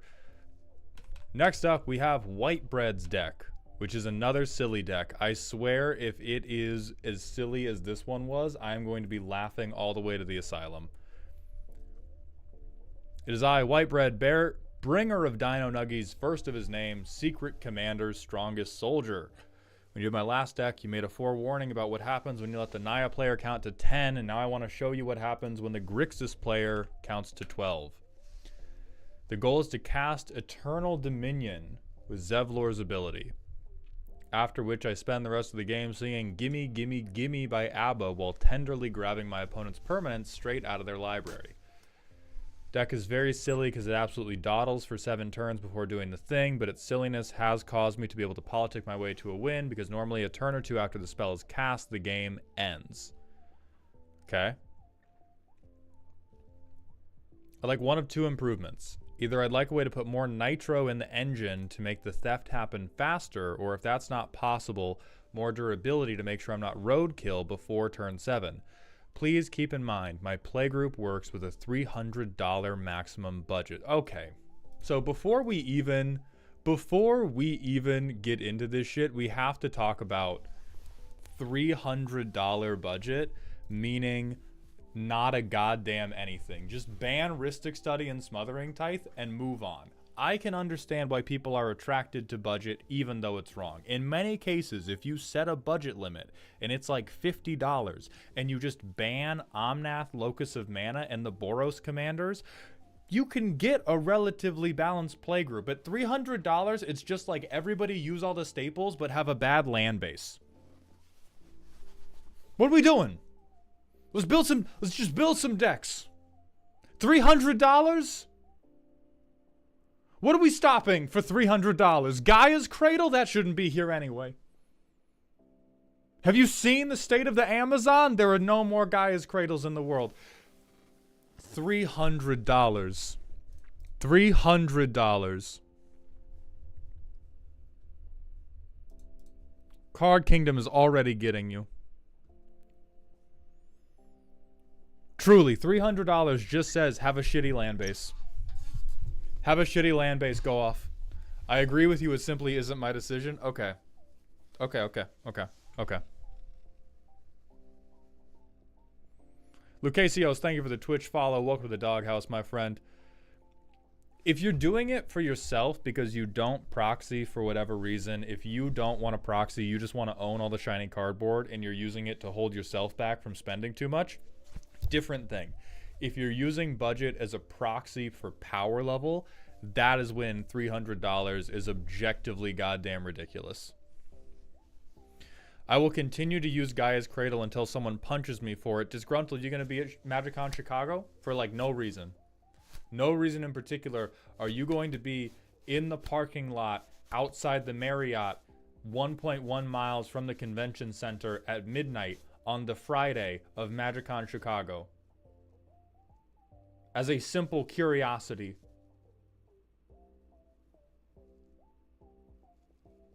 Troper Chicago is in, it's like in a month. Dev98, thank you for the Twitch follow as well. Welcome to the doghouse.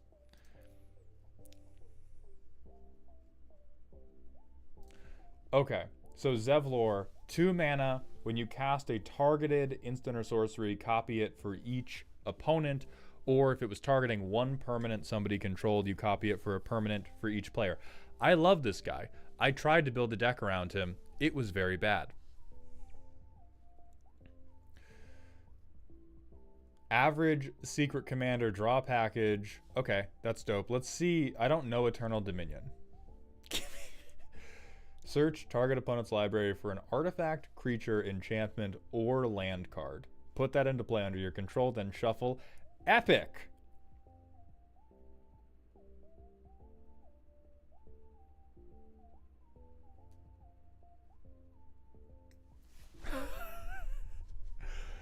I might have to build Zevlor now, you guys. You guys? I'm feeling a little bit better about the Zevlor deck. I love that. I'm almost inclined to give you the pass on we don't do anything until turn 7. This is one of the first cards where if you say, I get to do this 1 or 2 turns later, I win. I believe you.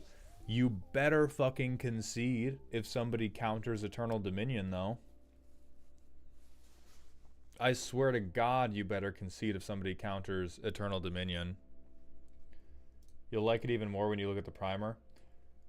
Stole an Izzet player's Niv Mizzet Curiosity combo plus somebody else's city on fire. Spent the first turn stealing 5 good creatures from a mono green and mono white player. Then on the second turn I grabbed Craterhoof and Crackerhoof. Stole Oberos player's Soulfim Taunter Pariah combo. And then on turn 2, grabbed the Indoraptor player's Pestilence plus Urborg combo. So how is it working to steal... How is it working to steal 3 things at once? Because you're copying it to your other opponents. So if you, Zevlor, like you can't direct all 3... You can't direct all 3 at the same person. So how does that bit... How does... Is this 3 separate turns?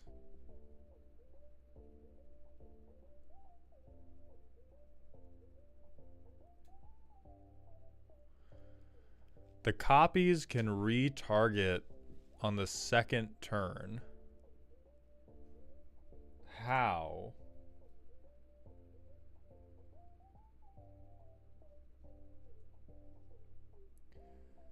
Because if I on the second turn I point at somebody else, read Zevlor. When you cast an instant or sorcery that targets a single opponent, for each other opponent, copy that spell.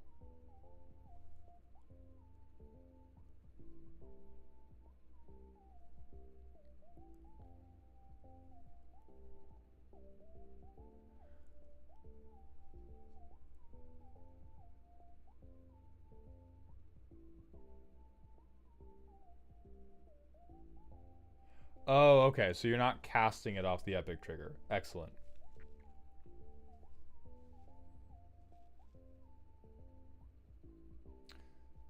But again, that... Okay, so the way this is working is when we cast it, we get 3 triggers, and you're saying we get 3 instances of the epic trigger. And then on every second turn after that, Zevlor no longer matters, but we have 3 epic triggers that come off the stack. And then those triples go in any order we like. Diabolical. Gold star, very evil. Yeah, the first time around, 1 for each. Then after that, it's 3 directed in any situation we please. That is... Whew.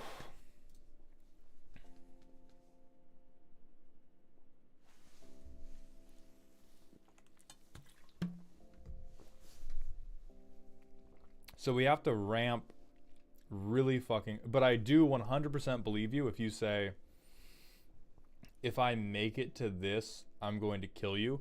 It's not necessarily my favorite type of game, but as long as the table knows what's up, you're an advertisement for Finn the Fangbearer. You are not even a player, you are a doomsday clock. We're back in Smash Bros. Stage hazard territory, but you're like you're the hydraulic press slowly coming down on the marshmallows that are on top of the table.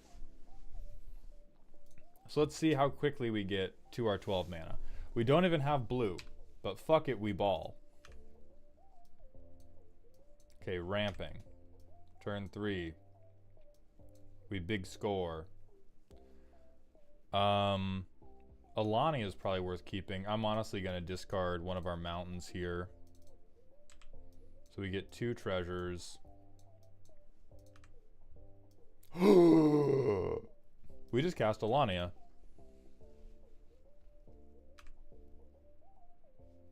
Now we cast Zevlor.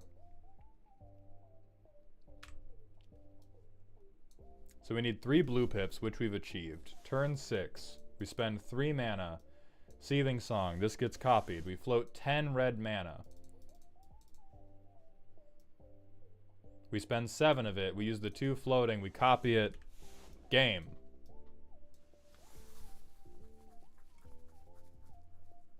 Fuck, man.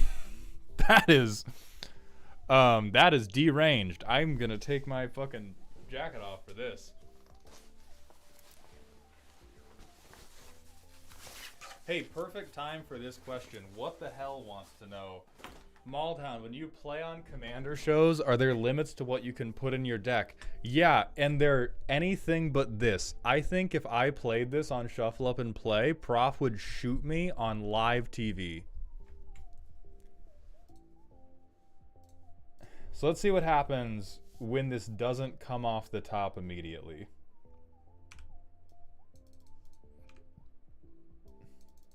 Okay, we've got some tap lands. We've missed a land drop. I like that very, very much. So Chromatic Lantern. Now we Baleful Strix. And we draw. But now we have a tutor. So we have the I Win card whenever we want it. So can we do 2, 2... We could Mastermind's Acquisition, but it's probably not worth it. We definitely want a Cursed Recording then. Play Cormella.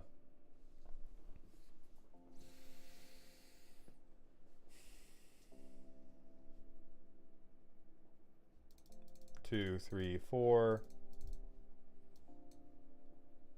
We use Cormella, and we copy that. So we get Eternal Dominion. And do we even have, like, do we have a fucking counterspell or anything? Or maybe Seething Song, probably. Seething Song to do the same thing we did last time. And we can use Cursed Recording to double the Seething Song.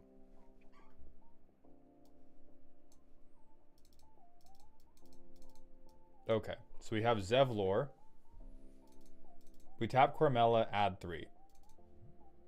We copy Seething Song, add 10 red mana. 3 blue pips, which we could have gotten if we just tapped a little bit differently. Turn 7, we repeat the same thing of, oh boy, oh fuck, 3 Eternal Dominions die.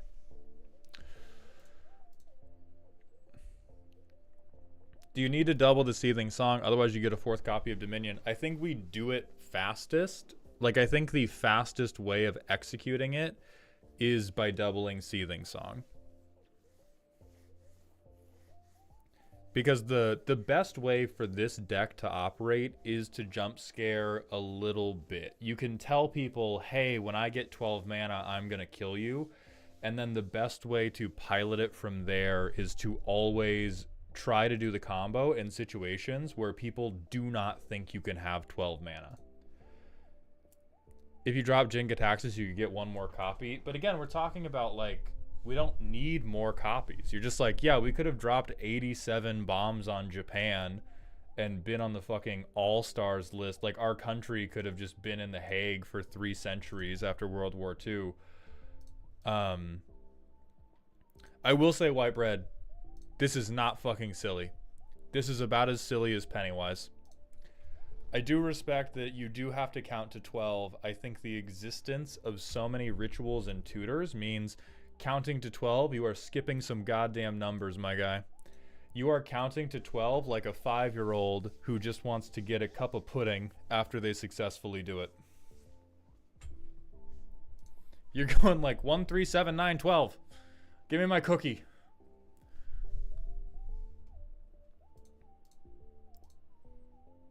Like, we'll try minimum. Like, this is for sure spooky. The only thing that can stop you is, well, I was gonna say this playtest, but not even here. Like, the only thing that can stop you is not drawing lands because you've been an irresponsible little shit.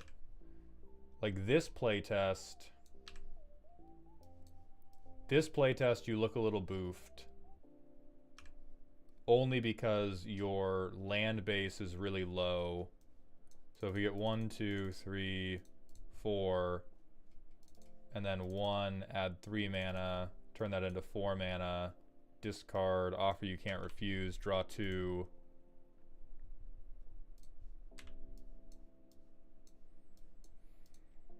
Yeah, like even here it's taken us until turn 7, but on turn 7, we have Diabolic Tutor. Who fucking cares? And if we have Diabolic Tutor,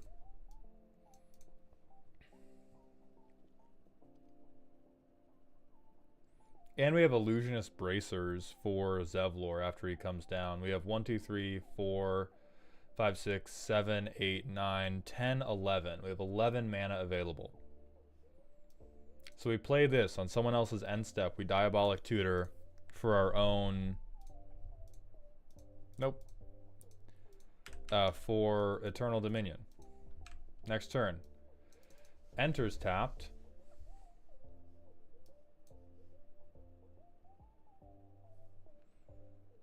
And then we can effectively get it. But this is the Helios. Tutors can go into silly decks, but the decks have to be very, very restrained in what their payoffs are. This deck is wildly unrestrained in what its payoff is. And to its credit, it is way too reliable at getting there for it to be classified as silly. This is, I'm actually going to put this as, this is a Yu-Gi-Oh! Side characters deck, but in the context of you are doing tutorial boss behavior. You're not even a main character. You are just a guy with like a crazy deep voice who talks about, you use a lot of like snake metaphors and you talk about the importance of striking first. Because I have no doubt you can politic your way to a win because this man has a C4 vest under his chainmail. But this win con is legitimately believing in the heart of the cards killed my grandma. It sounds like she deserved it, dog. It sounds like she had that shit coming.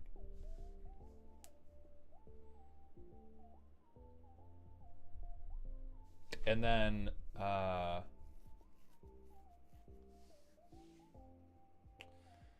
In terms of making it better as spooky, I think Jin-Gitaxias is honestly... I think Jin-Gitaxias and Chandra are honestly too expensive.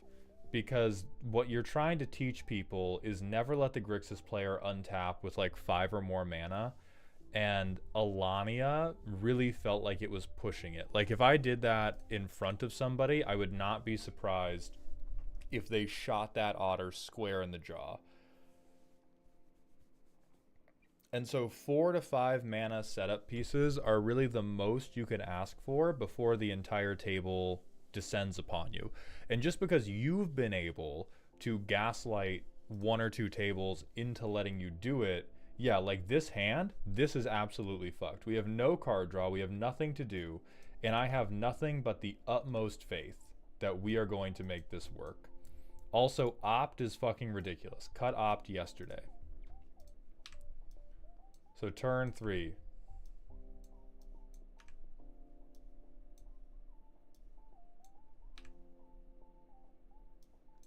Big score. Fuck Dimmy Siggy. We draw 4 cards. We make 4 treasures. My confidence may have been overstated. Never mind. Frantic search. Draw 2. I float. I have infinite mana. Draw 2.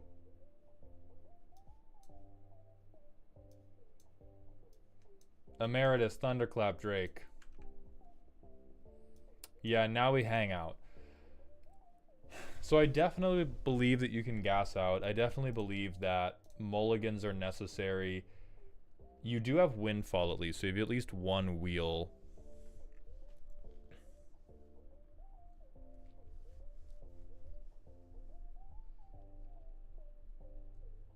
I believe in your win con.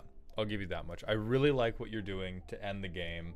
I think beating people to death with their own belongings is the perfect way to be like, I did 12. Like, nobody can be angry at the win method, but I think you are definitely underselling your deck if you say this is silly, because this is... No, this deck can't go to scary. I have to get 12 mana is not the material for a scary deck. So if we were going to change anything, I would probably change these really, really expensive guys for more early card selection. Whether that is like, I don't think you can afford a Wheel of Fortune, but I don't know how much. Like, this guy probably costs $1 million because wheels generally cost $1 million. I know he's 5. So I legitimately think that like 1-to-1 Jace's Archivist is better than Jin-Gitaxias, because the 3 playtests we did, turn 6 you win, turn 7 you win, turn 9 we have 15 mana and not a goddamn thing to do with it. And so if you want to make the deck better at what it's doing, your deck can 100% fail to function, which happens to 60% of decks over 30 years old. It's nothing to be ashamed of. As soon as I get a hymn sponsorship, I can recommend you some pills about it. But for right now, I would wheel a little. I would get more card selection. I understand that you want other things to do with the 1 million mana, but if you want other things to do with the 1 million mana, God, it's not Storm of Saruman. Let's look.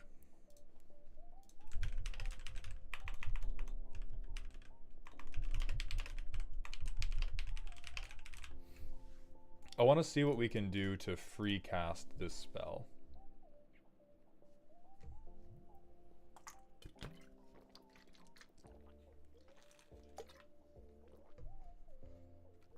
The answer is probably nothing.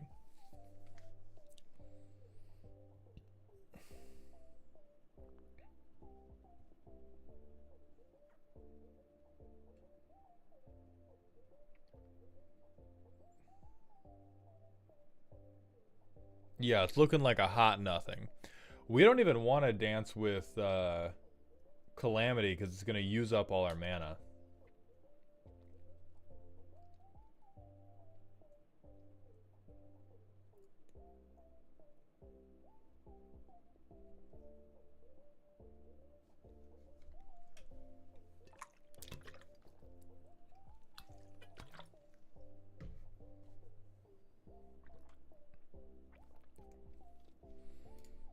I think the one other thing you might want, the one other direction it would be worth going, is self-mill into Mnemonic Deluge, because this achieves the exact same thing that you want to achieve with the Zevlor game plan at roughly the same mana cost, but is not crazy expensive.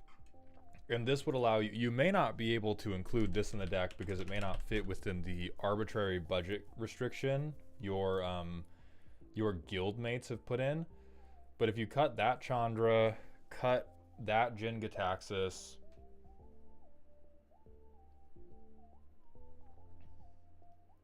and then cut Demonic Tutor, like, we have to be able to change Demonic Tutor for something else that doesn't force you to reveal. Siren32, thank you for the Twitch Prime sub. Welcome to the dog home, my friend. I appreciate those Bezos bucks.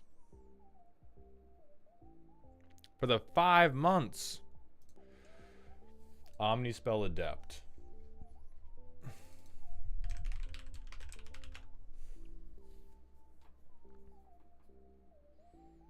I think this is too good for what they want to do.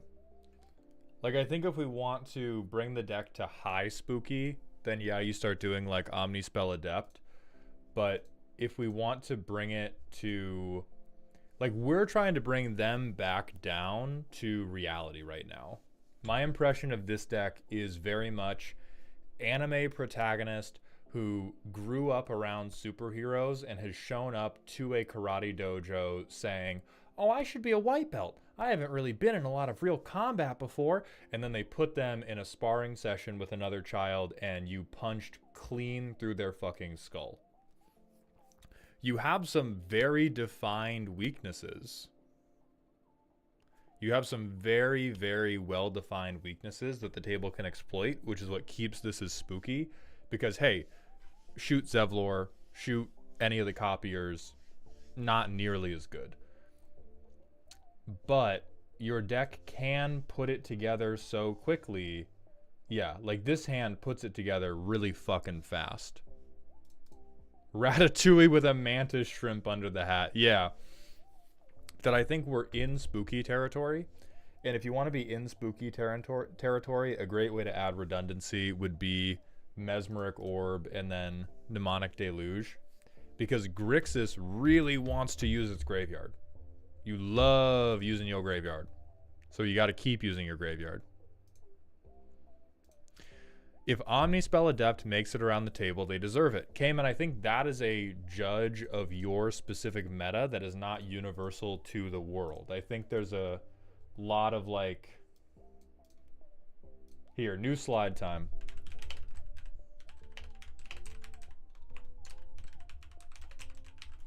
I think what makes you deserve death? We can talk about the different tiers. Probably tier 1. I think most people would agree that if you play a commander game and you never play a single blocker, yeah, you don't deserve... Hold on, we need to do like a pyramid.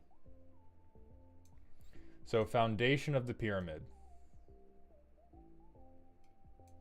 If you play Magic the Gathering and you never in your life play a blocker, most people would agree, hey, you deserve to lose that game.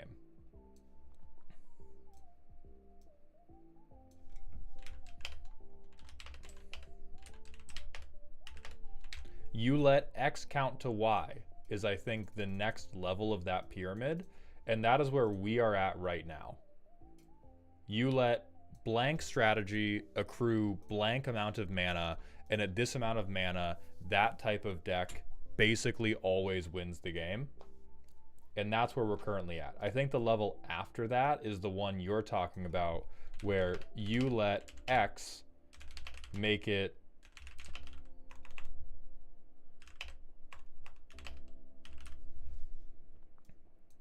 You let problematic permanent survive for 1 turn. And then I think the last level is like...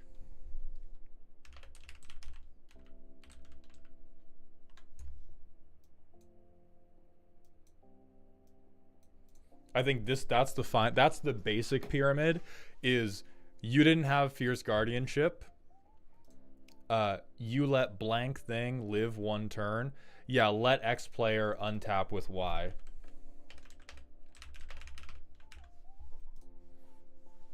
Let X untap with Y. Let X count to Y. I don't play blockers. And I think that the level of deck that they want to play with is let X count to Y and not let X untap with Y. There's a little bit of let X untap with Y because you can make this deck fail by preventing them from untapping with Zevlor, but largely it is do not let X untap with Y.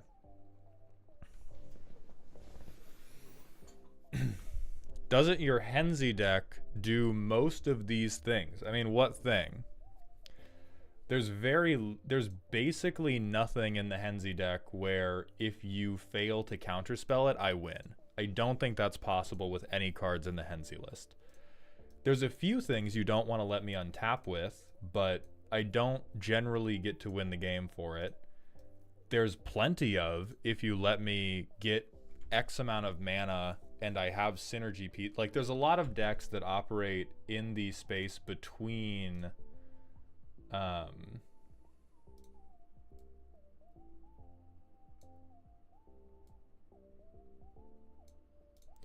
there's a lot of decks that operate in between this space.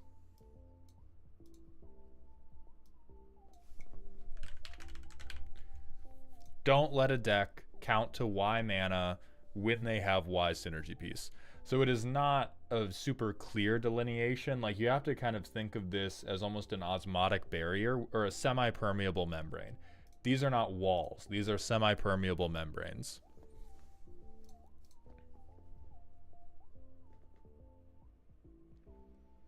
Versus Omnispell Adept is for sure, hey, if you let me untap with this, you're probably going to Chicago. I'm taking you on a tour of Chi-Town. So Whitebread, I like the deck. I like that. I love Theft with my whole fucking chest. I might even edit this a little bit and play it myself. But I do think you're missing the beat of this is better than you give it credit for unless you are playing into Finn the Fangbearer himself. If you are playing into this guy, yeah, deck sucks. Clown ass deck, go next. If you're playing into Krenko, yeah, deck sucks. Fool ass deck, go next. But if you're playing into anybody that wants to see turn 6, turn 7, deck's pretty fucking good. Or deck has the potential to pop off really hard.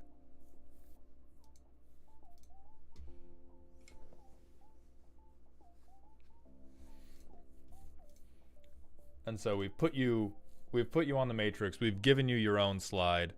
There's a decent bit of aggro in the play group. I may be underrating it because of that. And I think that's fair. It's just that, again, this deck put in your head, prime example of why a 1 through 10 power scale will never work. Because this deck, intensely powerful into mid-range, very weak into aggro. It's rock, paper, scissors. And that is how a lot of MTG decks have to be rated, is there's archetypal differences and there's archetypal advantages that can't be captured by just going, oh, my deck is this powerful. Even the silly, spooky, scary scale is kind of hard with that. It feels silly to you because you're fighting uphill so often, but everything exists in context. In physics, it's like a frame of reference. You can only define things within a chosen frame of reference. For you, if your frame of reference is a really aggro-heavy play group that also knows what you're trying to do and knows to target you, then the deck seems very, very soft, for sure. But I think against Gen Pop, and especially Gen Pop that doesn't know what you're doing, they're going to be like, this motherfucker double tutored turn 5 and then killed us all. And so the fact that your deck is fragile, it's not weak. Your deck is just strong but fragile. It's very glass cannon-y. So with that, it's ad break time, and then it's going to be Bolus Brigade's turn on the roasting chop block. So we'll see everybody in 3 minutes. Subs, it's time for us to talk hole.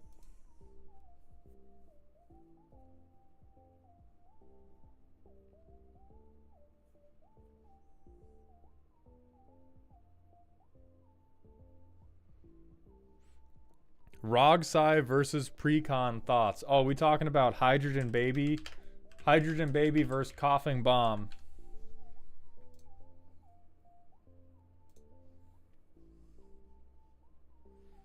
This is what I think the Rogsai versus Precon is, because I think honestly, I think they could brick. I think it's possible. Rogsai is Hydrogen Baby. They're probably going to win.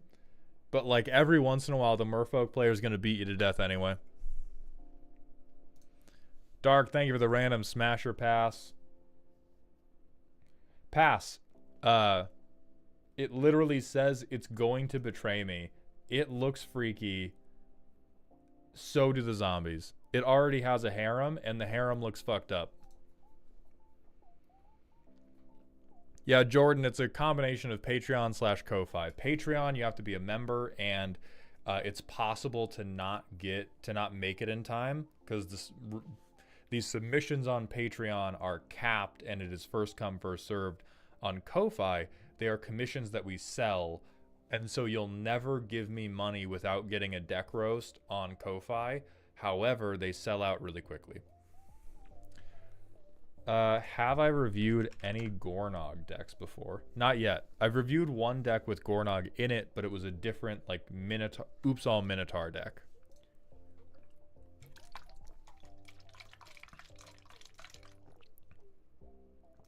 What is my favorite deck I've ever roasted?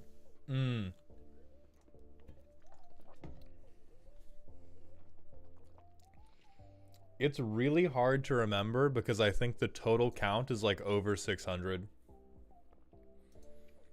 Like, I feel like I've done 50. Oh, Oops All Tarkir is really good. The beginning of the Shoulda cinematic universe has a really special place in my heart. But all of the, like, every deck I've roasted has a space in my memory palace where it's hard to call it up on demand. But if I'm reminded of it, then it all comes flooding back. Also, Beard Princess, what's up, bitch? Everybody go follow Beard Princess.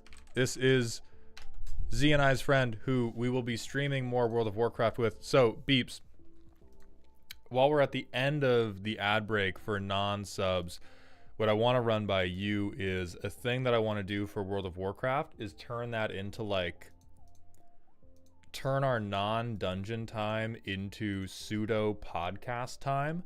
So depending on how you feel about that, I'm more than willing to use the, like, liberal muting that we had used previously, but having a way to make the gameplay that isn't tense be more of, like, a just chatting stream than anything else, and use that as time to answer, like, community questions, to basically be able to talk about magic or kissing or dating advice or whatever. UDL 2000, thank you for the Twitch follow. Welcome to the doghouse, my friend. Yeah, Subway Surfer content. MLP gets it.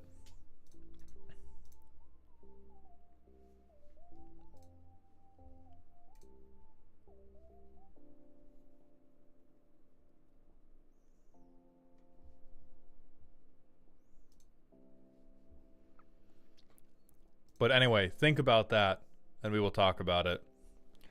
For the rest of us, it's time for Bolus Brigade's Spooky Deck.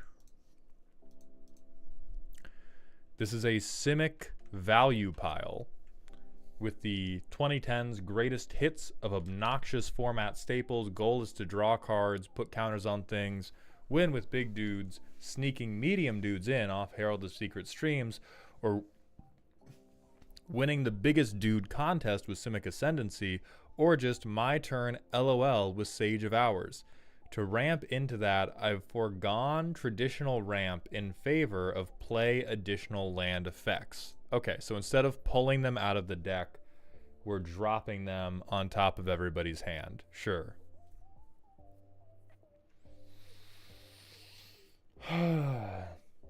Okay, if we count to 6 mana, we never have problems drawing a card ever. That seems very fair.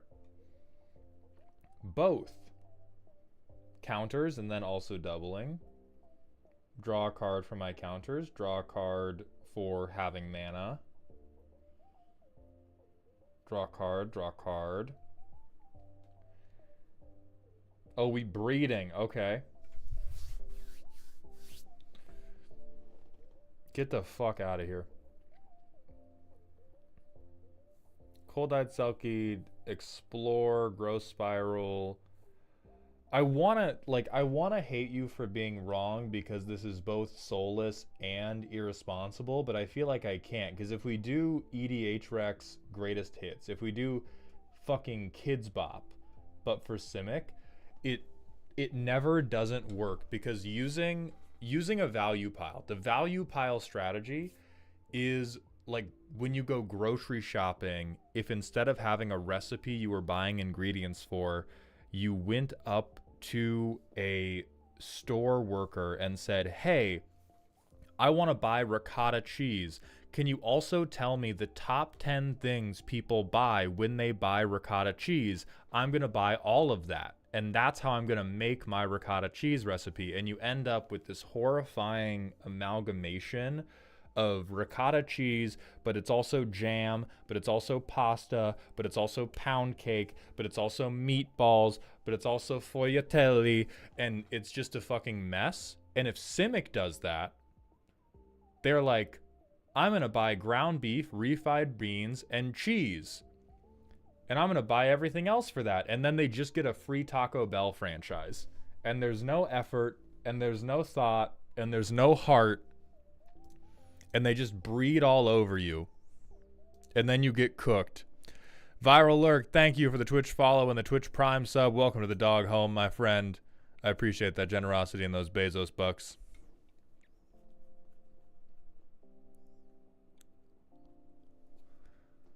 Top or bottom personal question, scrying top.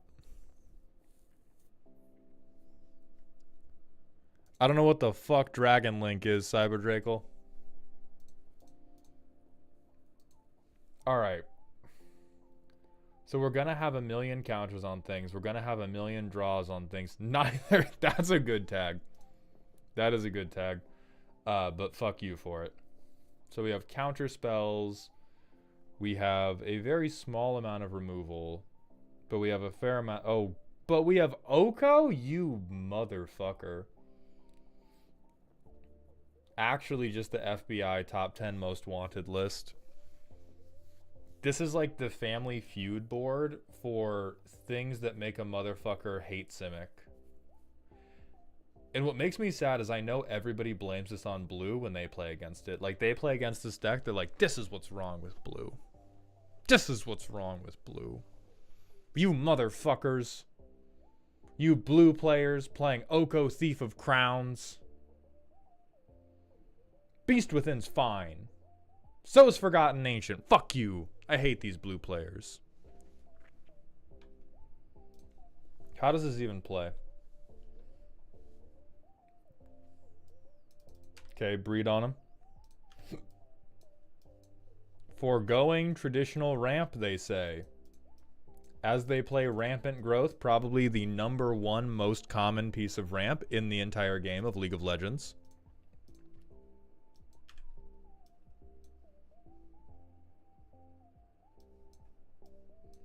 So we get these two out. We get a 1/1 counter on there. We play that. We play Rishkar. This guy gets another counter. And this guy gets a counter. So now they all tap for mana. Me when I spiral on a growth. We don't have a land to put out. Me when I proft. Fuck you. God. We get like 3 more counters on this dipshit. Britbread, thank you for the tier 1 Twitch sub, my friend, for the 13th month. Welcome back to the dog home, my friend. And now we've got a hype train. So anybody that has those Bezos bucks, give them up. Or not. I appreciate you being here. And Bear Jared hit me with that rant, but depending on the length of it, we may have to save it for a World of Warcraft stream. So next turn, ramp. I mean, we play this bullshit, right? We play this dumbass. And oh, look at that. So this is going to be like a 7/7 now.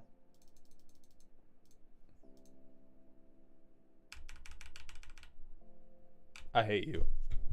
I hate you. I just don't like you.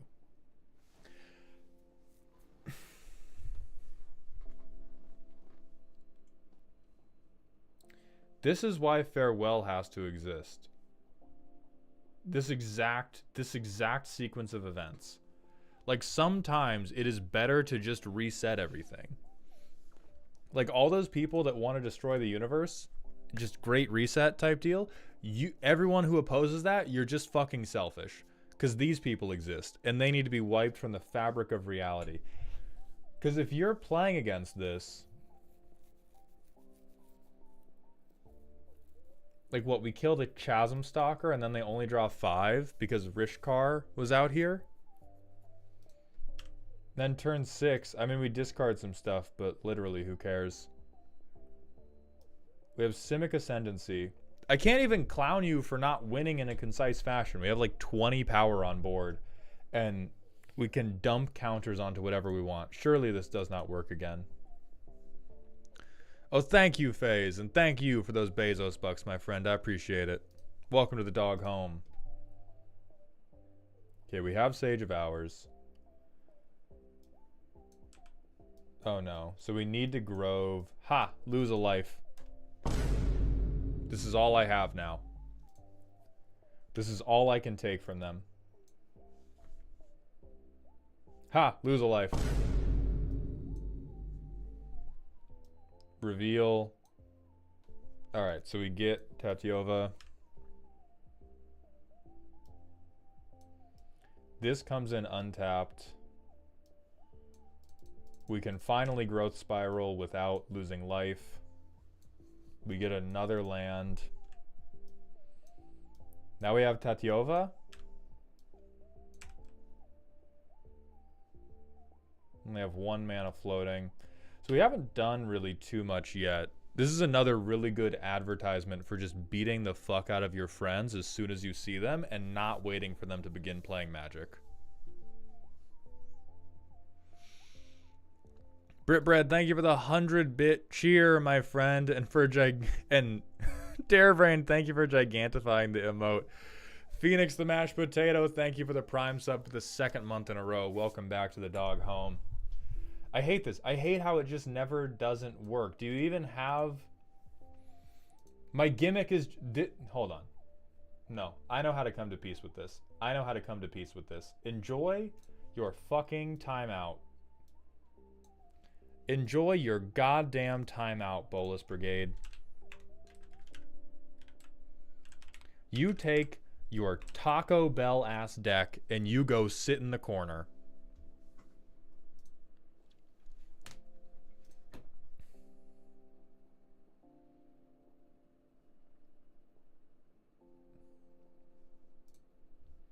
Really, the only way this deck can fail is if it doesn't go faster than the other decks at the table. I do think it's at risk of that, but I think that is just like... That's just a case for why this counts as a spooky deck rather than a scary deck.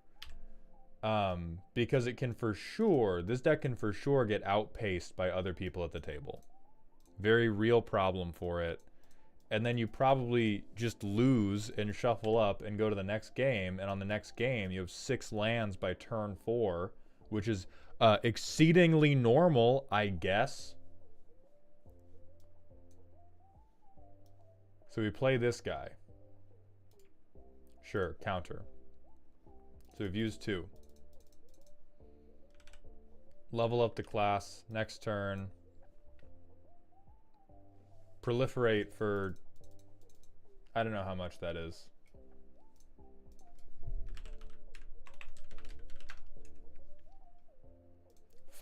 Jesus, 5 mana proliferate? What the fuck? Oh, is this original Ixalan? Because that would explain why. So 1 up, and this goes up. So this is level 3 now, or whatever. So we put a 1/1 counter on.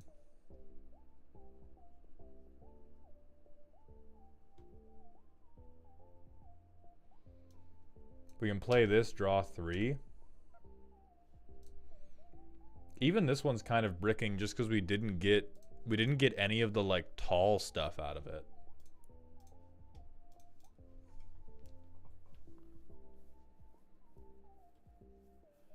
I think it manages to both fail and succeed at the same time, which is kind of weird.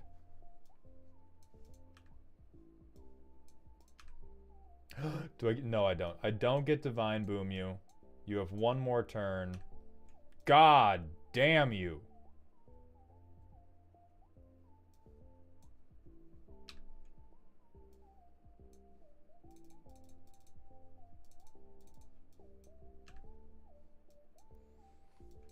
And they get a bunch of counters. Then nothing else matters.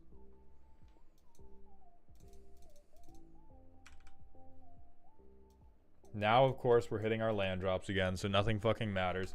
I mean, this is for sure, like, there's a baseline level of agency that you're going to get. I do agree that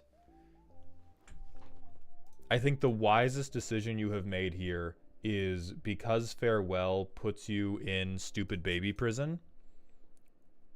It's a little smart that a lot of your ramp is I'm getting a land out of my deck and I'm getting it onto the battlefield because everybody in Commander is too chicken shit to play land destruction, even though they should. You are an advertisement for land destruction, but I feel like your play groups are going to know what they have to do, but they're not going to have the strength to do it. I think your just win already is okay. But I'm not totally...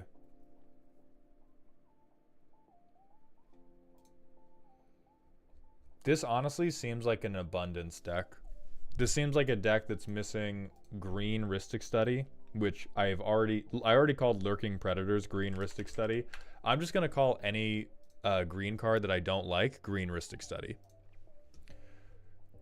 But this seems like a card where you getting a land versus getting a non-land card that is always going to be gas because every Simic card they've ever printed is gas benefits a lot from being able to choose. And you get to 4 mana so quickly. All of the situations that felt really bad in those playtests came from, okay, I've shit out a ton of lands. Now it's time to play Magic. And then I drew another land. Or, okay, I have a lot of gas, and I have a lot of lands. Get ready for Rampage. And then you drew another fucking piece of gas, but you were 1 land off being able to do what you wanted to do. Psycon266, thank you for the Twitch follow. Welcome to the doghouse, my friend. Yeah, Dark. Jund is great. Green tempered with the hubris of red and black is perfect. Henzi is our Lord Gunnar in command. Our Gunnar in chief. And I will not hear bad talk of him. But you are absolutely afloat in the Simic sauce. The Simic sauce of just, all these cards are pretty fucking good. I feel like they work together because they all say +1/+1 counter on them. I don't think they work together as much as you believe them to.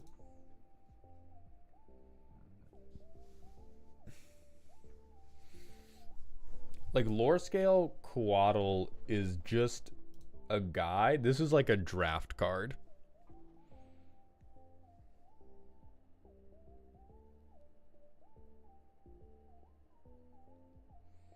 We have, yeah, I think the core issue the deck is facing is it cannot decide whether it wants to be wide or whether it wants to be tall, and it's trying really hard to do both, and even Simic can't manage to do both things. You have to pick, you have to narrow down your inflation fetish.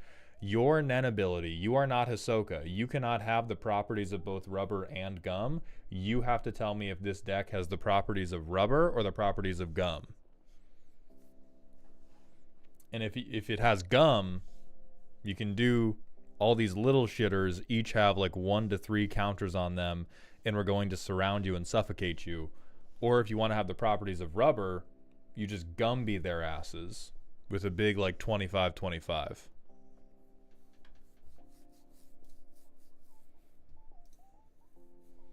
But yeah, Bolus, let's...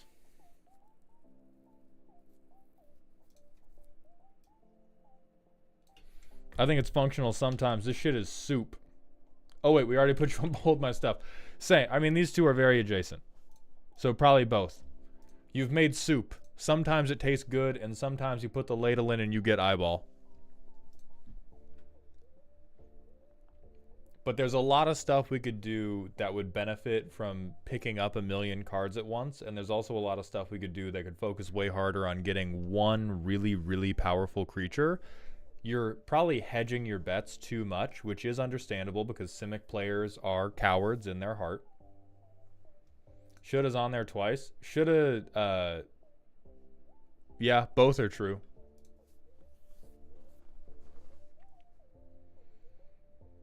I think your interaction, terrifyingly responsible for a Simic player, though.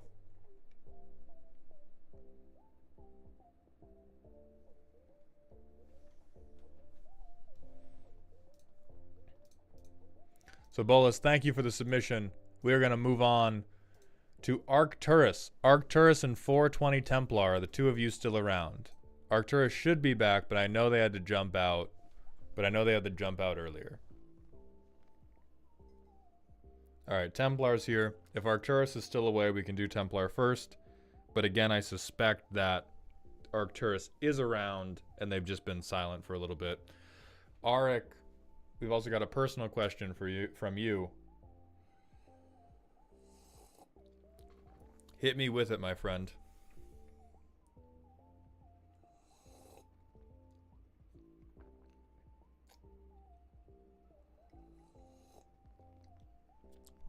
Person Guy 101, thank you very much for the Twitch follow, my friend. Welcome to the doghouse.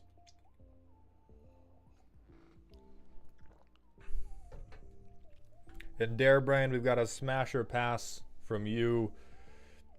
Pass. I'm beating the allegations. What's my least favorite League hero?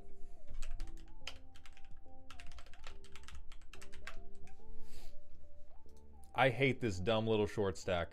This piece of shit is almost single-handedly convincing me to not be a patron of IHOP anymore. I hate this motherfucker so much. For anybody that has not had to deal with the injustice that is playing against Vex, she has a ton of pretty fucking big AoE, and by pretty fucking big, I mean covers basically the whole lane that you have to work in. Not all of it, but most of it. And she can also charge up a fear. And so if she hits you with the thing, you will get feared, which means you lose control of your character, piss yourself, and when you come to, Vex is on top of you, exploding you with additional AoEs. So Vex is like the character where I will most often ban them even if I beat them, which I think qualifies as most hated, because many of the characters I play can either beat Vex or have a perfectly fine time against Vex. But managing a lane against her just makes me want to throw my fucking mouse through the wall and just sit down and play Minecraft for 10 hours. So every other character I really, really hate is more of like, oh, this character beats one of my characters really badly, and so I don't like it when I'm playing as X character. But I play like 20 different League characters. Vex is the only one I will just blind ban on any League character. If I don't have a permaban just based off the rock, paper, scissors matchup math, I will always ban Vex. Because holy fuck. Vex main, this says a lot about our relationship. You are my goddamn op, MLP. You are my goddamn op.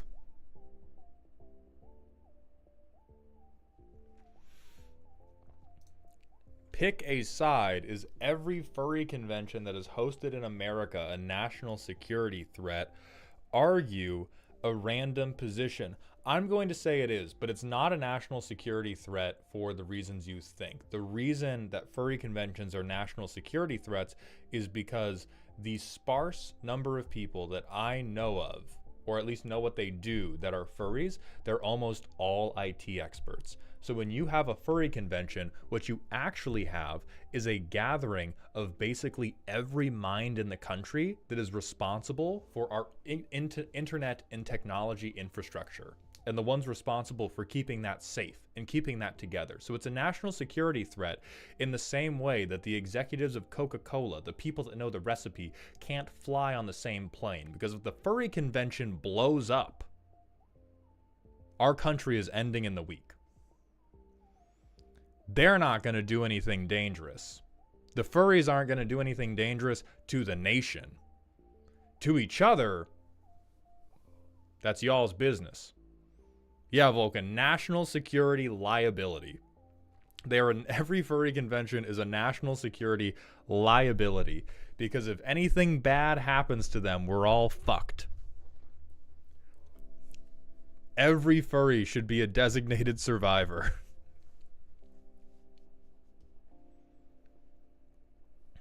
And then, all right, not Arcturus, Templar. I know you're here. I haven't seen Arcturus, so we're going to move on to 420 Templar, and then we will do Arcturus after that, if Arcturus pops up.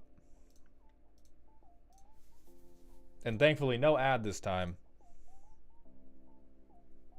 Yeah, Alawi, you at least... I play against Alawi a ton. I play Nasus into Alawi a lot, and Alawi is just... Hey, this person's playing Alawi because they like to chew on Legos. Bait them into pressing R, and then click in the opposite direction of them. Like, I've never had a lot of trouble beating an Alawi if people will listen to me on comms. If I'm playing with randoms, like if you're playing in ranked, Alawi is worse. I am looking at YouTube chat, Jackson. Now I'm looking at you specifically. I'm looking at your home on 1261 Devonshire Lane. What's up? How you doing? Your dog hasn't been out in a while. A little irresponsible of you. Jackson. What's Cynthia gonna say when she hears about this? I'm just gonna keep guessing random shit till I get one thing right, and then that's getting clipped, and then I'm a genius. Imagine if it was accurate. Every once in a while. Willpower, I am just so bad at organizing things. Darebrained, sleep well, my friend. Arcturus is here on YouTube, so Templar, we're gonna honor the original order. We're gonna do Arcturus, and then we're gonna do 420 Templar. This is a spooky deck. This deck is a recreation of my first commander deck from 2011. I may have leaned too far into the cool stuff that I have pulled and gotten away from doing what Teysa wants to do. The deck is also a little too reliant on the infinite life loss / gain combo to win. Two most diabolical sentences you could tell me getting into the roast are, I've gotten too distracted by the shiny cardboard I pulled out of packs, and the deck no longer has an identity, and I need my infinite combo too much to win. I'm not even going to make fun of you. I'm just going to help you. I'm just going to sit you down and save you, Brother Bear. And the first question, so if we've taken your original labor of love, which was foil waifu commander, and we've moved away from it, you need to tell me why you played Teysa.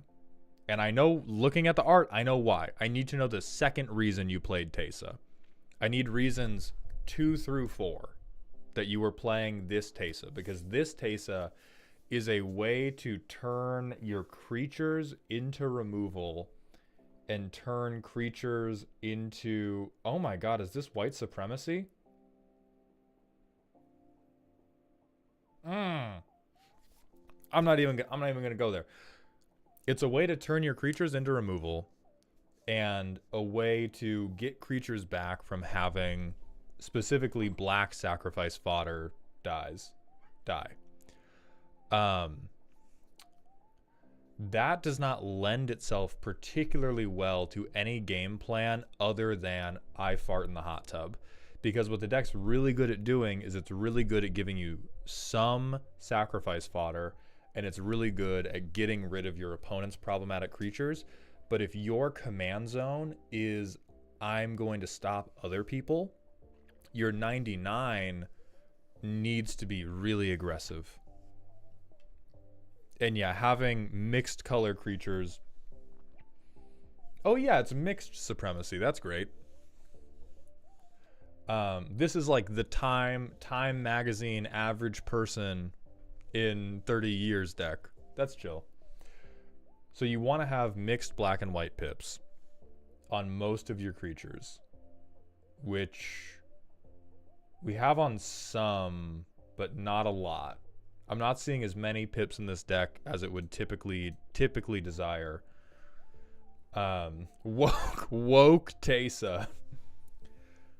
Please go away. So we have even more removal. Goth ladies, very real. So Arcturus, the big question for you, is this just a Twitter bookmarks deck? Orzhov was always my favorite color identity. The OG part of the deck is Tesa plus Painter's Servant. So that's bad, and let's talk about why that's bad.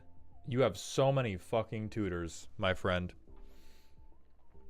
You should almost never build a commander deck off of one card's interaction with your commander. It is almost always going to end in an unreliable pile of generic value pieces that you stapled on to the silly haha combo in a desperate attempt to make it work. It's so rare that it's going to work out well for you. And so if you just like Tesa, if you just like Orzhov and you just like Tesa, we can work with that. But rather than, okay, we're going to Painter's Servant, we're going to sacrifice things. So we're gonna tear the walls down and redo the foundation.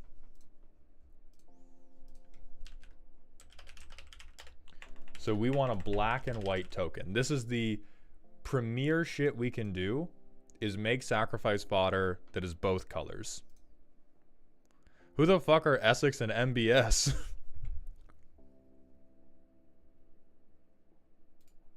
So this is, hey, really bad, but this is the floor of what we want.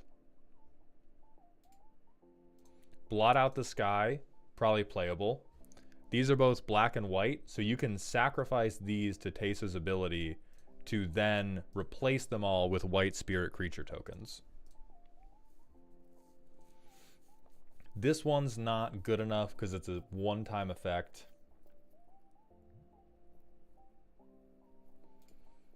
Combat Calligrapher would probably be good for you because you can still make the Inklings off of it, and it just gives your opponents a lot of fuel to beat themselves to death with.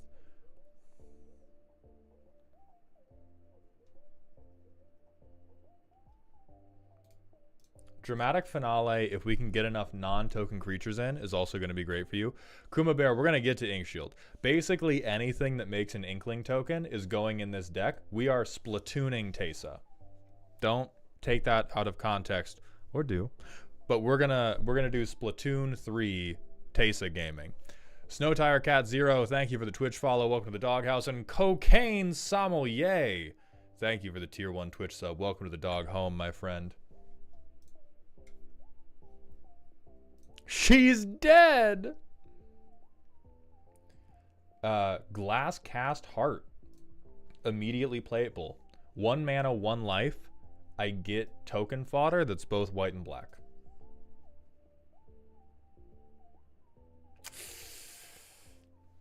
I think this is going to distract us too much. This is a draft common, so we're not playing it. You do want Inkshield. I would highly recommend proxying.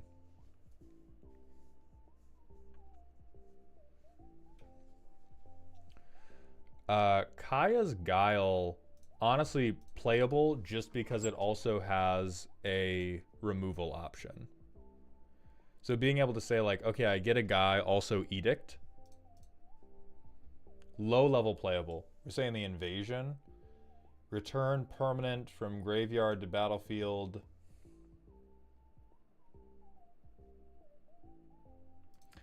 I feel like this is generally too slow, but we'll put it in the considering. The backside is good, but 1 token a turn for 5 mana. For 5 mana and damage commitment seems too slow.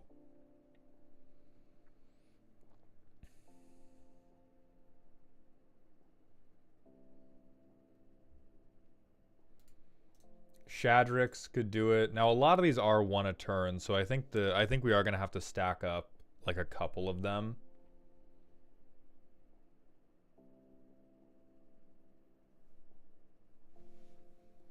Oh, any afterlife creature. That's interesting.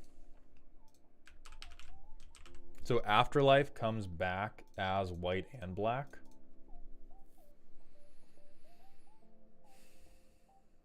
It does, okay. Oh, this is hot. So one of the really good directions you can take this deck is Imperious Oligarch-esque effects and good death benefits.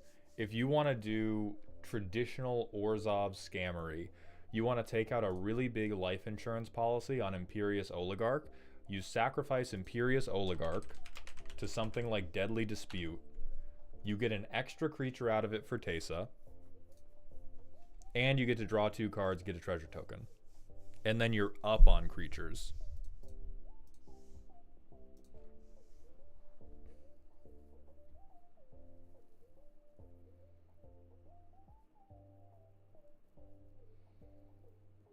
Seraph of the Scales, honestly, flying blocker that matters. And would, by the way. Not that you asked, but would. And then I think we just want to look at like what good creatures could we get that are in Orzhov that are white and black.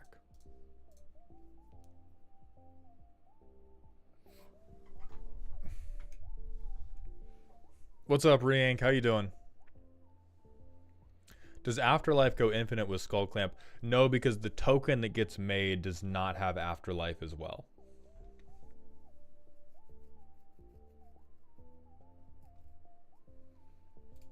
Aaron would be possible, but I don't think we want to get too deep into sacrificing our own creatures. This Aetherios would be great for you. I think Aetherios, I'm going to begin looping my cards, and this is how I can put pressure on you. Bartolome would be reasonable as both an outlet and something that you could sacrifice.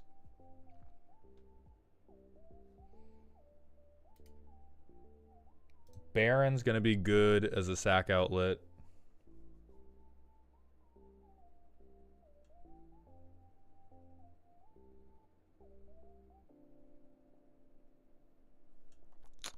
Good night, MLP. Thank you for coming by the stream, my friend.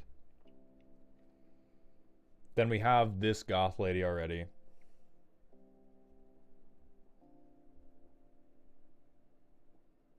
I don't know if we're deep enough. I don't know if we're deep enough on vampires to do that.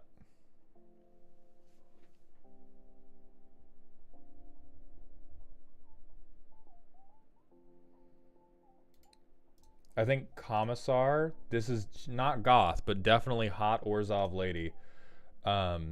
Being able to turn all of these shitty little tokens into at least cards is going to be good.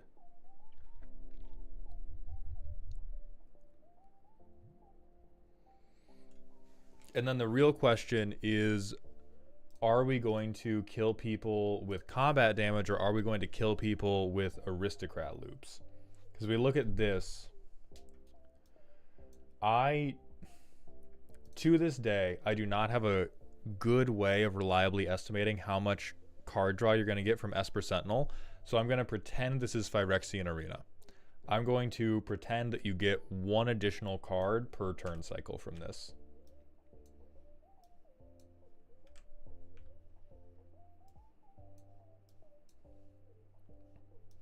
Or I'd probably play Aetherios in case somebody tries to kill my Esper Sentinel. We gotta be proxying if we have Scrubland, right? There's no way we're not proxying and we have Scrubland.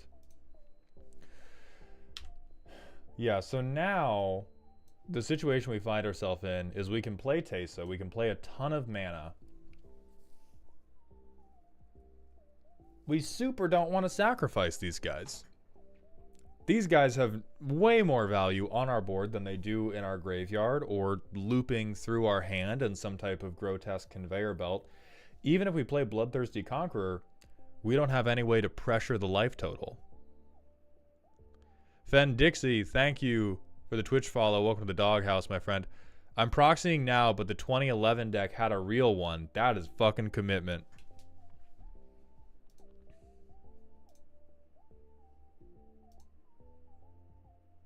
Okay, so then Arcturus, question to you so that we can fix you accurately. Are you an Orzhov aristocrat girly or an Orzhov army girly? And that is not assuming your gender, that is like vibes. It's not about what your actual pronouns are. But it is, we do need to make a decision. Are we trying to build big Orzhov army, or are we trying to build big Orzhov bureaucracy that kills everybody with the taxes incurred from my shit dying? Because one thing we can hone in on is these tokens have flying.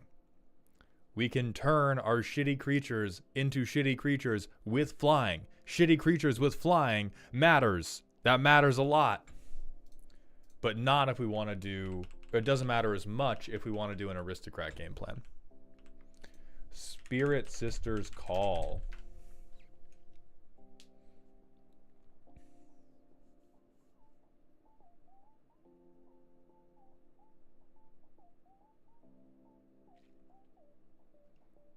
Yeah, this seems pretty hot. I'm just worried because it's 5 mana and doesn't just dominate the game.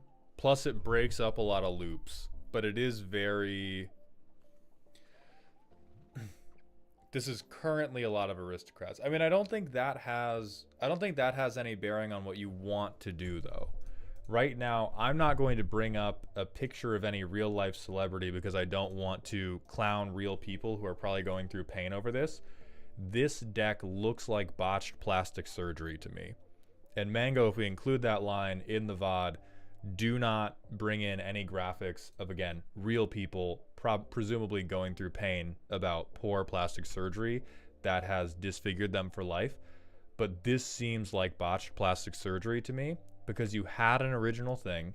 We've tried to update that original thing to make it stronger, and it is now very much lost its way going towards generic improvements. I do not think there are 5 to 10 cuts you make from this deck.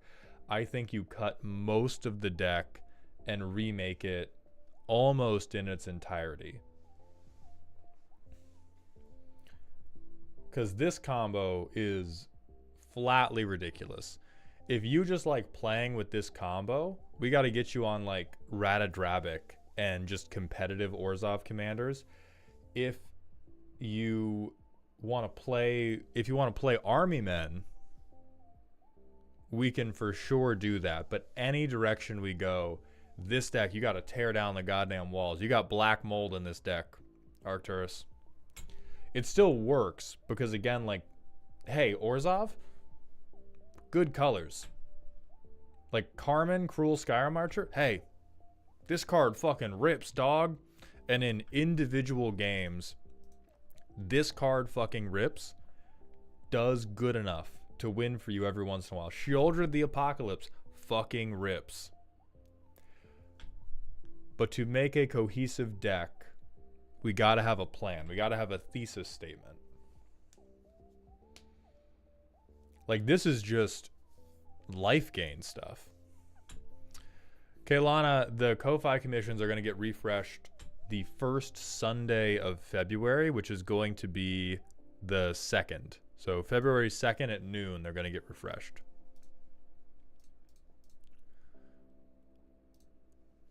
Yeah, Elikman, Orzhov does really boil down to tokens and aristocrats. Either you win by having your tokens hit people, or you win by having your tokens die and the living permanents sue the people that killed them for manslaughter.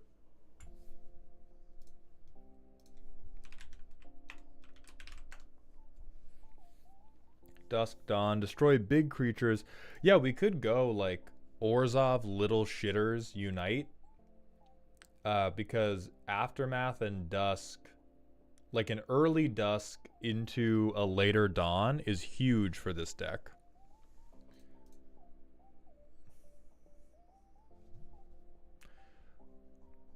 So I'm going to sentence you for now.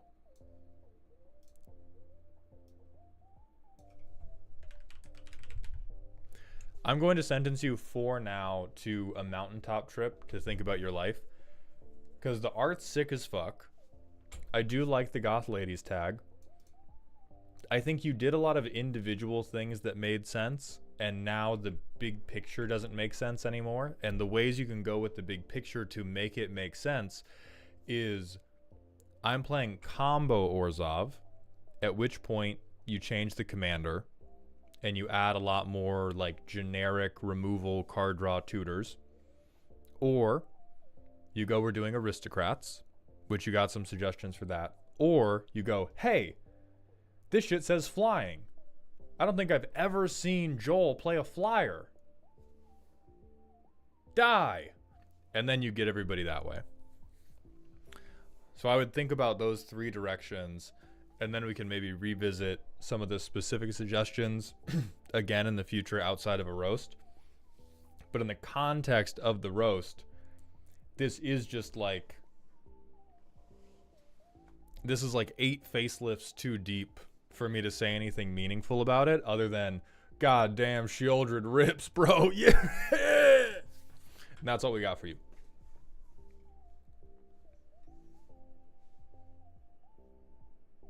Like, Tase's bag of useful things could be the whole deck. It could be you could tag the entire deck with Tase's bag of useful things.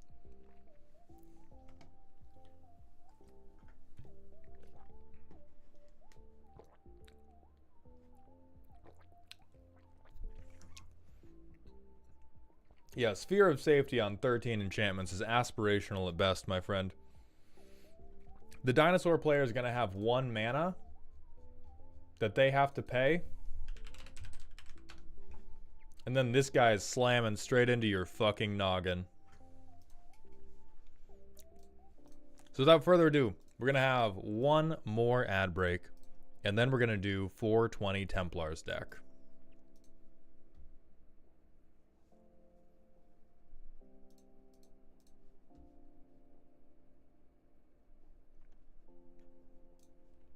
I need to add an ad break button for, yeah, I think 90 seconds will do it for this last deck. So subs, I would talk whole, but I have to pee.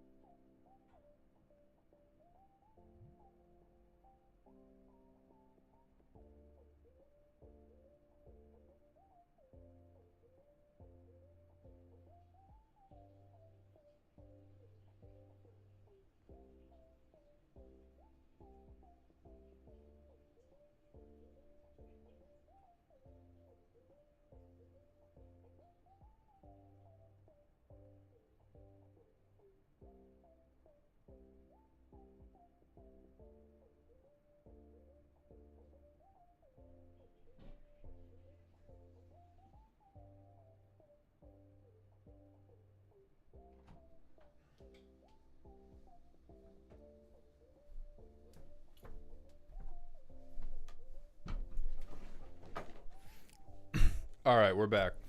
$3 for his File Explorer icon. No, I'm buying his front door for 87. Dark, I will give you my landlord's number and you can talk with him directly about whether or not he will accept $97 for it. $87. Shut up. I got that right. $5 for all 5 weather alerts. Sold to Sir Toasty. You can PayPal that shit to me and I will text you the weather alerts. Also, Fen Dixie, thank you for the Twitch follow if I didn't say it already. And Larper hit me with that personal question. And Drake'll hit me for the personal question as well. I am bad at jungling. Willpower, most people are. Most people are very bad at jungling. Jungling is the hardest thing to do at a really high level. You can kind of learn how to AFK clear the jungle because then it's just a like PvE game. Learning how to interact with the enemy jungler and how to play the jungle as a 1v1 is tough. Sir Toasty, thank you for the 2 months in a row at tier 1. Thank you for the $5. Let me know how you want those weather alerts delivered, baby boy. Welcome to the dog home. Yeah, Willpower, you're doing great. Your laners are bad. Hey, Mauld, what's your most wood league champion and why is it Braum?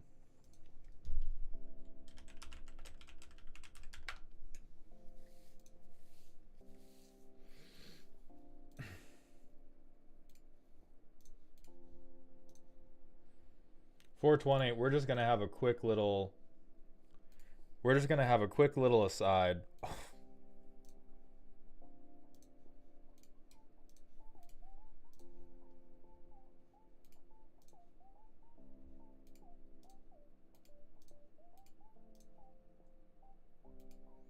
This might take a minute.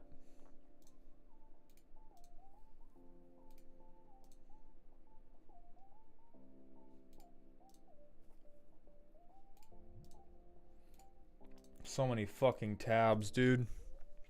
We might have to do a different, we're gonna have to do a different stream for this. Oh, stop. Annie! Stalker, they got you. Report to prison, please. Report to prison, please and thank you. No Gragas? Correct, no Gragas.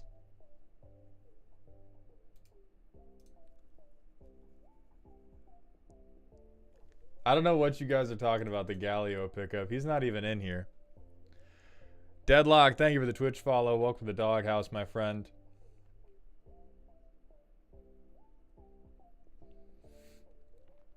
I think this is something that requires a more in-depth review given how many league champions there are and how down bad the art department is in general. My instinctive reaction was a mix between Akali and Aurora, because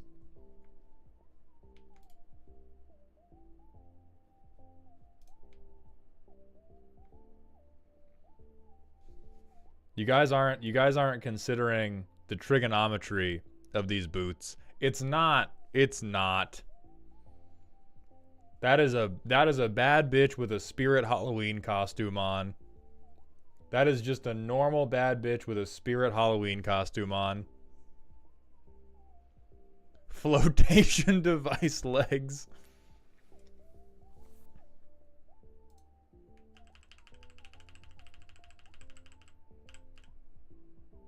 I subscribe to Thighdology.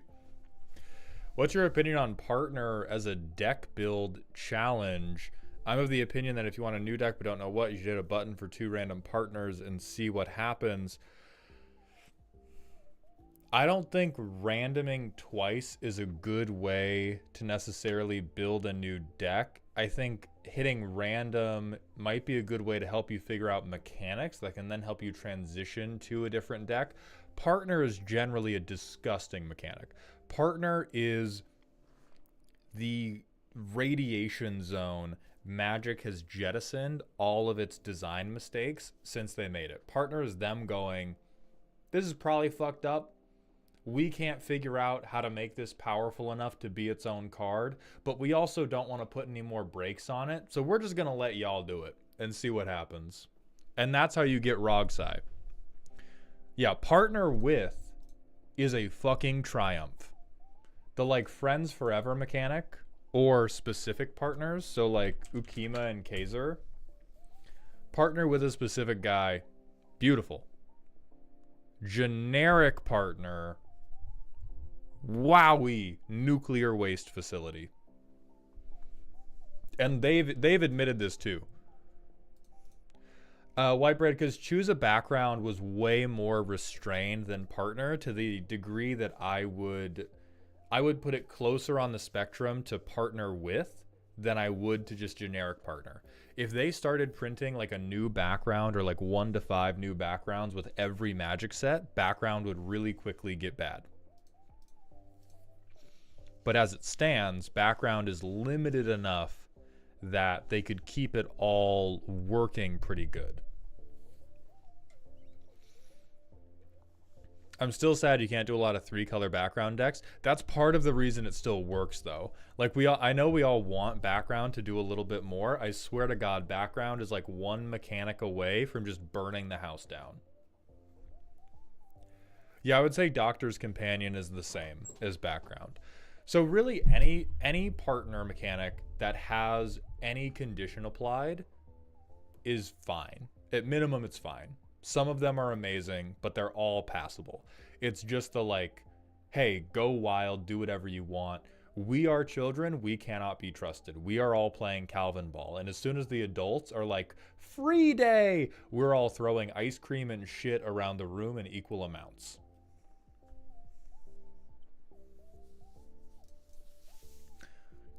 So now with that, and our pre-rolls off, it's time for 420 Templar's Spooky Deck.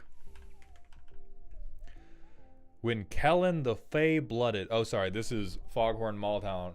Foghorn Maldhound. So, I said. When Kellen the Flay-Blooded... Jesus. When Kellen the Fey-Blooded was first revealed, I knew that I wanted to make a skull clamp in the command zone deck, but didn't really see any convincing reasons to build it. With the release of Foundations, Wizards gave what I believe to be a really good reason to be a dedicated skull clamp deck. First of all, before we even look at this list, fuck you immediately for putting skull clamp in your command zone. I don't know how you did it because I do not fuck with Kellen. But however you did it, know that you will be punished. Tell me about the rabbits, Kellen. What is going to happen here? What is going to happen? Get out of here. Oh, you motherfucker. Oh, you. Oh, shook 'em butt. All right. So we've got an extinction level event occurring today, folks. So we have 23 Heir Apparents, which means we are going to flood the board with rabbits. How do we get this? For 2 mana, we get to tutor an equipment card. So our command zone, we fetch the Elon Musk Neuralink, and then we speed run all of the Neuralink animal testing. And Benui, I can't even do that in the voice. You couldn't even spell it right. Benui value, Caretaker's talent. The fact that you even put a card that said Caretaker in the Bunny Genocide deck is a flavor fail, and I will not hear otherwise. Delny, fuck you. Enduring Innocence, sure. You needed what? You need to draw more cards, you piece of shit? What happened? Did they shoot Skull Clamp and you didn't use any of the 18 goddamn ways in Oberos to bring it back? When rabbits enter, get +1/+0.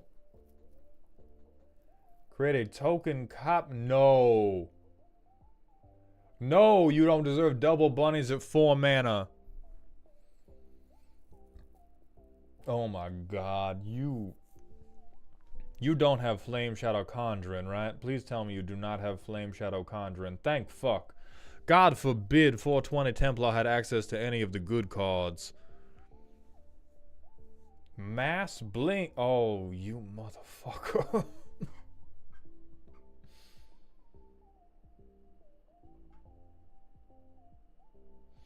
I didn't even know you can edit costs like this, and I cannot find fault with a single one. Where are the token doublers? They don't fucking need one. They have another bunny.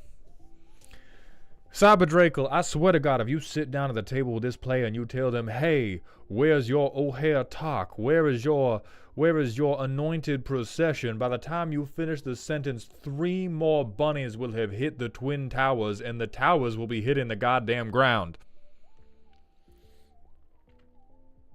34 lands, fuck you. You only need 2. Who cares? Still Soul Ring. You know you didn't need this. You know you didn't need this, and you put this in just to upset me. Just to get me... I'm sending my next medical bill to you. I am...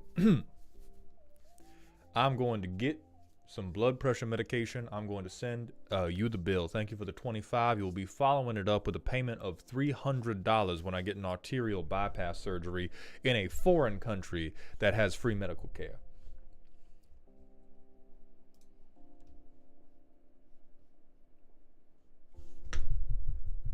Yeah, this fucking works, I guess. Fuck you.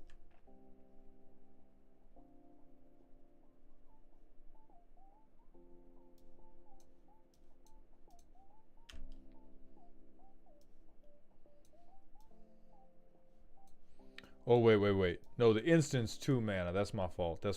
I missed that I thought the tutoring part was 3 mana. I thought the deck even pretended to be fair. So turn 3, Heir Apparent. We'll put it on the hair in case somebody shoots it. Turn 4, Heir Apparent. Me when I make a rabbit. Me when I immediately kill this fucking rabbit for two cards.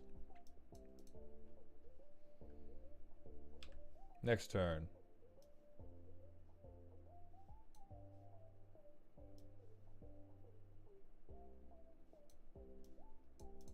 Me when I surveil. Fuck this land.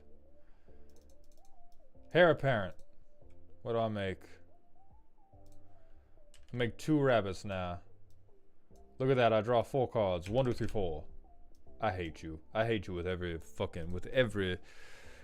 fiber of my being. I hate you so much. So we will get rid of the tap land.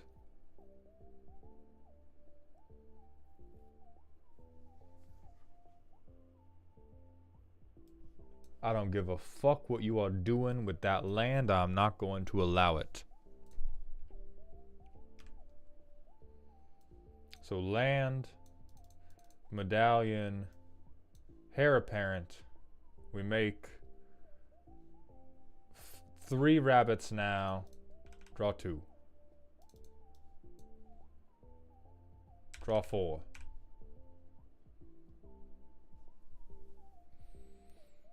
I never thought I would say this, but you seem a little bit low on Heir Apparents, my friend.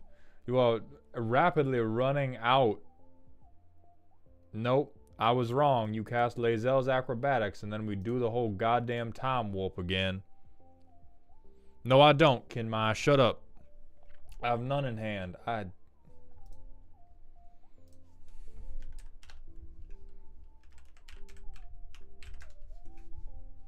This is now a Necromentia stream. This is now a stream where we talk about how much I love the card Necromentia. Additionally, how much I love the card Surgical Extraction, and how even though they will only pay off in 1% of your Commander games, it will be worth it 100% of the time. That is true that Crab is giggling at you in their sleep, because I do think 23 is hilariously a little bit low. Although we are keeping a lot of interaction. I love Holy Hand Grenade. I love Holy Hand Grenade as a tag. Shared Animosity is good. Very real of you to keep Kathar's Crusade out of this deck to spare yourself even more math.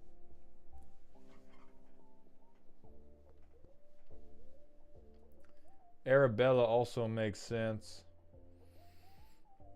What the fuck is pin collection in here for? When pin collection ETBs, put an ability sticker with ticket cost X or less on it without paying that sticker's ticket cost. Equipped ability to get +1/+1 in all abilities of all sticker. Be honest, you did this just to make people mad. Be honest, alright? I believe the heir apparent. I believe the heir apparent bit. I even believe the skull clamp in the command zone bit. Card draws, very good. Card draws very strong. You have to be running stickers just to make people angry with you. Yes, god damn it.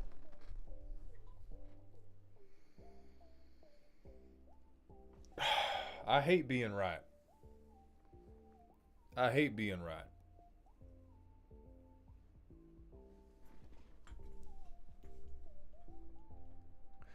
I think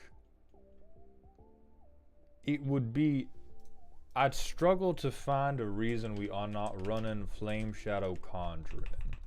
Perhaps I'm misremembering the text of the card. Yeah, one red we get a token copy of any of our little rabbits. I feel like that has to be worth it. What are the things that we competing with at 4 mana? Pinnacle Monk? Go fuck yourself.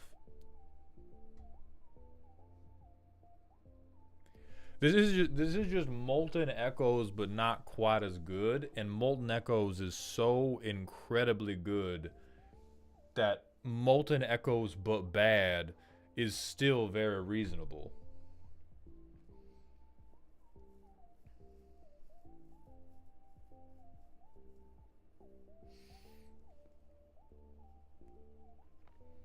Dusk Dawn, very good here.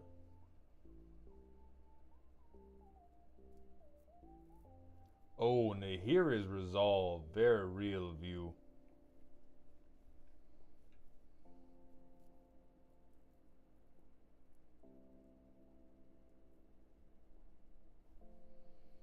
Like, I think it's probably better than Springleaf Drum. I cannot imagine that Springleaf Drum has saved you in so many situations other than getting another instance of a fucking rabbit. What's up, Deaf Cat? Everybody say hello to my producer for the 13th month, over a year together, my friend. Welcome back to the dog home. Deaf Cat, unfortunately, this is barely jank. Like, this is... you're gonna miss lands, and I'm gonna get to Vine... Never mind, we have fucking Marsh Flats. I hate you. I hate you, you dumb son of a bitch. We're gonna play one Heir Apparent. Fuck Pinnacle Monk. So we're gonna go get Skull Clamp. You goddamn so-and-so. We're gonna play Skull Clamp. There. I've executed my game-winning combo, you piece of shit. So now Heir Apparent would make 1 rabbit. I draw 2. We used 3 mana to do this.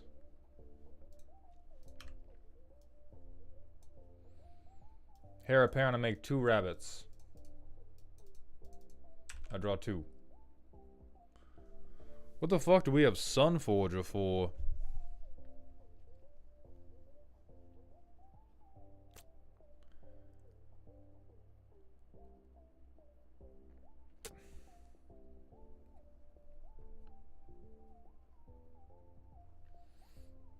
Then I think we do Semester's End. Oh no, we can't even pay for this yet. We can hold up Clever Concealment, I guess. Maybe we have to conceal things cleverly. Okay, so now we do Arabella. And now we do this. And then we bring them all back. And they all see 2 enter, so up to 6 rabbits. And then on our next turn, this is free. And the best thing we can do is swing with Arabella and just shit a ton. We're looking like tutorial boss territory for sure. Like, I think you'll definitely This is again teaching you about the importance of having a sweeper, or teaching you about just how shitty your friends will be to you. Because this is for sure, I'm going to play 1 to 2 rabbits every turn, and if you cannot keep up with me making as many creatures as turns it has been in this card game, you are going to die. But anybody that's comboing, or anybody that simply has a flying creature, is going to fold us in half like the cheap suit we are. Oh, true, this is probably the only approach deck I've seen that makes a lick of goddamn sense, but it doesn't have the land count to do it. I think right now it's committed all of his gasoline into having the rabbits translate to damage, and we don't have the space to try to commit all these rabbits to becoming damage and have the space for all these rabbits to have the lands to ever fucking cast Approach of the Second Sun. No, the deck does not have Thrum and Stone, and its rock cannot thrum because we only have 23. Like, we are really awkwardly low on Heir Apparents, even though we have 40 creatures, because we have so many things. We have so many things that aren't Heir Apparents. Like, I think Rumor Gatherer and Harvest Rite are definitely doing nothing for you. Rumor Gatherer and Harvest Rite are what you put in this deck if you are drafting this deck at a convention. And you're like, I've only pulled 23 copies of Heir Apparent. What else can I do? I also am not sure I believe in Pin Collection or Sunforger. I'm not sure what our aim is. This deck is praying that it draws a white Crater Hoof that's not in the deck. I mean, I guess we could get... Are we getting another... No, because we cast for free, so the X spells we kind of get shit on. Actually, I'll accept Sunforger because it's good enough to at least get you the Mass Blink Exile, which is a little bit tricky. But holy fuck, are you like the world's worst stage magician? It's just all rabbits. And it's not even rabbits in hats. It's just 8 million rabbits. Boom, they're dead. Boom, I've killed rabbits. Pin Collection is non-negotiable. It's too funny. What's funny about it? What does it do that's funny? Other than you pull out a sticker sheet and everybody else removes your number from the contact list.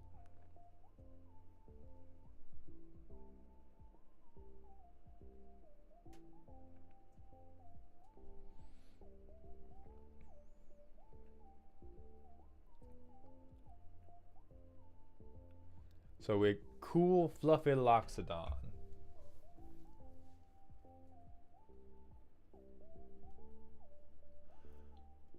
Okay, Eternal Acrobat Toast for 2. Flickering something on combat damage seems reasonable.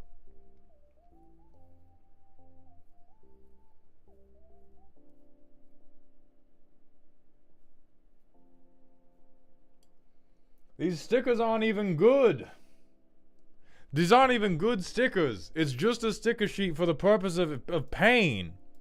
We need our pain to align with our own goals. That is what enables us to be a supervillain. Otherwise, we're just annoying.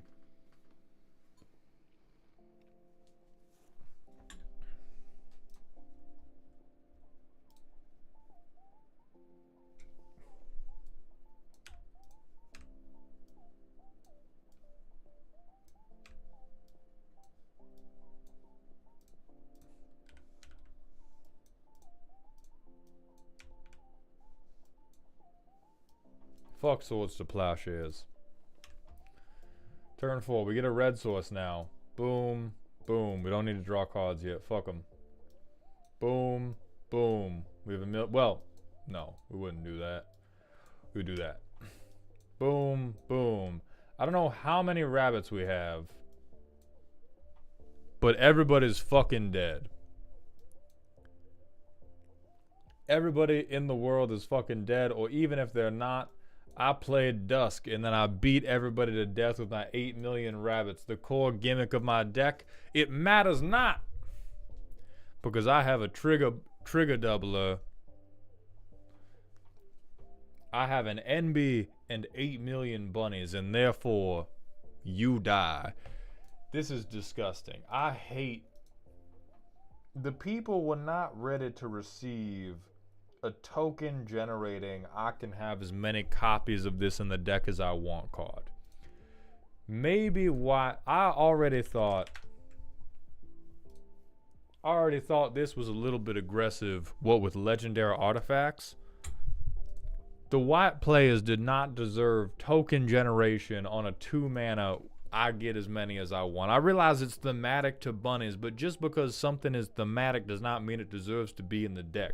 Having like Urza and Static Orb is thematic to me disliking you and wanting you to suffer. That does not mean I bring it to every goddamn commander table.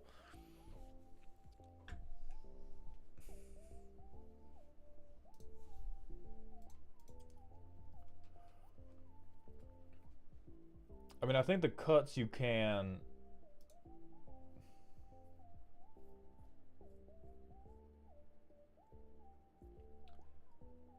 The cuts you can 100% make are fucking a Johnny. I have no idea why we care about cats in the middle of caring about rabbits. Harvest Ride Host and Rumor Gatherer.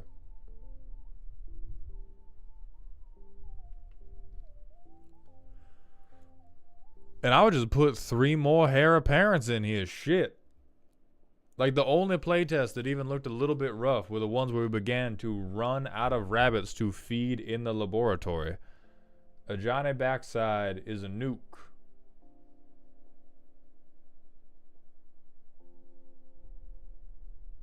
Oh, if you control a red permanent other than the Johnny, damage equal to creatures you control to any target. Oh, okay, okay. Yeah. Alright.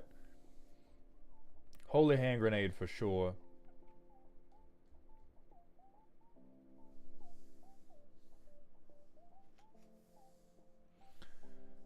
Could you cut Bureau Headmaster? All he does is turn Skull Clamps 1 to 0s most of the time. I think that's worth it is the thing. I think 2 mana I get to activate Skull Clamp infinitely is worth it over a Heir Apparent.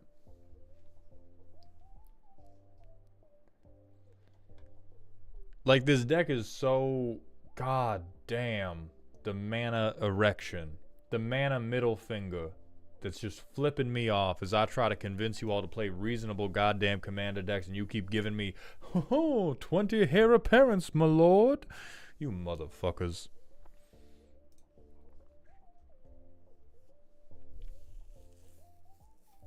I hate you. I hope you get hit with, not even Wrath of God, Anger of the Gods. I pray that you are struck with this every single commander game until the day you retire.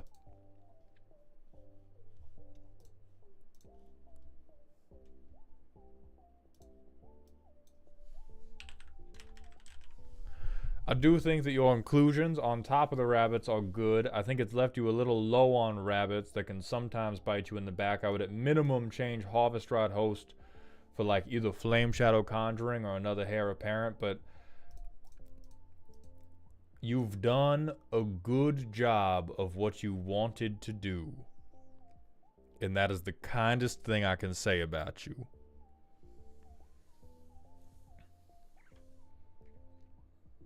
And I cannot wait. I cannot wait for the day you are Rakdos Charmed. And that is going to be it for today's stream. We are going to be back tomorrow, either playing World of Warcraft or League of Legends. It's going to be a variety stream day, but I hope to see you all there. We're going to find someone to raid.